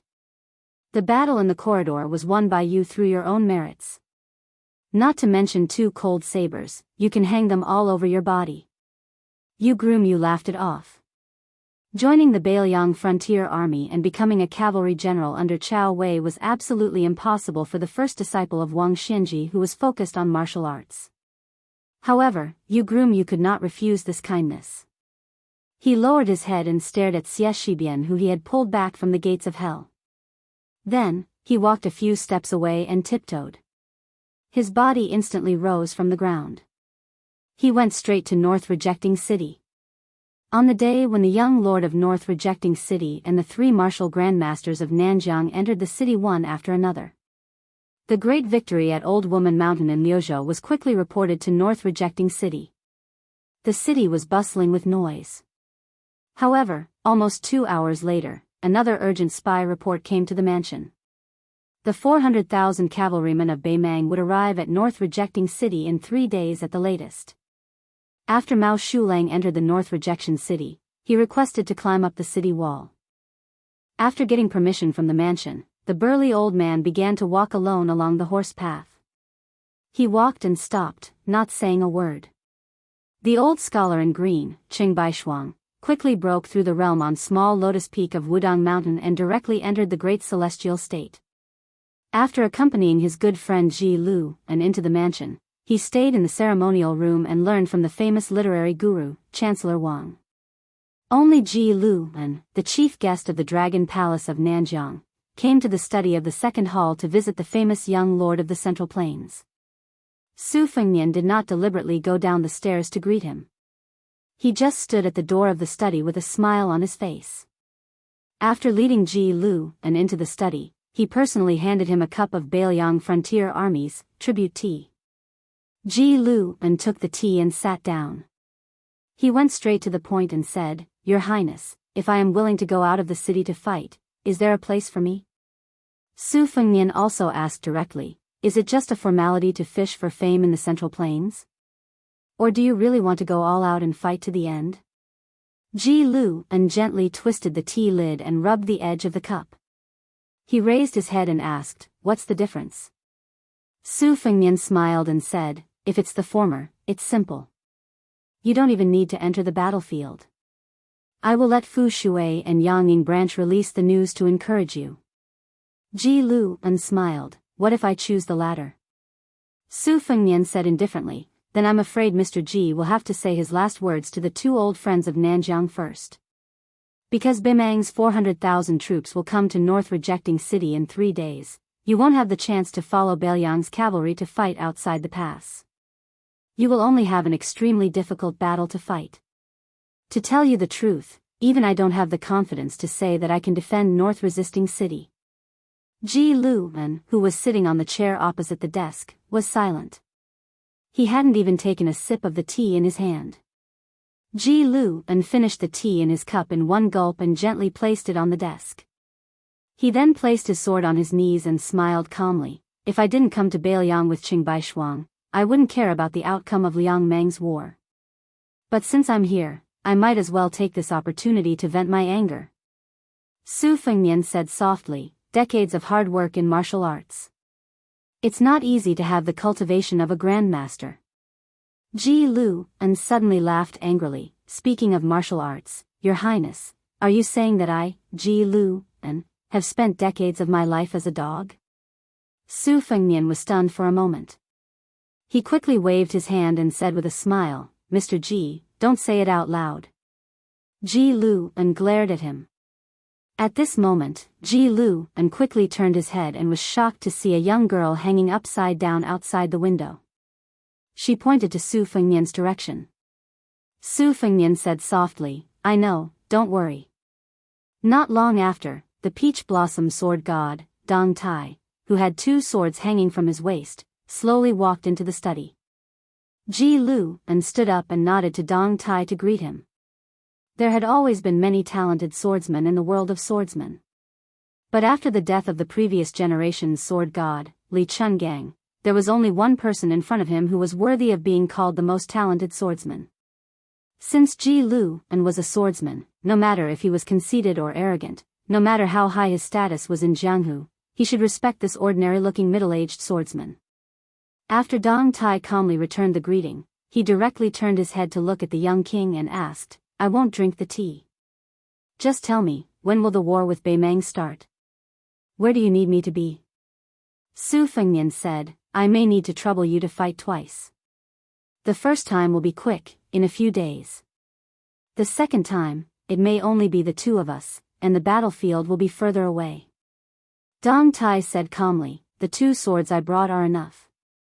After saying this, Dong Tai turned and left. Ji Lu also said goodbye to Su Fengnian and followed the peach blossom sword god's footsteps to ask him some questions about swordplay. There were different levels of knowledge and specialization in different fields. Dong Tai could be said to be the top swordsman in the world, whether it was swordplay or swordsmanship. Most importantly, although Ji Lu was only at the mysterious finger realm, he had never shown his trump card, the 3 swords. He believed that his power could kill a celestial state master. Dong Tai had always been recognized as the world's #1 mysterious finger realm master. He was even better than Cat Man Han Xingxian. How could Ji Lu not be tempted to ask for some advice? On the same day, the Snow House Spear Saint Li Hongho and many other top Jianghu bosses entered North Reject City. Su Fengnian did not show up, even the polite greetings were skipped. It was only when a blind female Guqin player entered the city that Su Fengnian personally went to the gate of the mansion. The 2 who had faced each other in life and death in the past walked together to the meeting hall. Su Fengnian asked curiously, "Miss Xue, do you have a message for Su Su or this old man Lu? The blind lady with the guqin bag shook her head and said, Su Su's guilt towards Bailiang, I will repay it. Su Fengnian stopped in his tracks. Have you ever thought that if you die outside Liangzhou Pass, who will repay Su Su's regret for the rest of her life? Xue Songguan's tone was as cold as usual. I only know that Su Su is not happy.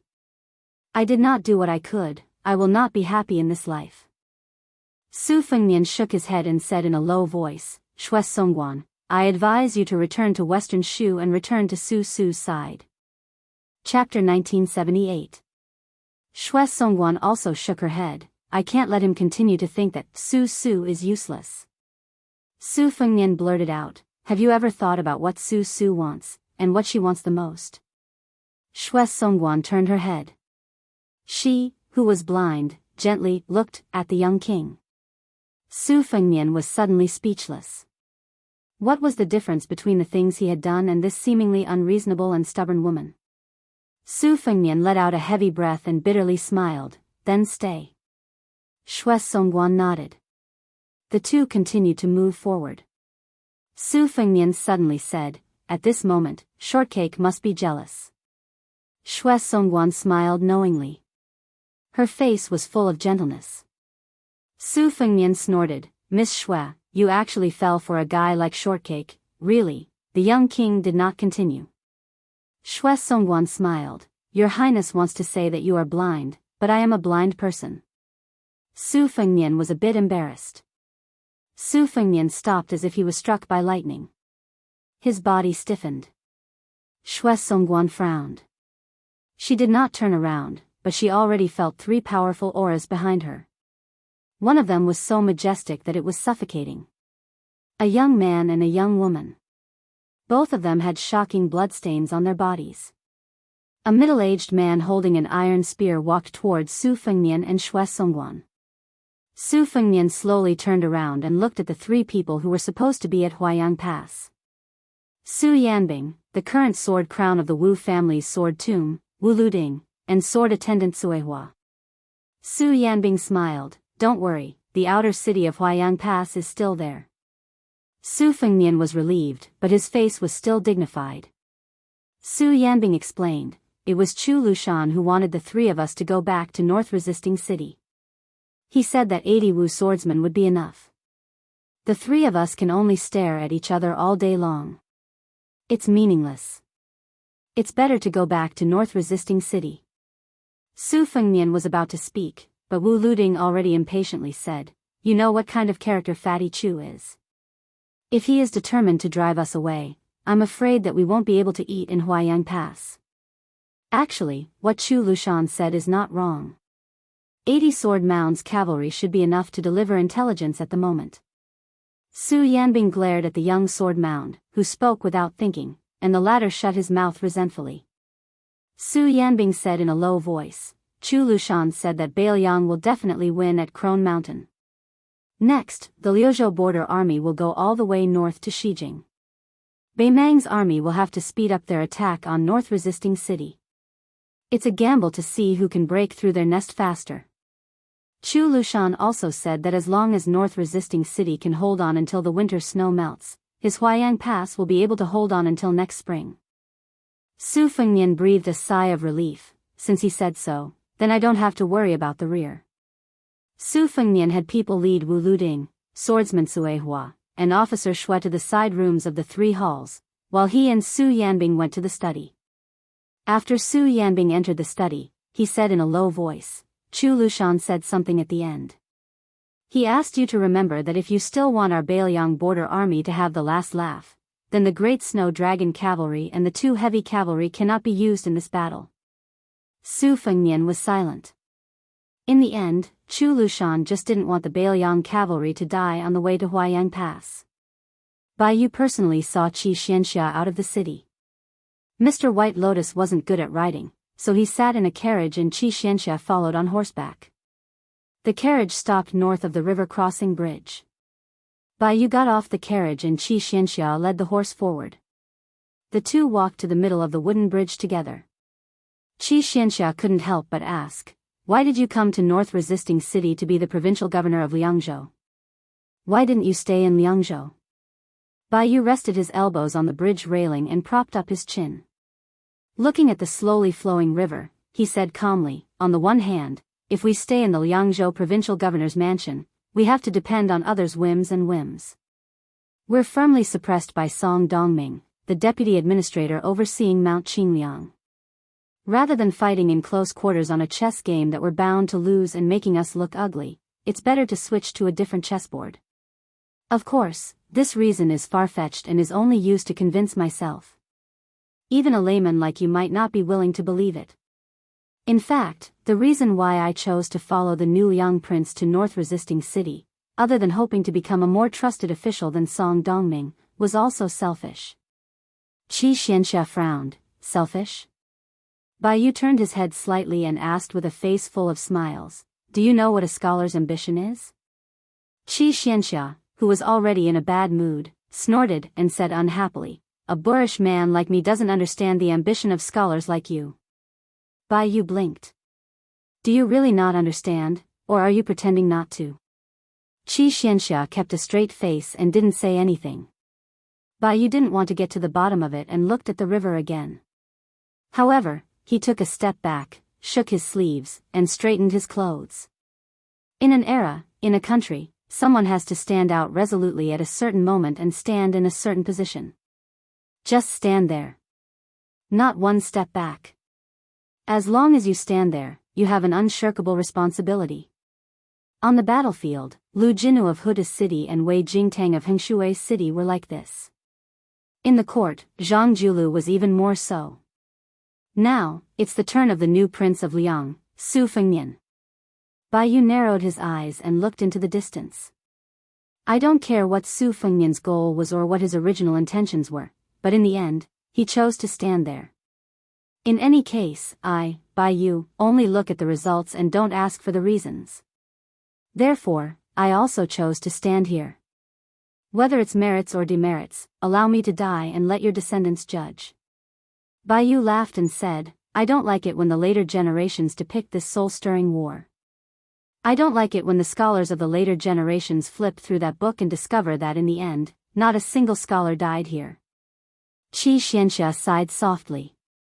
Baiyu suddenly said sadly, in the past, I didn't feel much, but now I'm beginning to realize that in the conversations of the officials of the Central Plains, there's a lot of mockery towards Bailiang. Those condescending and pointing fingers are so detestable. Wuxia Xianxia suddenly mounted his horse and said in a low voice, let's go. If I listen any longer, I'm afraid I won't be able to leave either. Baiyu laughed loudly, go back to your Central Plains. As expected, Wuxia Xianxia squeezed his horse's belly and urged it to leave. Baiyu didn't continue to watch Wuxia Xianxia leave. In any case, he couldn't see clearly, so he didn't want to waste his energy. Baiyu suddenly slapped the railing of the bridge and sang loudly, the wind blows. My Bailiang is strong. Wang Linquan, who was jokingly called Bailiang's god of fortune, left Mount Qingliang Wutangan with a smile after seeing his daughter Wang Chudong. However, when there was no one around, Wang Linxuan's smile faded. This old man, who was the wealthiest person in Qingzhou and the wealthiest person in Bailiang, was only left with a face full of exhaustion. Su Wisheng had privately told him something.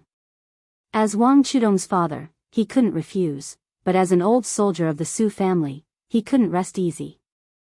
Chapter 1979. Zhao Yute, who used to be Princess Consort Wu Su's sword attendant, gently pushed the wheelchair and arrived at the shore of Tidehark Lake with Su Wisheng. This armored woman wanted to say something but hesitated. Su Wisheng said softly, Aunt, I won't go to North Resisting City. You shouldn't go either. Zhao Yute asked in a trembling voice, why? Su Wisheng folded his hands on his knees and looked at the famous Tidehark Lake. He said calmly, we'll only distract him if we go. He'll have to arrange a retreat for us behind our backs and pretend to be happy in front of us every day. It's so tiring. Zhao Yute's hands trembled. Su Wisheng tilted his head and rested it on the back of Zhao Yute's hand. Aunt, if that day really comes, help him take care of Wang Chudong and go to the Central Plains to find a paradise far away from the flames of war. Okay? Zhao Yute nodded with difficulty. In Wudong Courtyard, the young female literary master who had won first place with The First Snow was racking her brains because she had just promised to write a masterpiece for someone that would not lose to The First Snow. She would write about the smoke of the Northwest, about the war at the border, about those brave deaths, and about those magnificent scenes. She would clear his name and give voice to Bailiang so that their names would be immortalized for generations to come. She couldn't allow future historians to throw dirty water at her. The slightly thin and haggard Lu Qingyan sat beside her. She was taking a break from her work to help the famous master Wang grind ink. Wang Chudong suddenly looked up and said with a bitter face, "Sister Lu, I haven't written for so long that I don't know where to start." Lu Qingyan smiled gently. "Writing is a work of nature. Don't be anxious." Wang Chudong made an "oh" sound and continued to ponder over her work. Lu Qingyan slowly got up and rubbed Wang Chudong's head. "Take your time." Wang Chudong suddenly smiled and waved her fists. "Don't worry, I'll definitely come up with ideas. When the time comes, no one can stop me." Lu Qingyan smiled. "When the time comes, I'll be the first to read it." After Lu Qingyan walked out of the house, Wang Chudong, who had always given everyone the impression of innocence, suddenly burst into tears. A carriage passed by the battlefield of Crone Mountain, where the smell of blood still lingered. A young general with a pale face stood up with difficulty and lifted the curtain to look, unwilling to put it down for a long time. That female bodhisattva of Mount Lautua was sitting in the carriage, in charge of preventing his injuries from worsening. She had to constantly impart a stream of peaceful qi to him. Xie Shibian looked at the abandoned Beimang corpses on the battlefield and said softly, 20,000 monk soldiers, although most of them belong to the other powers of the Lantua Mountains, but your 3,000 direct disciples are also amongst them. More importantly, they are all your six-jeweled heavenly jewel master. I'm sure you can guess why I want to go to that corridor, right? The female bodhisattva, whose hair almost reached her waist, nodded indifferently. Xie Shibian gave a bitter smile and said, "This is killing 3 birds with 1 stone, and I have no choice but to do it."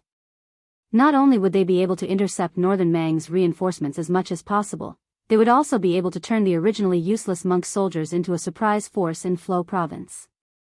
In the end, they would naturally be able to whittle away at Western Region's reserves. Regardless of whether Northern Liang won or lost, there would only be benefits.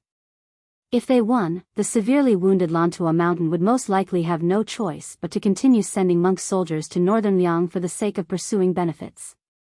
If Northern Liang's Su family lost, in the future, Northern Mang would lose at least 20,000 monk soldiers if they wanted to seize the opportunity to invade the Central Plains. In the end, it is Bailiang who has the upper hand, and your Lantua Mountains can only be led by the nose. She sneered and said, "You, the main culprit of Western Border's disaster, if you died in that corridor back then, if Lu Province's border army also suffered a great defeat, I would have removed your head without the slightest hesitation and brought it to Northern Mang to ask for rewards." Xie Shibian smiled and said, "I'm sorry to disappoint you." After saying this, Xie Shibian had no choice but to put down the curtain. He lay back down and quickly fell into a deep sleep. She continued to close her eyes and rest, without sorrow or joy. She silently recited a passage of scripture to release the souls of the dead. Inside and outside Huayang Pass, Southern Chu and Northern Dong, 2 of the world's most famous fatties were in a standoff. Dong Zhuo rode his horse to the front lines and raised his head to look at the top of the walls outside Huayang Pass. More than 20,000 sinners who had lost their identities from the grasslands were besieging the city like ants. Dong Zhuo, who had a personal army of 140,000 soldiers, did not have the extravagant hope that these 20,000 soldiers would be able to break through Huayang Pass. He did not even think about taking the outer walls. Dong Zhuo was patiently waiting for winter to come, waiting for the arrival of a heavy snowfall. Before that, using 20,000 soldiers who had no choice but to throw away their lives to deplete the forces defending Huayang Pass was very cost-effective. These 20,000 soldiers were only obtained by Dong Zhuo and that old woman without spending a single tael of silver. Once he used the wealth of his father-in-law's Yilu family, he could borrow another 20,000 strong men from the grassland's great picker. In addition, Dong Zhuo had already sent a message to Heshi Prefecture's Jifang Helian Wuwei. If you can't take the towns of Fuling and Liuya before winter, I'll borrow soldiers to help you. Don't be polite. I, Dong Zhuo, will be unprecedentedly generous. When the veteran general Helian Wuwei, who was famed for his ability in warfare, heard this, he did not even bother to reply. He launched a large-scale assault on the city, day and night. His offensive was far more powerful than that of Huayang Pass. Dong Zhuo habitually tapped his teeth together like the world's softest drum. Chu Lushan stood on the walls of the inner city and similarly gazed at the assaulting army in the distance. Chu Lushan was clad in iron armor and exuded an awe-inspiring aura. The Beiliang Protector General crossed his fingers and tapped them together expressionlessly. Beimang's crown prince, Yelu Hongkai, did not ride a carriage. Instead, he wore golden armor and rode a horse in the middle of the army. Looking around, the grassland cavalry stretched out endlessly. It was said that in history, the emperors of the Central Plains had to ride a giant chariot pulled by 8 horses. However, the grassland did not follow this custom. However, this crown prince felt that after he became the ruler of the Central Plains, he could change this custom. He did not think that the emperor, whom he feared from the bottom of his heart, would actually be willing to let him hold real power and not be a puppet. The Xie Shui army around him that only listened to him was proof of this. Although the appearance of Yelu Dongchuang and Chun Zhemo and Tuoba Chiyun was a bit of an eyesore, it did not affect the overall situation. As long as he took every step carefully, those two would not be able to cause any trouble. One of them had a grandfather who was a senior official of 3 dynasties, while the other's father was the Beimang god of war. Their backing was indeed frightening, but could they compare to him? Out of the corner of his eye, he inadvertently saw the woman sitting high on the horse beside him. It was his wife, the crown princess in name. If it was said that he was quite respectful to her in the beginning, and treated her honestly, and there were many times when she was his backbone, an existence that he needed to look up to. But after that person quietly appeared, the relationship between husband and wife became more and more distant, almost going from treating each other as a guest to treating each other as cold as ice. Thinking about the lover that was destined to never be revealed to the public, the Beimang crown prince felt a little regret and guilt. However, compared to the country and the Central Plains that had never had a ruler of the grassland, the choice was obvious. Who asked that Beiliang young man surnamed Su and his so-called 300,000 cavalry to be so useless and about to become his prisoners? The Beimang crown prince was filled with pride for the first time. He wanted to roar out loud. I have 400,000 cavalry under me. How can a lone north-denying city stop me? Chapter 1980. In the night, candles as thick as a baby's arm were lit in the meeting hall of the mansion, illuminating the spacious hall as bright as day. The generals and generals in the hall were gathered together, possessing a kind of invisible brilliance, which complemented the brilliance of the lanterns in the hall. The commander-in-chief of the Northern Liang Cavalry, Yuan Zhuozong, and great ancestor Gu, Chen Yinshui, were the 2 deputy commander-in-chief of the infantry troops stationed in Liangzhou. There was also Yang Xinxing, a deputy military governor who had truly integrated into the Northern Liang border army. Lu Dian, who had previously been the deputy general of the Great Snow Dragon Cavalry as the deputy general of Yuzhou, was now in charge of a heavy cavalry. There were also Chao Xiaojiao, Hong Xinjia, and the others who specially came from Yuzhou, as well as a large number of generals and captains who were temporarily summoned to North Jibei City, such as Lingzhou's deputy commander Wang Ji and Huang Xiaokuai, the 2 Tongguan captains who guarded the east gate of Liangzhou, Lingzhou's Fengqiu captains Zhu Boyu, Beigua captains Ren Chenyun, and Zhao Wui who replaced Huang Xiaokuai as the Pearl captains. Many generals gathered together to discuss how to defend North Jibei City. Among them, Hong Xinjia, who built the Gourd Wu Fort's beacon system single-handedly, actually did not have a high rank, but at this time, together with the young lord and the 2 deputy commanders of the border army, they were all listening attentively to the details of defending the city. A large number of green-robed counselors were present to listen. Madman Hong Shuwen was undoubtedly the fastest promoted legendary figure in the White Horse Righteousness. At a young age, he was already the commander of a provincial cavalry army under Lingzhou's General Han Laozhan. This time, he followed the 2 deputy commanders to North Jibei City outside the pass. This valiant warrior who had followed His Royal Highness to the central plains Jianghu and rushed to the Iron Gate Pass of the western region to kill Prince Zhao Kai of Liang was not present in the hall. Instead, he stood at the gate with his saber in his arms and closed his eyes to rest. His aura was cold, like a merciless door god, who would draw his saber at anyone who disagreed with him. Liangzhou's provincial governor Baiyu, Liangzhou's chancellor Wang, and southern border's grandmaster Qing Baishuang walked over together. After the three of them met, they hit it off and chatted happily. Chancellor Wang then sneakily took out a few pots of green ant wine that he had kept for a long time and pulled the two scholars to drink together.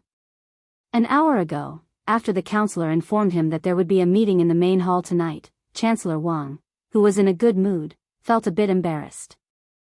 If he staggered into the heavily guarded main hall with the smell of alcohol all over his body, it would be inappropriate. Besides, Chancellor Wang didn't have that kind of courage.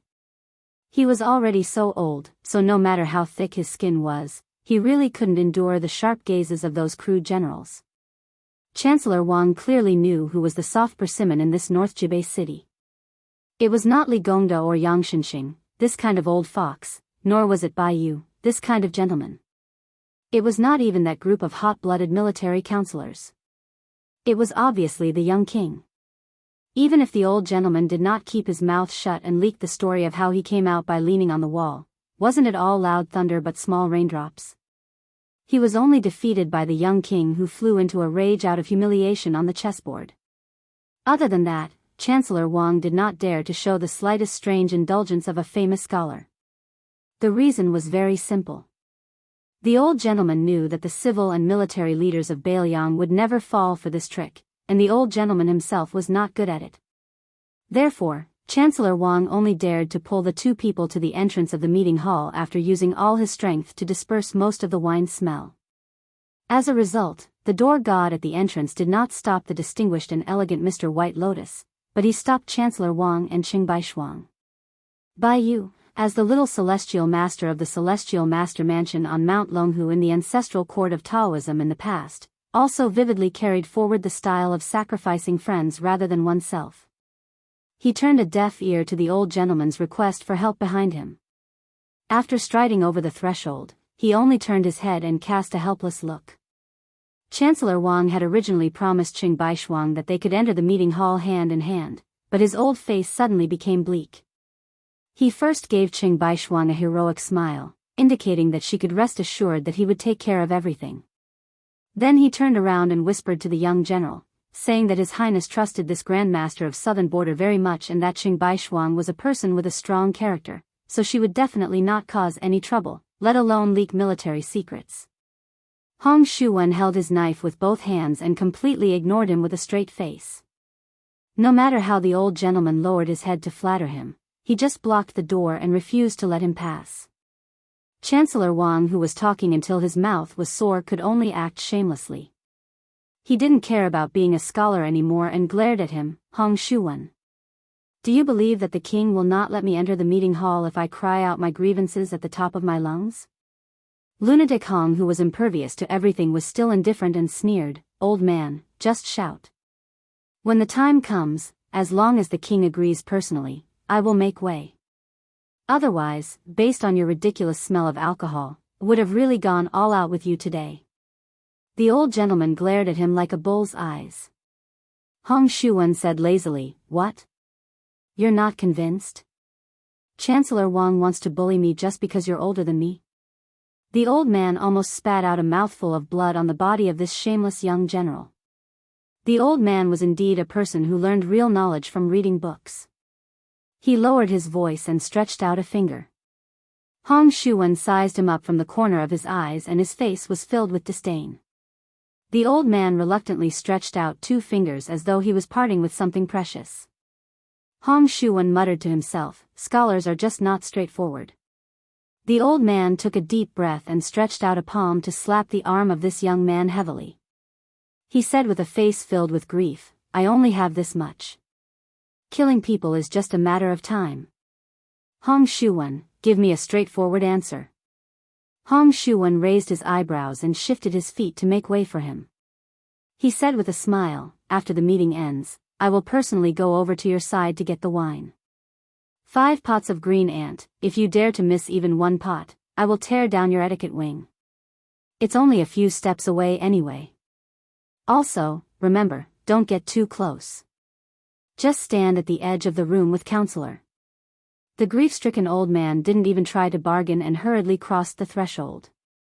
He didn't forget to turn his head and whisper to Qing Baishuang, "Old Sheng, it's a cool breeze and bright moon outside, the scenery is pleasant. I won't accompany you." When Chancellor Wang was about 7 to 8 steps away from the door of the meeting hall, he suddenly turned around and pointed at Hong Shuwen. His face was filled with the expression of a petty person who had achieved success, mixed with the action of rolling his eyes and shaking his head. Hong Shuwen immediately realized that the 5 pots of green ant wine that he had agreed on earlier were definitely wasted. He raised his leg and made a kicking action. Chancellor Wang hooked his finger, looking like he was asking for a beating. However, when the old man saw that Hong Shuwen was about to barge into the meeting hall with a sneer, he immediately slipped away. Hong Shuwen wasn't surprised. He turned around and continued to hug his knife with his eyes closed. It was an eye-opener for Qing Baishuang. A Mr. White Lotus who spoke elegantly and was proud of himself, a right chancellor of Shangyin Academy who almost dominated the literary world in his early years. How could he be so shameless when he came to Beiliang? Qing Baishuang, who cultivated both civil and martial arts and had profound attainments in both, didn't know whether to laugh or cry. However, he didn't get angry and didn't leave in shame. Instead, he stood outside the door of the meeting hall and looked inside. He asked softly, "May I ask this general, can I stand here and listen to the meeting inside the room?" Hong Shuwen didn't open his eyes and said in a bad mood, "Since the prince allowed you to walk around the residence as you wish, then as long as you don't cross the threshold tonight, it doesn't matter if you stand outside the door and listen.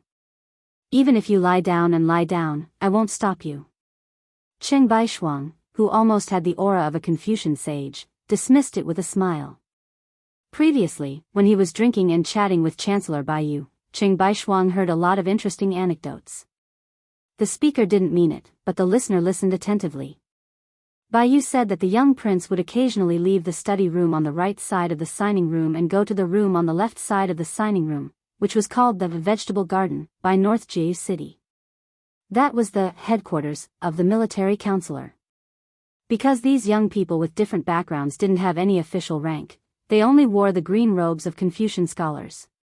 When they gathered together, it looked like a green vegetable garden. Moreover, these people were the students of Beiliang. Whether they were born in Beiliang or scholars from other places, they all took root and grew up in North Jianghu City. From time to time, Su Fengnian would go there to sit, regardless of day or night. There were no long speeches.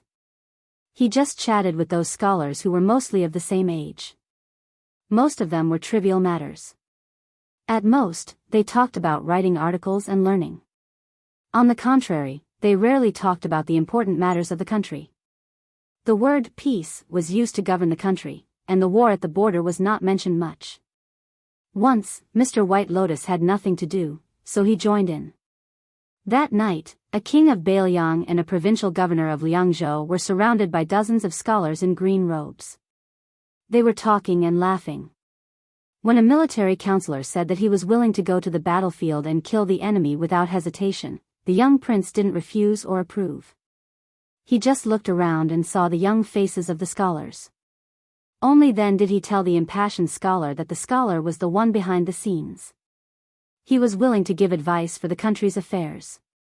He was willing to speak out for the country's affairs. He was willing to fight to the death for the border army. This was a great contribution that no one could forget. Besides, if you scholars were willing to die, it would be a good thing. But I, Su Fengnian, would never advocate this. From Su Shao to me, we have always believed that the Beiliang cavalry was guarding the border. Since they were outside the border, with cold sabers on their waists and horses on their waists, it was natural for them to die on the battlefield when they couldn't retreat. As for the scholars who were not good at archery and horse fighting, it was enough to have the heart. Beiliang didn't want to, and shouldn't ask you scholars to sacrifice your lives. It could even be said that it was understandable that scholars who had never experienced the smoke of war were afraid of death and cherished their lives. Scholars in the study and warriors on the battlefield each had their own duties. The former used the tip of the pen to write righteous words to express their feelings, while the latter wore armor to defend against the enemy. You do your job, and I do mine, so that I have a clear conscience. As for the ordinary people who lived in the streets and alleys, they shouldn't be expected to come to the border to kill the enemy. They should live a peaceful life. Chapter 1981. Qing Baishuang put his hands behind his back and turned his back to the meeting hall. He looked at the archway and fell into deep thought. As the emergency strategy was formally finalized, there were many generals hurriedly leaving the meeting hall in batches. In the end, even great ancestor Gu and Qin Yinshui, the two border generals stationed in North Jibei City, also stepped out of the door. The young king and Chancellor Wang finally walked out side by side and came to Qing Baishuang, who had been standing at the door for nearly 2 hours. Bai Yu had already gone to the house to discuss matters. He was destined to stay up until dawn, so he didn't have time to greet Qing Baishuang. The young king saw the southern wilderness master who relied on the opportunity of the Confucian sage to reach the great celestial state in Wudang Mountain. Su Fengnian chuckled softly, after Chao Changqing and Xianyuan Jingsheng, there will finally be another Confucian sage in the world. The three of them walked down the stairs together. Qing Baishuang shook his head and said, limited by the pattern, I can't reach the realm of Confucian sage. Su Fengnian wondered, what do you mean? Qing Baishuang smiled and said, even now, I still don't have the state of mind to establish a heart for heaven and earth, to inherit the lost knowledge for the past saints, and to create peace for all ages. Su Fengnian nodded, but he didn't look down on the old Confucian scholar. Qing Baishuang suddenly asked, Your Highness, what do you think is a scholar? Su Fengnian thought for a moment and replied, scholars rule the country, peace and prosperity. Qing Baishuang asked again, in troubled times, when the country is in trouble, what should scholars do? Su Fengnian said without hesitation, don't ask too much of them. Qing Baishuang smiled and asked, shouldn't scholars rise up resolutely to save the country? Su Fengnian smiled and dismissed it, that's none of my business. The responsibility of scholars is chosen by scholars themselves. Whether they are willing or not, whether they dare or not, whether they can do it or not, it's all the scholar's business. Qing Baishuang seemed to be a little surprised by this statement. After a long silence, he smiled and said, that's true. At daybreak, outside Jibei City, a horse galloped from Lu Zhou's Old Woman Mountain to the east of Jibei City. Before approaching the city gate, Lu Huang suddenly pulled the reins and stopped the horse. Turning his head, he saw a man who was far away from the battlefield but was still clad in iron armor and had 2 sabers at his waist. The man was looking up and smiling at him. Lu Huang dismounted from his horse and felt an extremely unfamiliar strong murderous aura from his senior brother. He couldn't help but ask, what about that Xie guy? Groom Yu sighed softly, I can only say that he's not dead yet. Xie Shibian's injuries are extremely severe. Lu Huang didn't say anything more. Groom Yu hesitated for a moment, Junior Lu, I have a favor to ask of you. Lu Huang said without hesitation, just say it. Groom Yu said sadly, I might have to trouble you to bring little green robe back to the Central Plains. I've traveled a lot with her. I originally thought that she would be able to stay carefree at Tide Listening Lake on Mount Qingliang, climbing trees and catching fish with her peers, and then slowly grow up. Now it seems that it's going to be very difficult. Lu Huang shook his head, you can ask Su Fengnian to find someone else for this matter. I can't help you. Groom Yu frowned, you also want to stay? Lu Huang snorted, could it be that only you, Groom Yu, can be heroic and I, Lu Huang, can't be heroic for once? Groom Yu was speechless. Lu Huang said regretfully, it's a pity that you and I don't have a good sword for the time being. Groom Yu patted the cold saber at his waist and smiled, after using it, I found that it's very useful. I don't even need to carry the saber away. It's quite carefree. Lu Huang joked, why don't you share one with me? Groom Yu decisively refused, don't even think about it. Lu Huang clicked his tongue, I also want you to promise me something. Groom Yu smiled, let's hear it first. We'll see if you agree or not. Lu Huang grinned, if I kill more people than you on the battlefield outside the pass, how about you call me senior brother in the future? Groom Yu patted this junior brother's shoulder and said earnestly, although a junior brother who doesn't want to be a senior brother isn't a good junior brother, as a senior brother, I can understand this feeling. Unfortunately, I still won't agree to it. Lu Huang didn't feel surprised. He led the horse forward with a smile on his face. In the many years in Eastern Sea's martial emperor city, the two of them didn't have any interactions and wouldn't chat casually like this. Groom Yu, who seemed to be easy to talk to but was actually the hardest to talk to, was too talented, too good of a bone structure, too high of a cultivation, and too deep of a comprehension of the sword.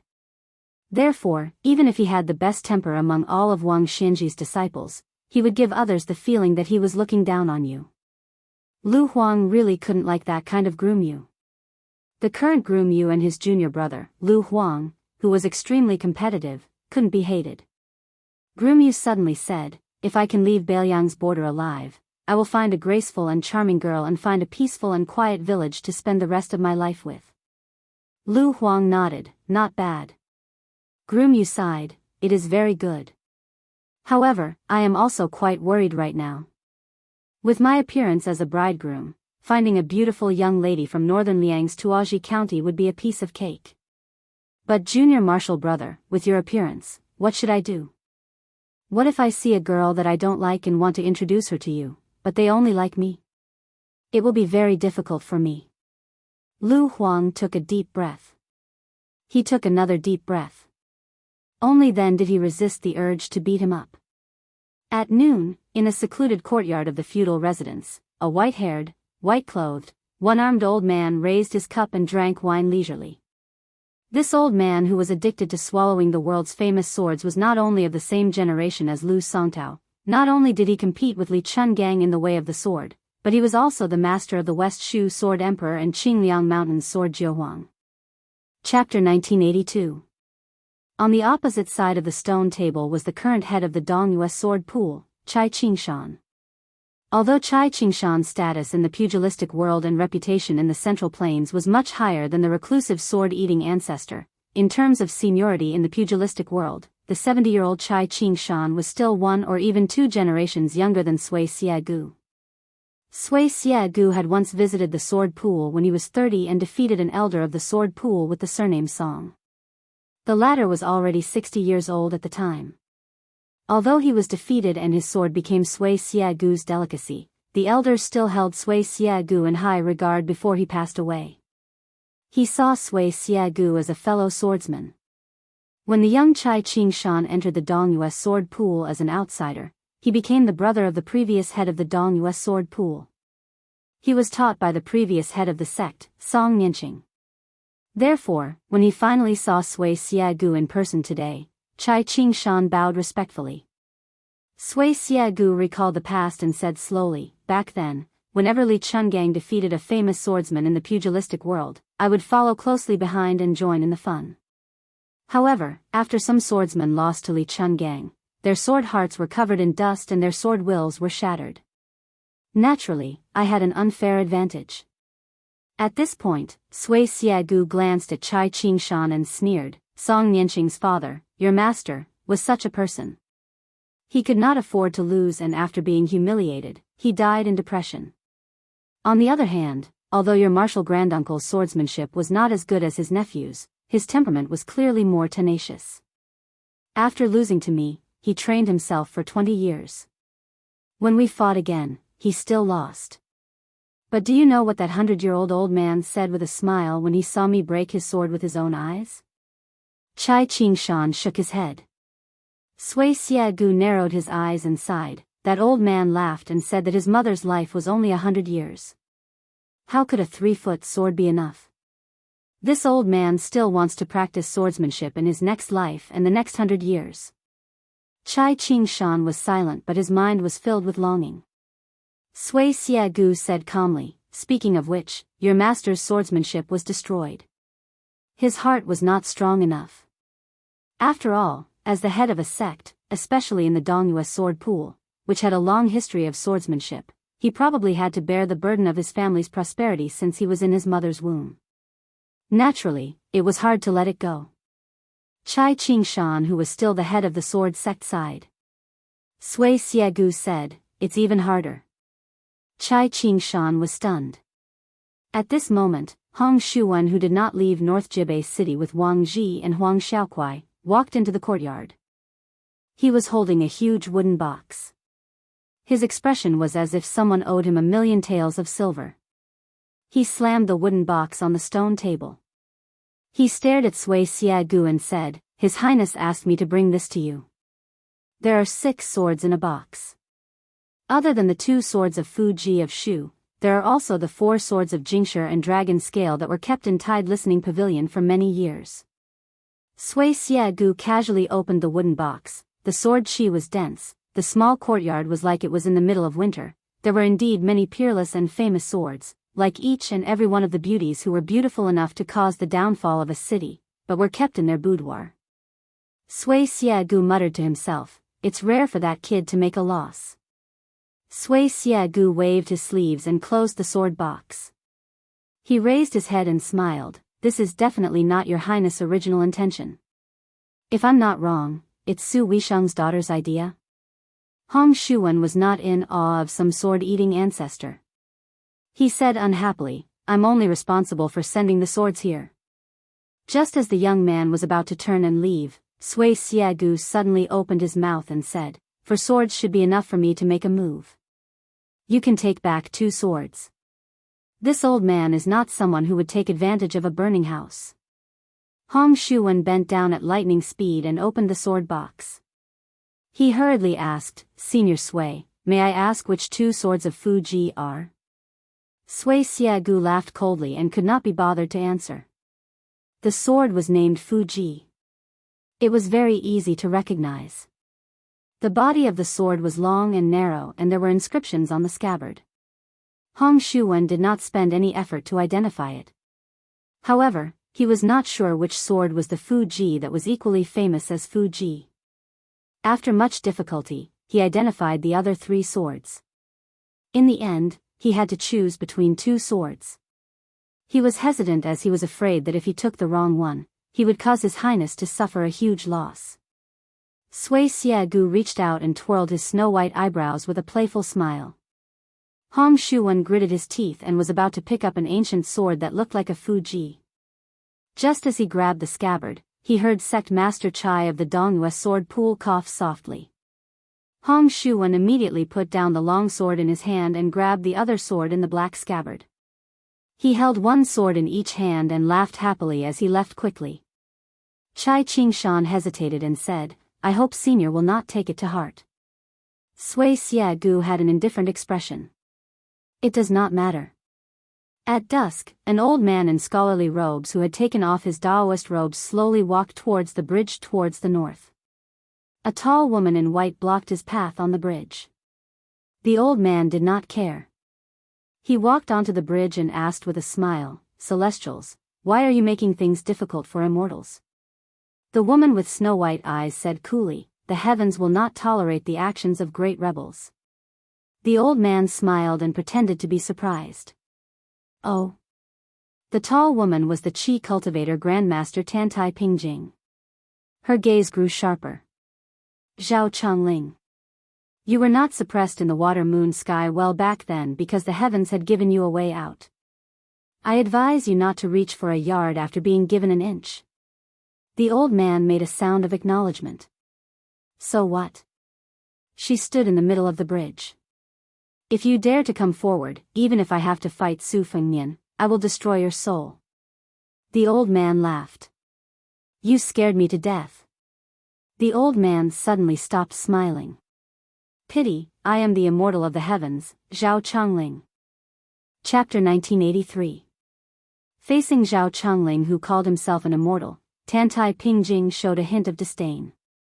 "Banished immortals are banished immortals. Do you think that you are a Daoist spiritual master of the mortal world, and that no matter where you are seen as an unreachable immortal by the people?" Tantai Pingjing was undoubtedly the only remaining great grandmaster of the Qi cultivators in the mortal world. She exposed Zhao Chunling's past. When immortals came to the mortal world, they were no longer immortals of longevity.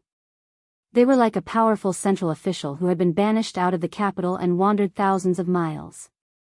While they would not become homeless dogs, their power was far less than in the past. When in Rome, do as the Romans do, and follow the local rules. Back then, in the battle outside the imperial astronomer, Su Fengnian had used his power to kill countless ancestors of Longhu Mountain who had walked out of the statues. He had the advantage of the mortal world. If Su Fengnian was someone who had ascended from the mortal world, and met so many ancestors of Longhu Mountain who had achieved longevity, he would undoubtedly lose. Compared to Zhao Chunling's bravado at this moment, Tantai Pingjing was more curious about how this person had been able to escape the heavenly way, and escape as a scholar after death, and not become an incomplete soul in the well. Zhao Chunling did not continue forward. He stood near the railing of the bridge and looked at the quietly flowing river. The river flowed endlessly, and did not give up day or night.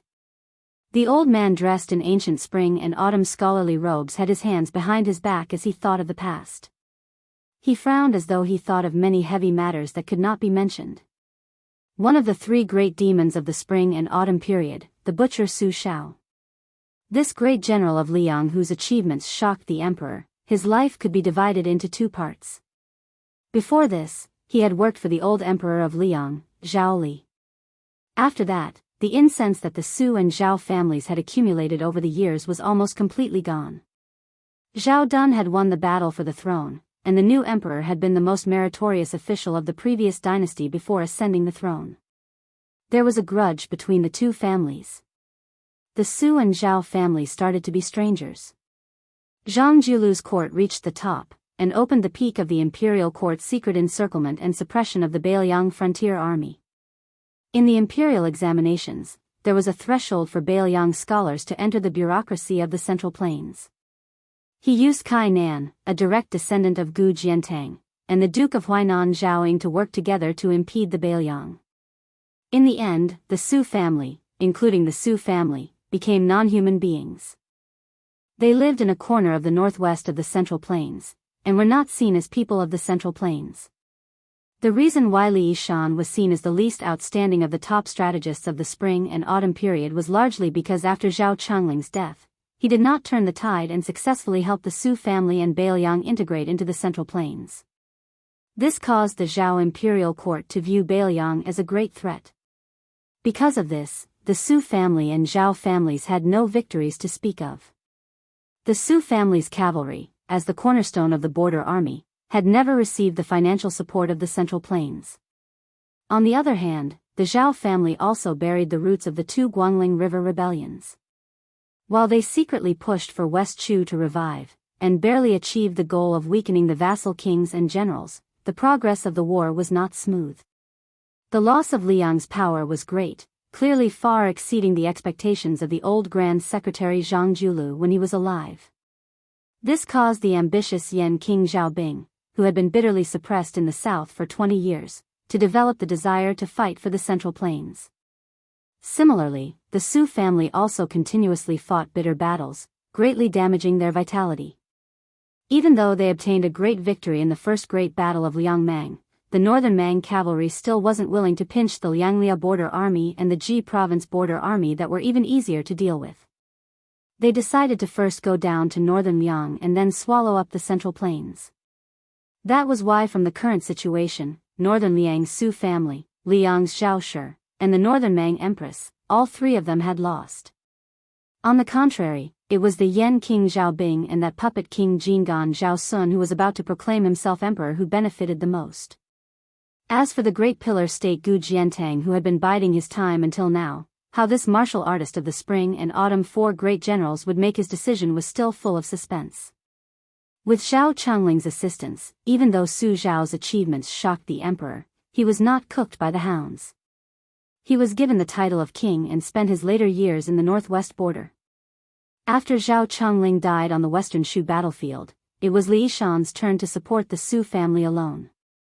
But now, with the 400,000 cavalry of Beimeng pressing against the northern city, the young king was likely to die young.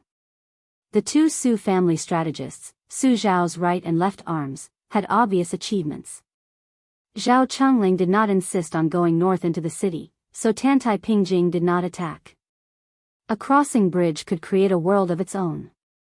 With Tantai Pingjing's superb celestial being cultivation and her great luck, it might be a little far-fetched to ask her to open up a fairyland. However, it would be very easy to just isolate the other celestial being's senses and set up a prison at a certain time and place.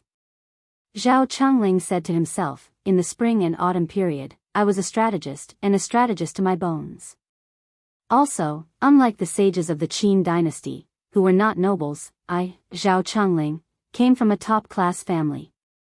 So at that time, the rulers, ministers, and ministers of the countries were willing to treat me as an honored guest even though I was in the enemy camp.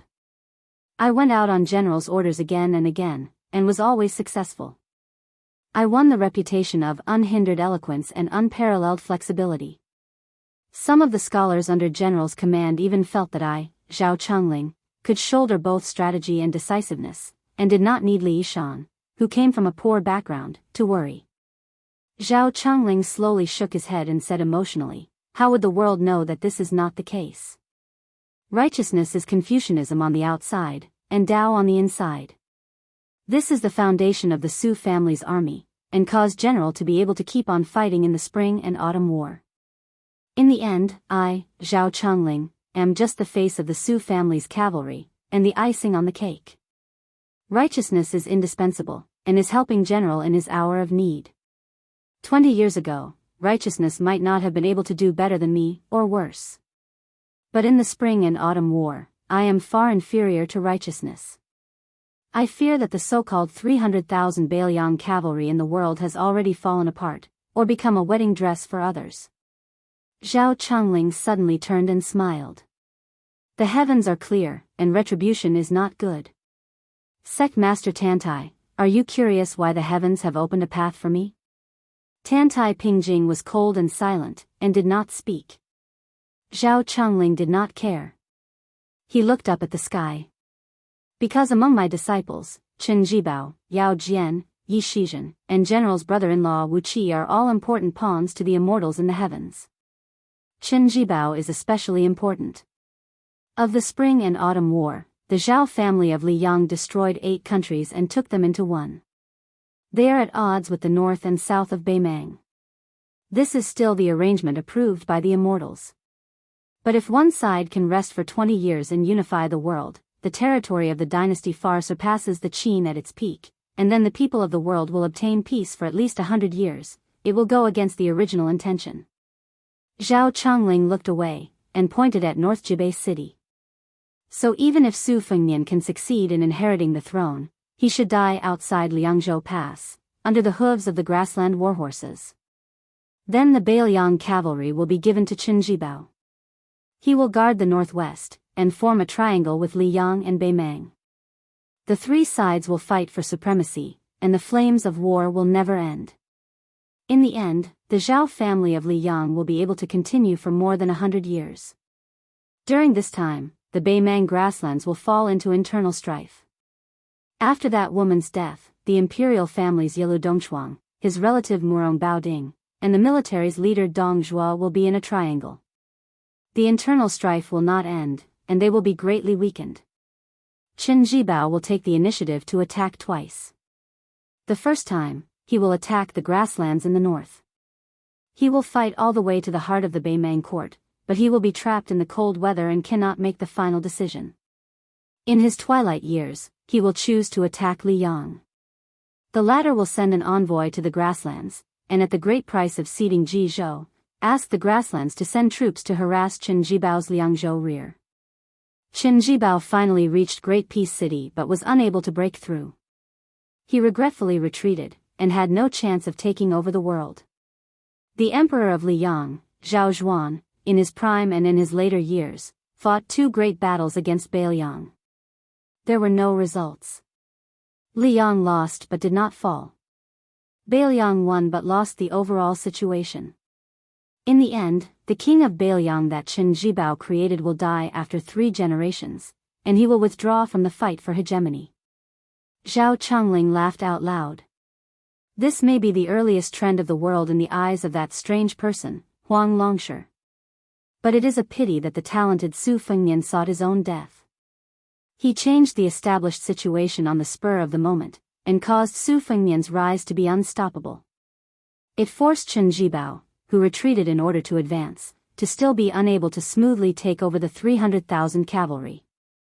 Everything is in chaos. If Zhao Ningxin invited the first grandmasters of Longhu Mountain to fight Su Fengnian at the Spring God Lake, it was just a clever test by the mastermind behind the scenes, to test the bottom line of a certain great person in the heavens.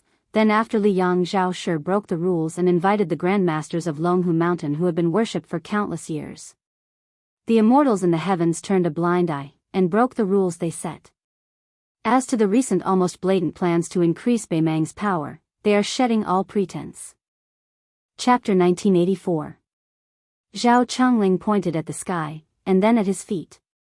His smile was slightly mocking. Actually, everywhere is the same. There is no faction fighting. Some things have to be done before they stop. One side finished singing, the other side appeared. You go back and forth. In fact, many ancient sayings from the human world have already explained the principles of the heavens and the world. Finished. To tell you the truth, the important person who chose you, Tantai Pingjing, used immortal methods back then to make the heavens give me a way out. This is not his act of rewarding a meritorious official, but some things have to be cleaned up. Otherwise, if there is evidence left behind, it will not be easy to clean up. Also, he needs me to help keep an eye on Chen Jibao. Otherwise, how do you think Chen Jibao could become a fake Confucian saint so quickly after becoming a king and vassal of the Western Shu sect? It is not that there is no such thing in the world, but it needs to be accumulated over a long period of time to make the water flow into a canal. Chen Jibao becoming a half-step Confucian saint was like pulling up seedlings to help them grow. It was forced on his fate. There was no other way. Huang Longshi caused trouble.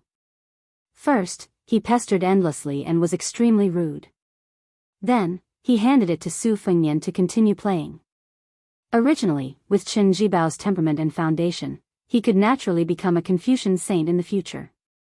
Tantai Pingjing finally asked, after Chao Changqing died, of the 3 portions of fate, the largest portion was scattered to the Guangling sect. The smallest portion was intercepted by me. The 3rd portion was a transaction.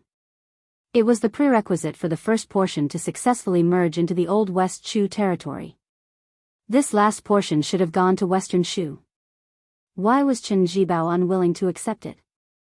Zhao Changling was very proud. After inexplicably becoming a half-baked Confucian saint, how could my proud disciple not sense it? Later, he cooperated with the ambitious Xia Feiyu. The two appeared to be united, but were divided at heart. Chen Jibao was just feigning civility. Also, with his conceit, how could he be willing to accept a favor that was so easily obtained? The disciple that I, Zhao Changling, chose, Chen Jibao, is a great talent that has not appeared in 500 years. Tantai Pingjing sneered and said, the founding emperor of the great Feng dynasty reincarnated as a banished immortal. He is indeed worthy of the saying that he has not appeared in the world for 500 years. Zhao Changling asked with a smile, Tantai Pingjing, do you want to know which immortal you are? This old man can answer your questions and tell you about your past and present lives.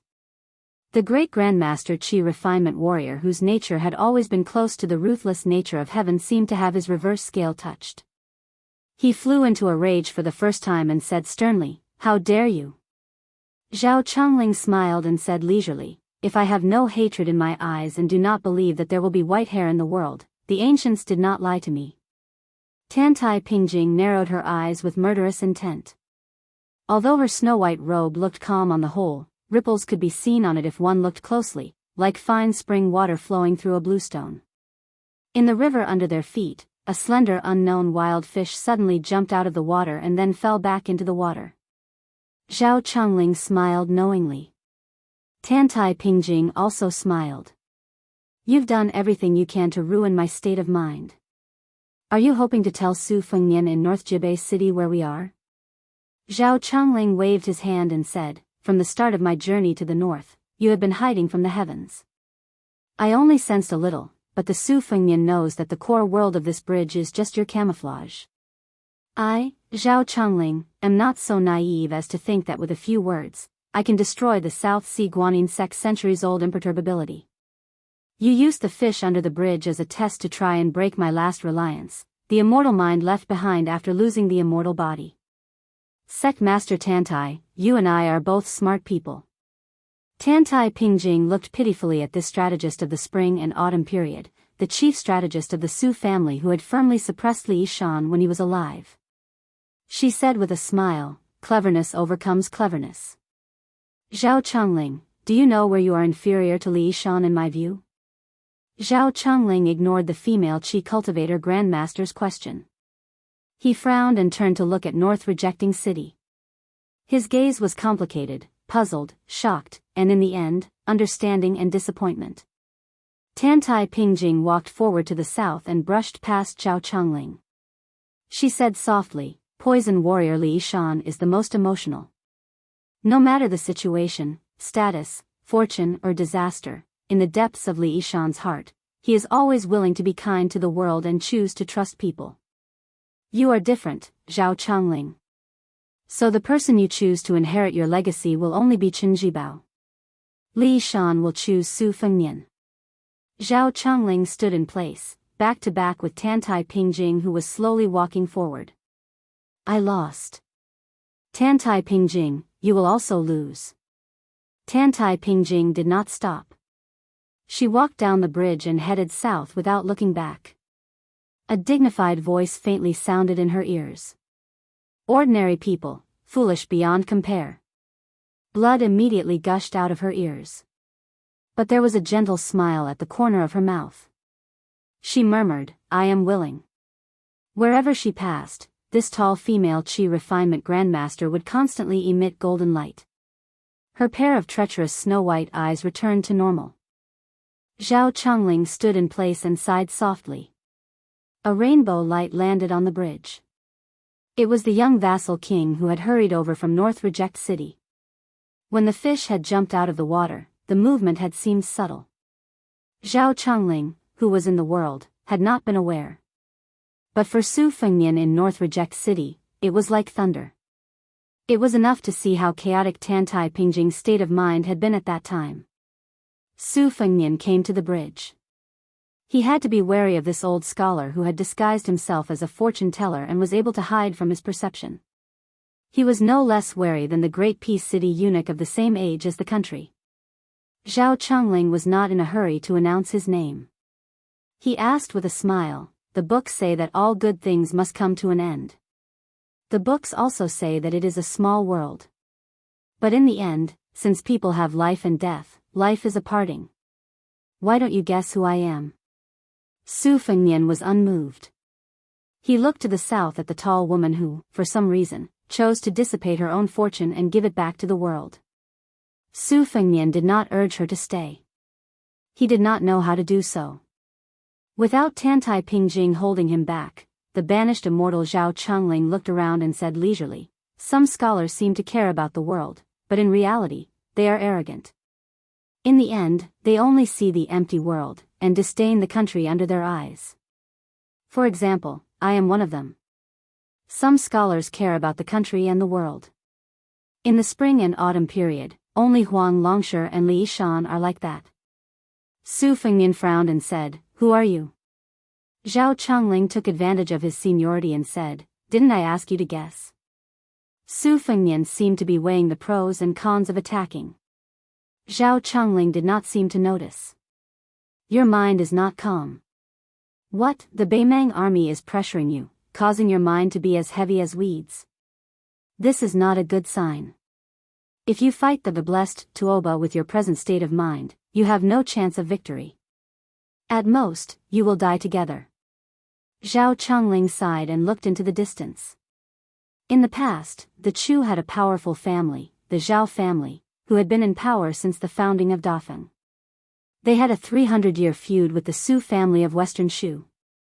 Later, they formed a deep grudge because of the Sweet Dew crossing south at the end of the Dafeng years. The Su family suffered and did not go to Guangling River, but instead opened a new path and luckily entered Western Shu.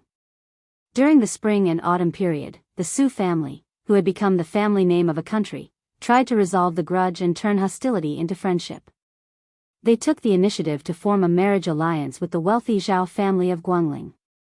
The Zhao family also wanted to have Western Shu as a paradise during the chaos of war, so they agreed to this marriage. A woman who bore the responsibility of the family married far away to Western Shu. In the end, she lost in the struggle for favor in the palace and lost to a woman who also came from the spring and autumn period. Su Fengnian said, this woman was Zhao Changling's sister.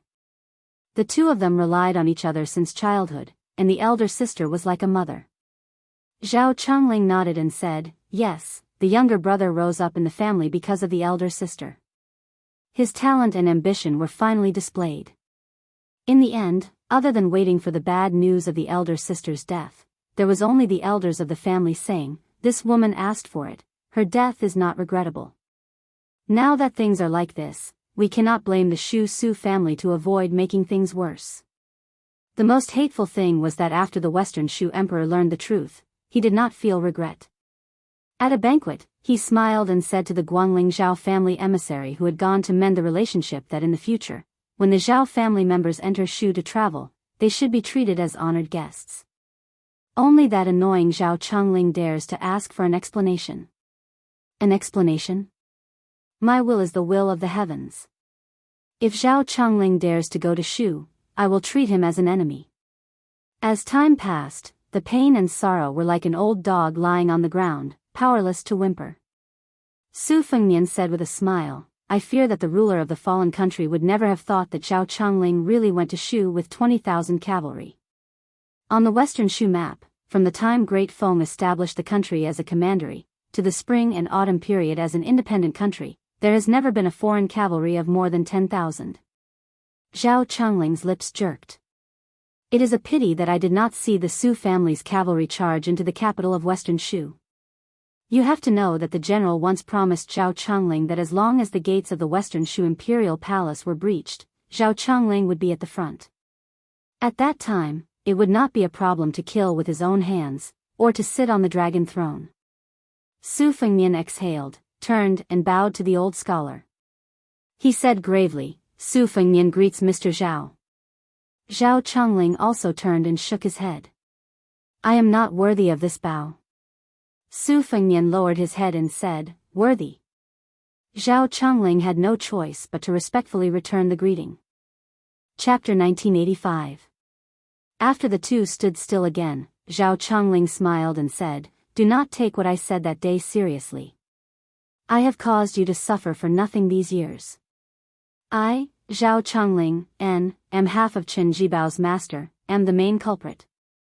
This time, I am here to make up for it. But due to the heavenly path, or other important people, I cannot help you directly.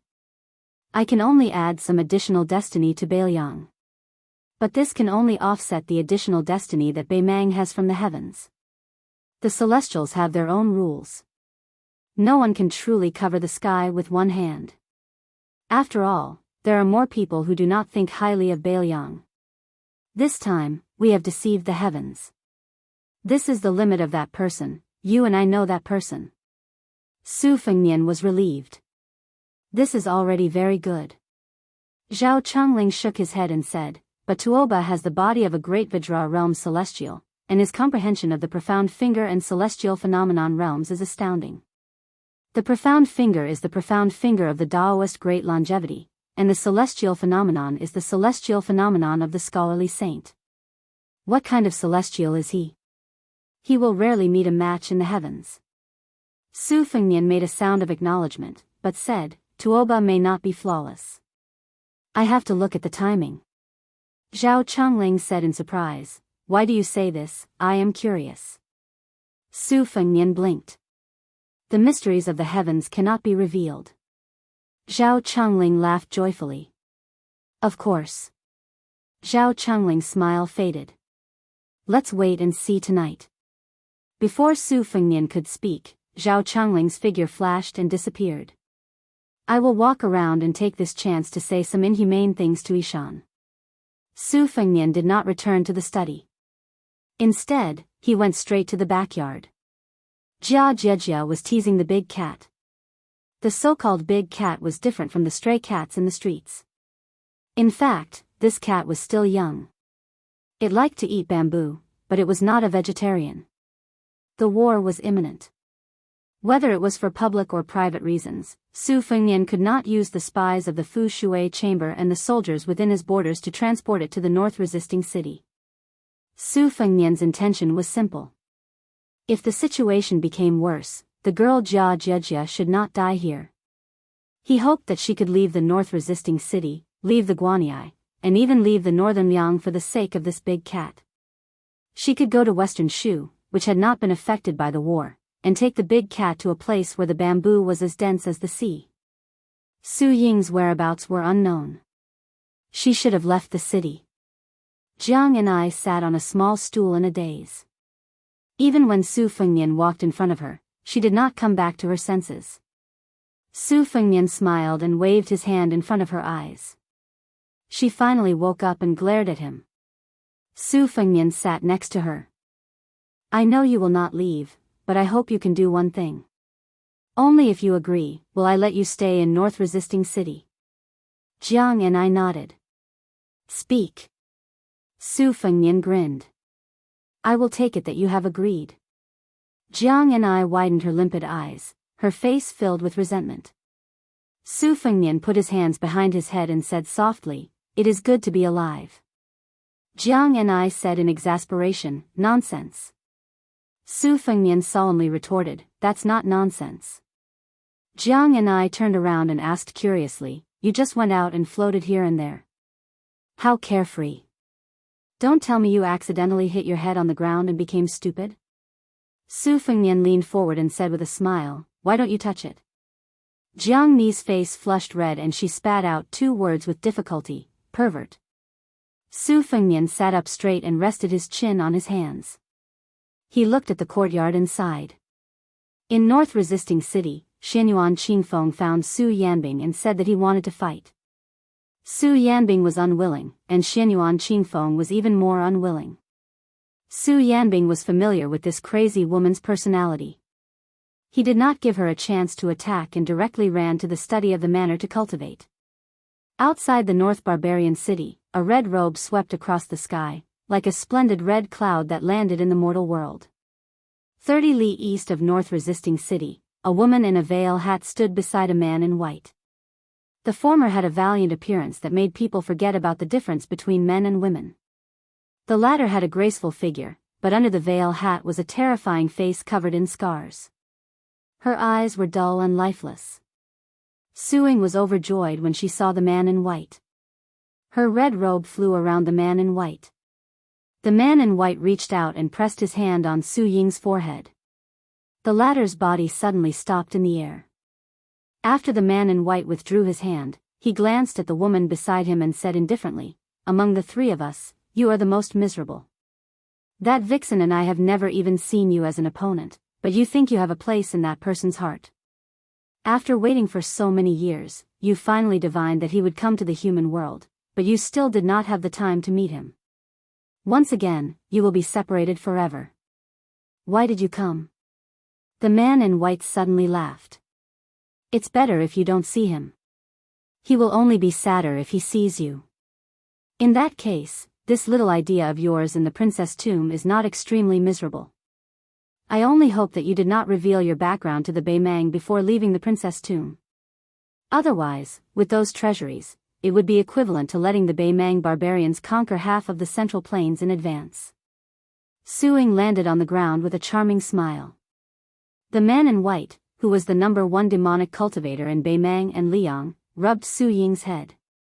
Only you are the most fortunate, right? Su Ying only smiled foolishly. Luoyang in white laughed loudly. That city will soon be renamed as Luoyang City. Chapter 1986. The #1 person of Nanzhao, Wei Miao, lived in a small, secluded house in the North Resisting City. When he heard a series of urgent knocks on the door, he went to open it and saw an unexpected but reasonable face. It was the wife he had parted with on Mount Wudong. Wei Miao asked helplessly, What are you doing here? Didn't I ask you to go back to Nanzhao? She rolled her eyes and said, Go back your head, why do I need a man to accompany me? I can't sleep alone at night. Wei Miao said angrily, Go find one. She smiled charmingly and said, If I really bring a son of a bitch to you, I will smash your head with a punch. Wei Miao, who was invincible in Nanzhao, couldn't do anything to her. Knowing that she would never leave this time, he accepted his fate and led his wife into the courtyard. This woman, who was born in the 100,000 barbarian mountain, looked around curiously. That little handsome brother is too stingy, this house is not worth much. Wei Miao said, It's just a temporary residence, he didn't say that he would give it to us. She curled her lips, this melon child. Wei Miao lowered his voice and said, That person can hear you. She hurriedly changed her expression, as if the young lord was in the small courtyard. She said sweetly, This courtyard is very good. Wei Miao held back his laughter. In the end, this old man and his wife sat side by side on the steps. Although Wei Miao never thought that he and her were a celestial couple, after so many years of traveling in Jianghu together, they met countless heroines and fairies. Wei Miao didn't remember any woman at all. She leaned her head on Wei Miao's shoulder and closed her eyes. I'm sorry, I can't give birth to a baby for you. Wei Miao stretched out his rough palm and gently caressed her cheeks. He helped her wipe away her tears. This simple and honest man who had never said anything sweet said softly, Even if there were 10 Wei Miaos, they wouldn't be good enough for you. Wife, really? Night fell. As day and night alternated, a series of thunderous noises suddenly sounded in the sky outside the Bailiang Pass. For some reason, only the young king could hear and see it. The other Wu Dao Grand Masters, who were as powerful as Dong Tai, didn't notice anything unusual. Zhao Chongling appeared on the city walls and laughed. Everyone, if we do not descend now, what are we waiting for? An immortal in the sky echoed loudly, De Chu is the Central Plains. The scholar took off his shabby Daoist robe and put on a scholarly robe. Li Mi. What De Chu? It's West Chu. A beam of magnificent rainbow light descended into the mortal world and landed on the top of the North Jibei city. It came with a menacing momentum, but it was silent. Another immortal said loudly, How can our glorious Central Plains sink under the iron hooves of the grassland? Another immortal laughed boldly in the sky. 300,000 cavalrymen guarding the northwest gate of the Central Plains, fighting to the death for 20 years without retreating. It's fortunate to see it with my own eyes. Another immortal walked out of the heavenly gate and stretched. My Defeng dynasty was useless in the past. Now it's up to your Bailiang cavalry. A tall and sturdy immortal in black armor looked down at the mortal world. Oh, the grassland barbarians put on such a big formation. You think you're so great just because you have more people. Immortals and rainbow lights crashed into North Jibei city one after another. Dozens of banished immortals from different dynasties became Bailiang's fate tonight. The banished immortals fell like rain to the mortal world. The young king with a cold blade at his waist stood under a loquat tree. Zhao Chongling's scattered figure suddenly appeared in front of him. Su Fengnian wanted to say something but stopped. The old man reached out.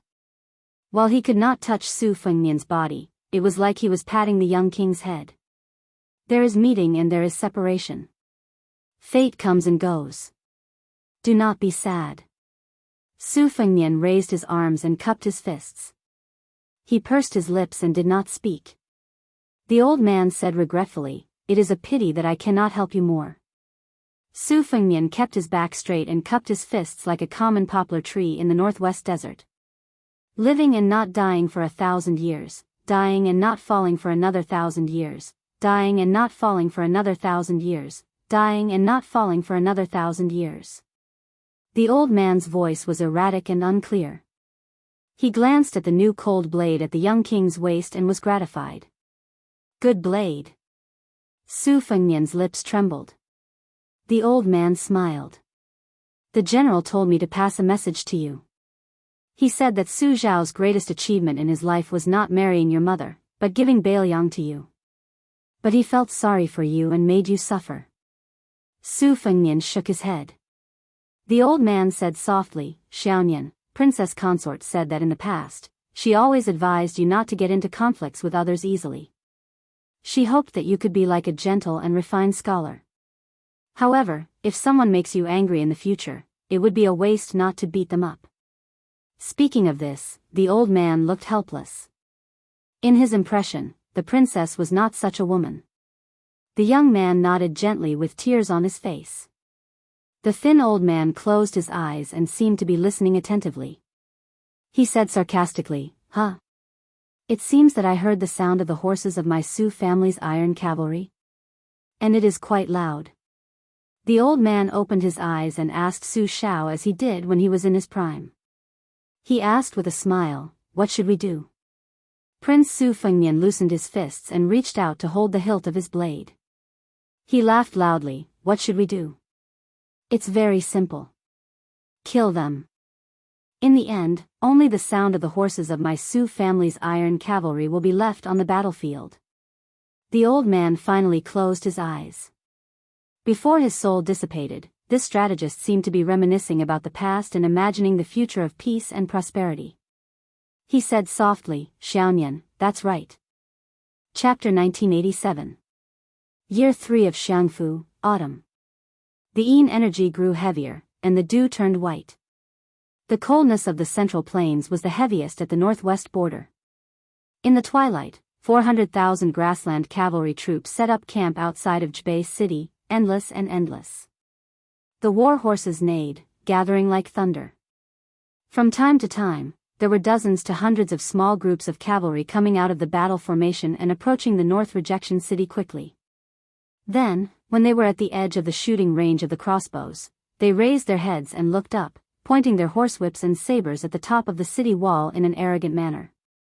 Just on the north city wall of Jubei city, there were 40 of the expensive ballistae that were hailed as the most important weapon of the country. Their range and power were far beyond the imagination of the grassland. The spring and autumn war armor Yi Baikue had once exclaimed on the west wall battlefield, 9 oxen crossbow, 1 arrow can destroy a mountain, 300 steps, can kill a grandmaster. However, for some reason, facing the Beimang cavalry troops that were outside the range of normal crossbows, the Beiliang city wall ballistae did not move at all. They did not show any signs of using this top-grade weapon to show off their might. Beimang had actually already experienced the power of the Huda city ballistae. However, the group of grassland pickers that were responsible for sieging the city, at that time South Yard King Dongjua attacked Huda city without caring about the casualties, causing the other divisions to suffer heavy casualties. Today, most of them were still licking their wounds in the grassland territory and did not participate in this southern expedition. In the first battle of Liangmang, General Yang Yuanzan, who led the army to attack Heluku, Yuzhou, died for his country. If Beiliang didn't want to exchange the head of this old general for the corpse of Lu Jinu in Huda city, Yang Yuanzan's body would probably continue to be one of the piles of bones in a certain capital temple at Heluku. As for Deputy General Zhong Tan, who made meritorious contributions in breaking Hugong City and Heilwan City, he was defeated in the Battle of Miyun and was still imprisoned in Jubiai City. Dong Zhuo was in the north mainly attacking Huaiyang Pass and did not follow the army to the south to Jubiai City. Therefore, the Beimang army's impression of Beiliang was still the word iron cavalry.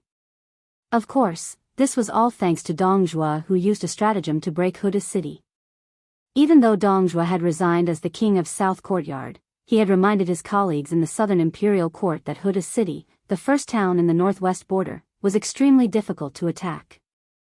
The magnificent new city outside Liangzhou Pass, which was built by Su family for 20 years, could not be broken in a short time. The grassland cavalry's way to the south was like jumping over a natural moat, so they had to be prepared for the worst.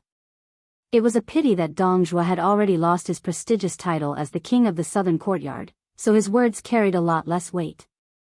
Secondly, in the first battle of Liangmang, Dong Zhuo deliberately held back his strength and wantonly depleted the grassland forces for the sake of that old lady. His reputation in the northern and southern capitals was getting worse and worse. Finally, in the officialdom of the two imperial halls, they all felt that Dong Zhuo was deliberately exaggerating, saying that attacking the new city of Beiliang was as difficult as ascending to the heavens. It was nothing more than that Dong Zhuo wanted to show off his military exploits, since he had already achieved great merit in taking down the Huda city. He still hoped that one day he would be able to unify the power, and once again ride on the necks of all the great generals and give orders. Outside the city, there were grassland dignitaries galloping on their horses, shouting domineeringly, "Grandpa is here. That coward surnamed Su from Bailiang, do you dare to come out of the city and fight?" Some grassland generals with astonishing strength even pulled their bows like a full moon, urging their horses to gallop forward, the bowstrings pulled taut. After a thump sound, the arrows shot toward the city gate of Bailiang city, swiftly and violently nailing into the city gate, the feathers of the arrows trembling non-stop. When these famous archers of the grassland turned their horses back, they won the deafening cheers in front of Beimang's main camp. It turned out that the catapults behind the cavalry were constantly advancing south along the gaps in the main camp. There were more than 900 catapults in total. In addition to the 1,400 catapults that Wang Yong, the military governor of Aquarius, would escort to the battlefield before dawn, there were 2,300 catapults in total. Moreover, there were so many boulders that it was said that they had emptied the two opposing mountain peaks in the Southern Dynasty's Dragon Waste state. It was said that His Majesty the Emperor of Beimang and the military governor of Taiping had personally taken the time to go there. The old woman who wore a dragon robe and spoke of the heavenly law had personally conferred the two mountains as the mountain gods of the state. She had promised that when Bailiang's city was breached in the future and the grassland finally unified the Central Plains, the two mountain gods who had temporarily lost their foundation would be able to rule over the two mountains respectively. Among the siege weapons, other than the catapults meticulously built by the Southern Dynasty's military weapons supervisor, Beimang, which did not hesitate to exhaust its national resources to fight this huge battle, also had more than 100 siege towers that were as tall as Bailiang city. Because the siege towers were originally built to target Huda city, they had to be temporarily raised after the more majestic and towering Bailiang city was built. For this reason, nearly 10,000 young and able-bodied craftsmen were urgently hired to work through the night to avoid delaying the battle and causing His Majesty the Emperor's anger. Because of the huge scale of the project, the Southern Dynasty's imperial court put even more pressure on the military weapons supervisor. As a result, the officials in the weapons supervisor, from top to bottom, appeared to be thin and bony. However, when it came to the construction of the catapults and the addition of the siege towers, it was rumored that the officials in the weapons supervisor earned a lot of money just by relying on this extra income.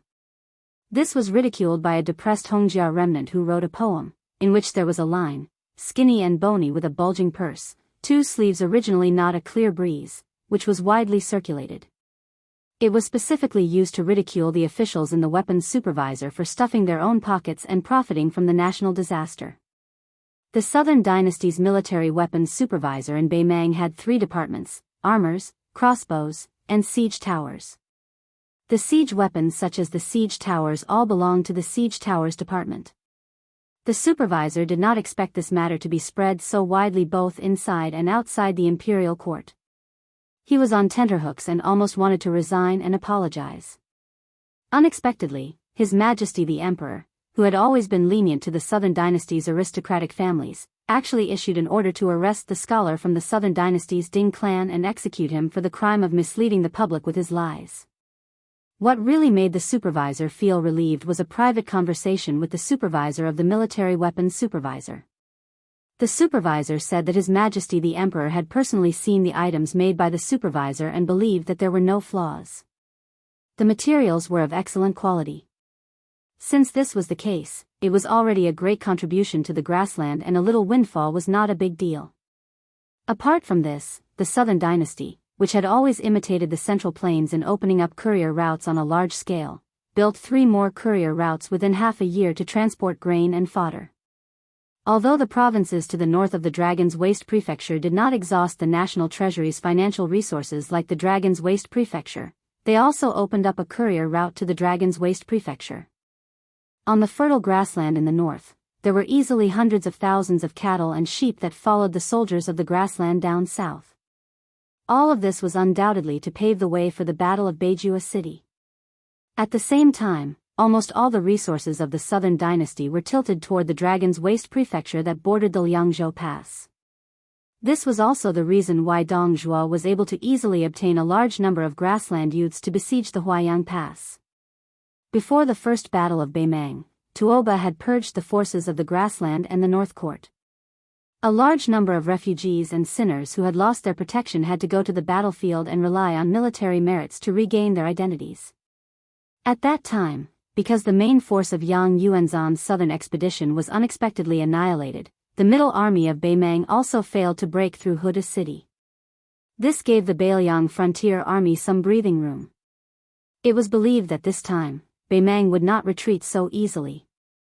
Even though Huang Songpu had died in the Battle of Liuzhou, ending up in the same miserable state as Yang Yuanzhan and becoming the highest-ranking general of Beimang, the Beimang emperor did not hesitate to let the crown prince, Yelu Hongkai, take the position of regent and lead the army down south to Beijua city. She personally guarded the west capital to calm the people down. Beimang was determined to win this battle. It was probably because the silence of Beiliang's Beijua city had increased the arrogance of the grassland generals.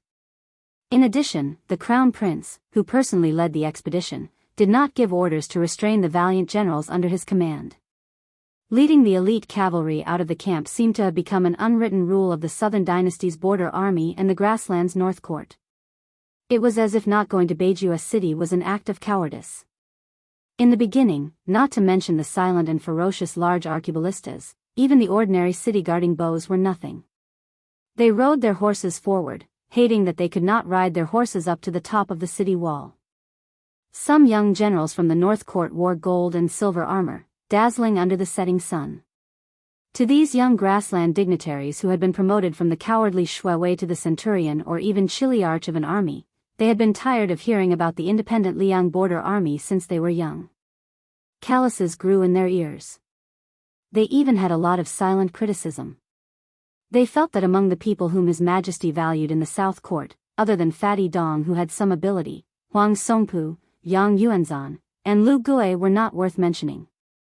If His Majesty did not welcome Hong Jia and those stray dogs who had fled to the grassland to seek refuge in the north and inexplicably made an alliance for the southerners to govern the southerners, how could Huang Songpu and the other old fellows who had an undeserved reputation become great generals?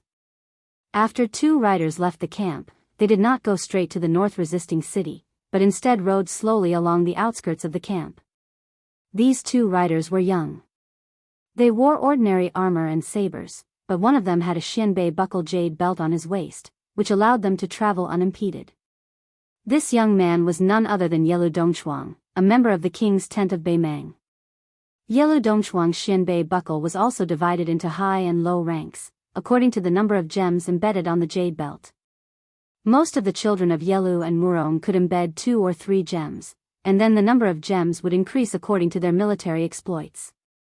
Murong Baoding, a member of the royal family who held military power in his hands, or Yelu Hongkai, an appointed minister of 3 dynasties, who was Yelu Dongchuang's grandfather, could embed 8 gems. Yelu Dongchuang's Xianbei buckle originally only had 6 gems. After he was conferred the title of Jinghua General and Assistant Minister of War of the Western Capital, he added a large cat's eye stone to one of the 4 military towns, including the tiles of Gentleman's Pavilion. He should have stayed in the Western Capital Temple or one of the 4 military towns at the border of Gusai Prefecture, but this time he made an exception and followed the army to the north resisting city. He and the young knight beside him were both middle army supervisors. Chapter 1988. Yelu Dongchuang was short and dark-skinned, but he had the ferocious aura of a wild wolf. He turned around and smiled at the young man beside him. Tuoba Chiyun, you've made great contributions, but we can only stare at each other. Don't you feel aggrieved? The other young man was Tuoba Chiyun, the eldest son of Beimang's military god, Tuoba. He was the leader of the 4 great Chunjibo in the grassland. Compared to Xia Chunjibo, Zhong Tan, Qiu Chunjibo, Bo Er Hui, and Dong Jabo King Jing Chong, he had a stronger background. Originally, Zhong Tan was the most favored one. Not only had he experienced the first battle of Liangmang, but he had also made great contributions in Yozhou's Crouching Bao City and Yilwan City.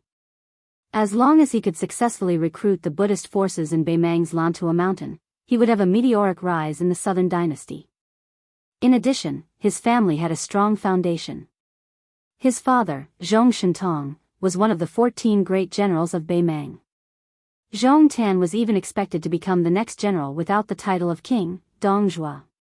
In the future, it would not be an extravagant hope to have one or two kings in the Central Plains. Now that Zhong Tan was missing in the western regions and no one knew whether he was dead or alive, Chunjibo and Tuoba Chiyun had one less natural enemy. Tuoba Chiyun said calmly, "With your status as my father's family, as long as we take down North Rejection City, we won't have to worry about not having enough military contributions even if we are napping the entire time on horseback." Yelu Dongchuang frowned and said, "Judging from Chunjibo's tone, you think there are still variables in taking down North Rejection City?" Tuoba Chiyun hesitated and turned to look at the tall and majestic city in the afterglow of the setting sun. Forcing Bailiang's main force to dismount and fight may not be a good thing. Yelu Dongchuang laughed. "You scholars have too much knowledge, but there's one disadvantage. You like to be afraid of this and that, but we have to fight a war." Tuoba Chiyun dismissed it with a smile. The famous scholars of the Central Plains like to play chess with their hands. There's a saying about golden horn silver edge grass belly. In the previous three-front war, Bailiang only won the gourd city in Yuzhou, which made Dongjua's main force retreat to the north. This is the proof. Yelu Dongchuang twisted his wrist and gently waved the horsewhip. "Now that we've been defeated at Old Woman Mountain, even the 50,000 elite cavalry of the Southern Dynasty border army that went to reinforce us were surrounded like dumplings. Are we going to repeat the same mistake?" Tuoba Chiyun shook her head and said, "On the contrary, we should go down south to attack North Resisting City. This is actually the intention of the Taiping Decree. They want to exchange the western capital of the Southern Dynasty for North Resisting City. Those survivors of the spring and autumn period who fled from the Central Plains to the grasslands have gradually gained a foothold after 20 years of growth. They have a vague tendency to become too powerful to be removed. In fact, His Majesty is not without concerns about this. In the entire 4 provinces of the Southern Dynasty, the power of the civil officials is deeply intertwined. Even the Longguan clan, who has always been extremely xenophobic, has to lower their status and marry them in order to secure their position. This is enough to show the great influence of the nobles of the Central Plains. In the long run, I'm afraid that the survivors of the Southern Dynasty will turn from knives to swords. Even if they have a knife, they will still hurt themselves." Yelu Dongchuang grinned, like a wild wolf baring its teeth.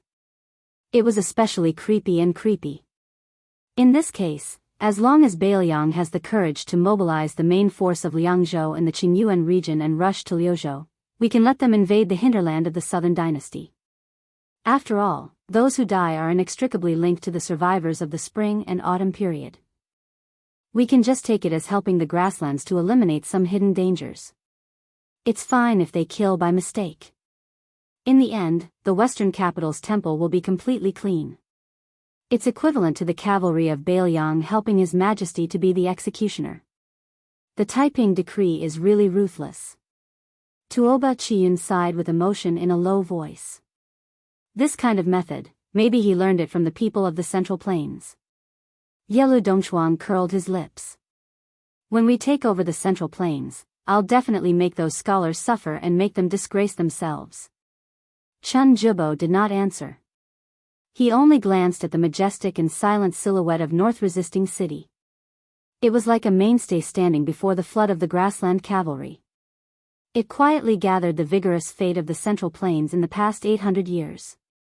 Within the siege of Beimang's western capital, an old woman with a hunched back walked under the walls. Her small and slow steps just happened to step on the boundary between the afterglow of the setting sun and the thick shadows. Beside the old woman silently followed the Taiping Decree of the Chess and Sword Music School.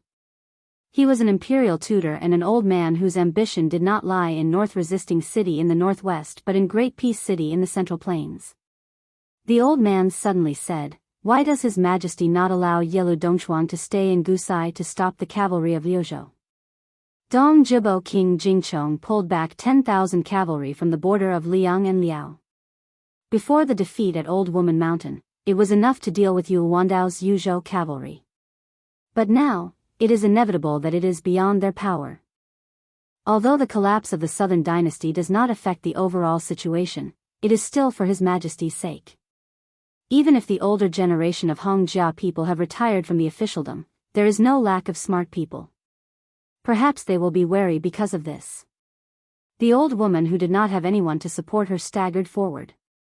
She coldly said, I heard Li Mixi say that Wang Du has been well behaved for 20 years. Recently, I don't know if it is the final radiance of the setting sun or if it is for the sake of his descendants, but he has secretly contacted many important people. It is better to be safe than sorry. Little Wang Jingchong, let him sacrifice his life for the country. In any case, when the time comes, I will just bestow a dozen Xinbei coins and give old Wang Du a great title. Compared to the younger generation, the older generation of people like Wang Du who have survived until now are more like thieves. Back then, I had already paid close attention to their subtle influence on the officialdom of the Southern dynasty. Unexpectedly, I was still unable to stop their infiltration. I was kind enough to take them in and give them a bowl of rice to keep them alive. In the end, they left me with such a mess.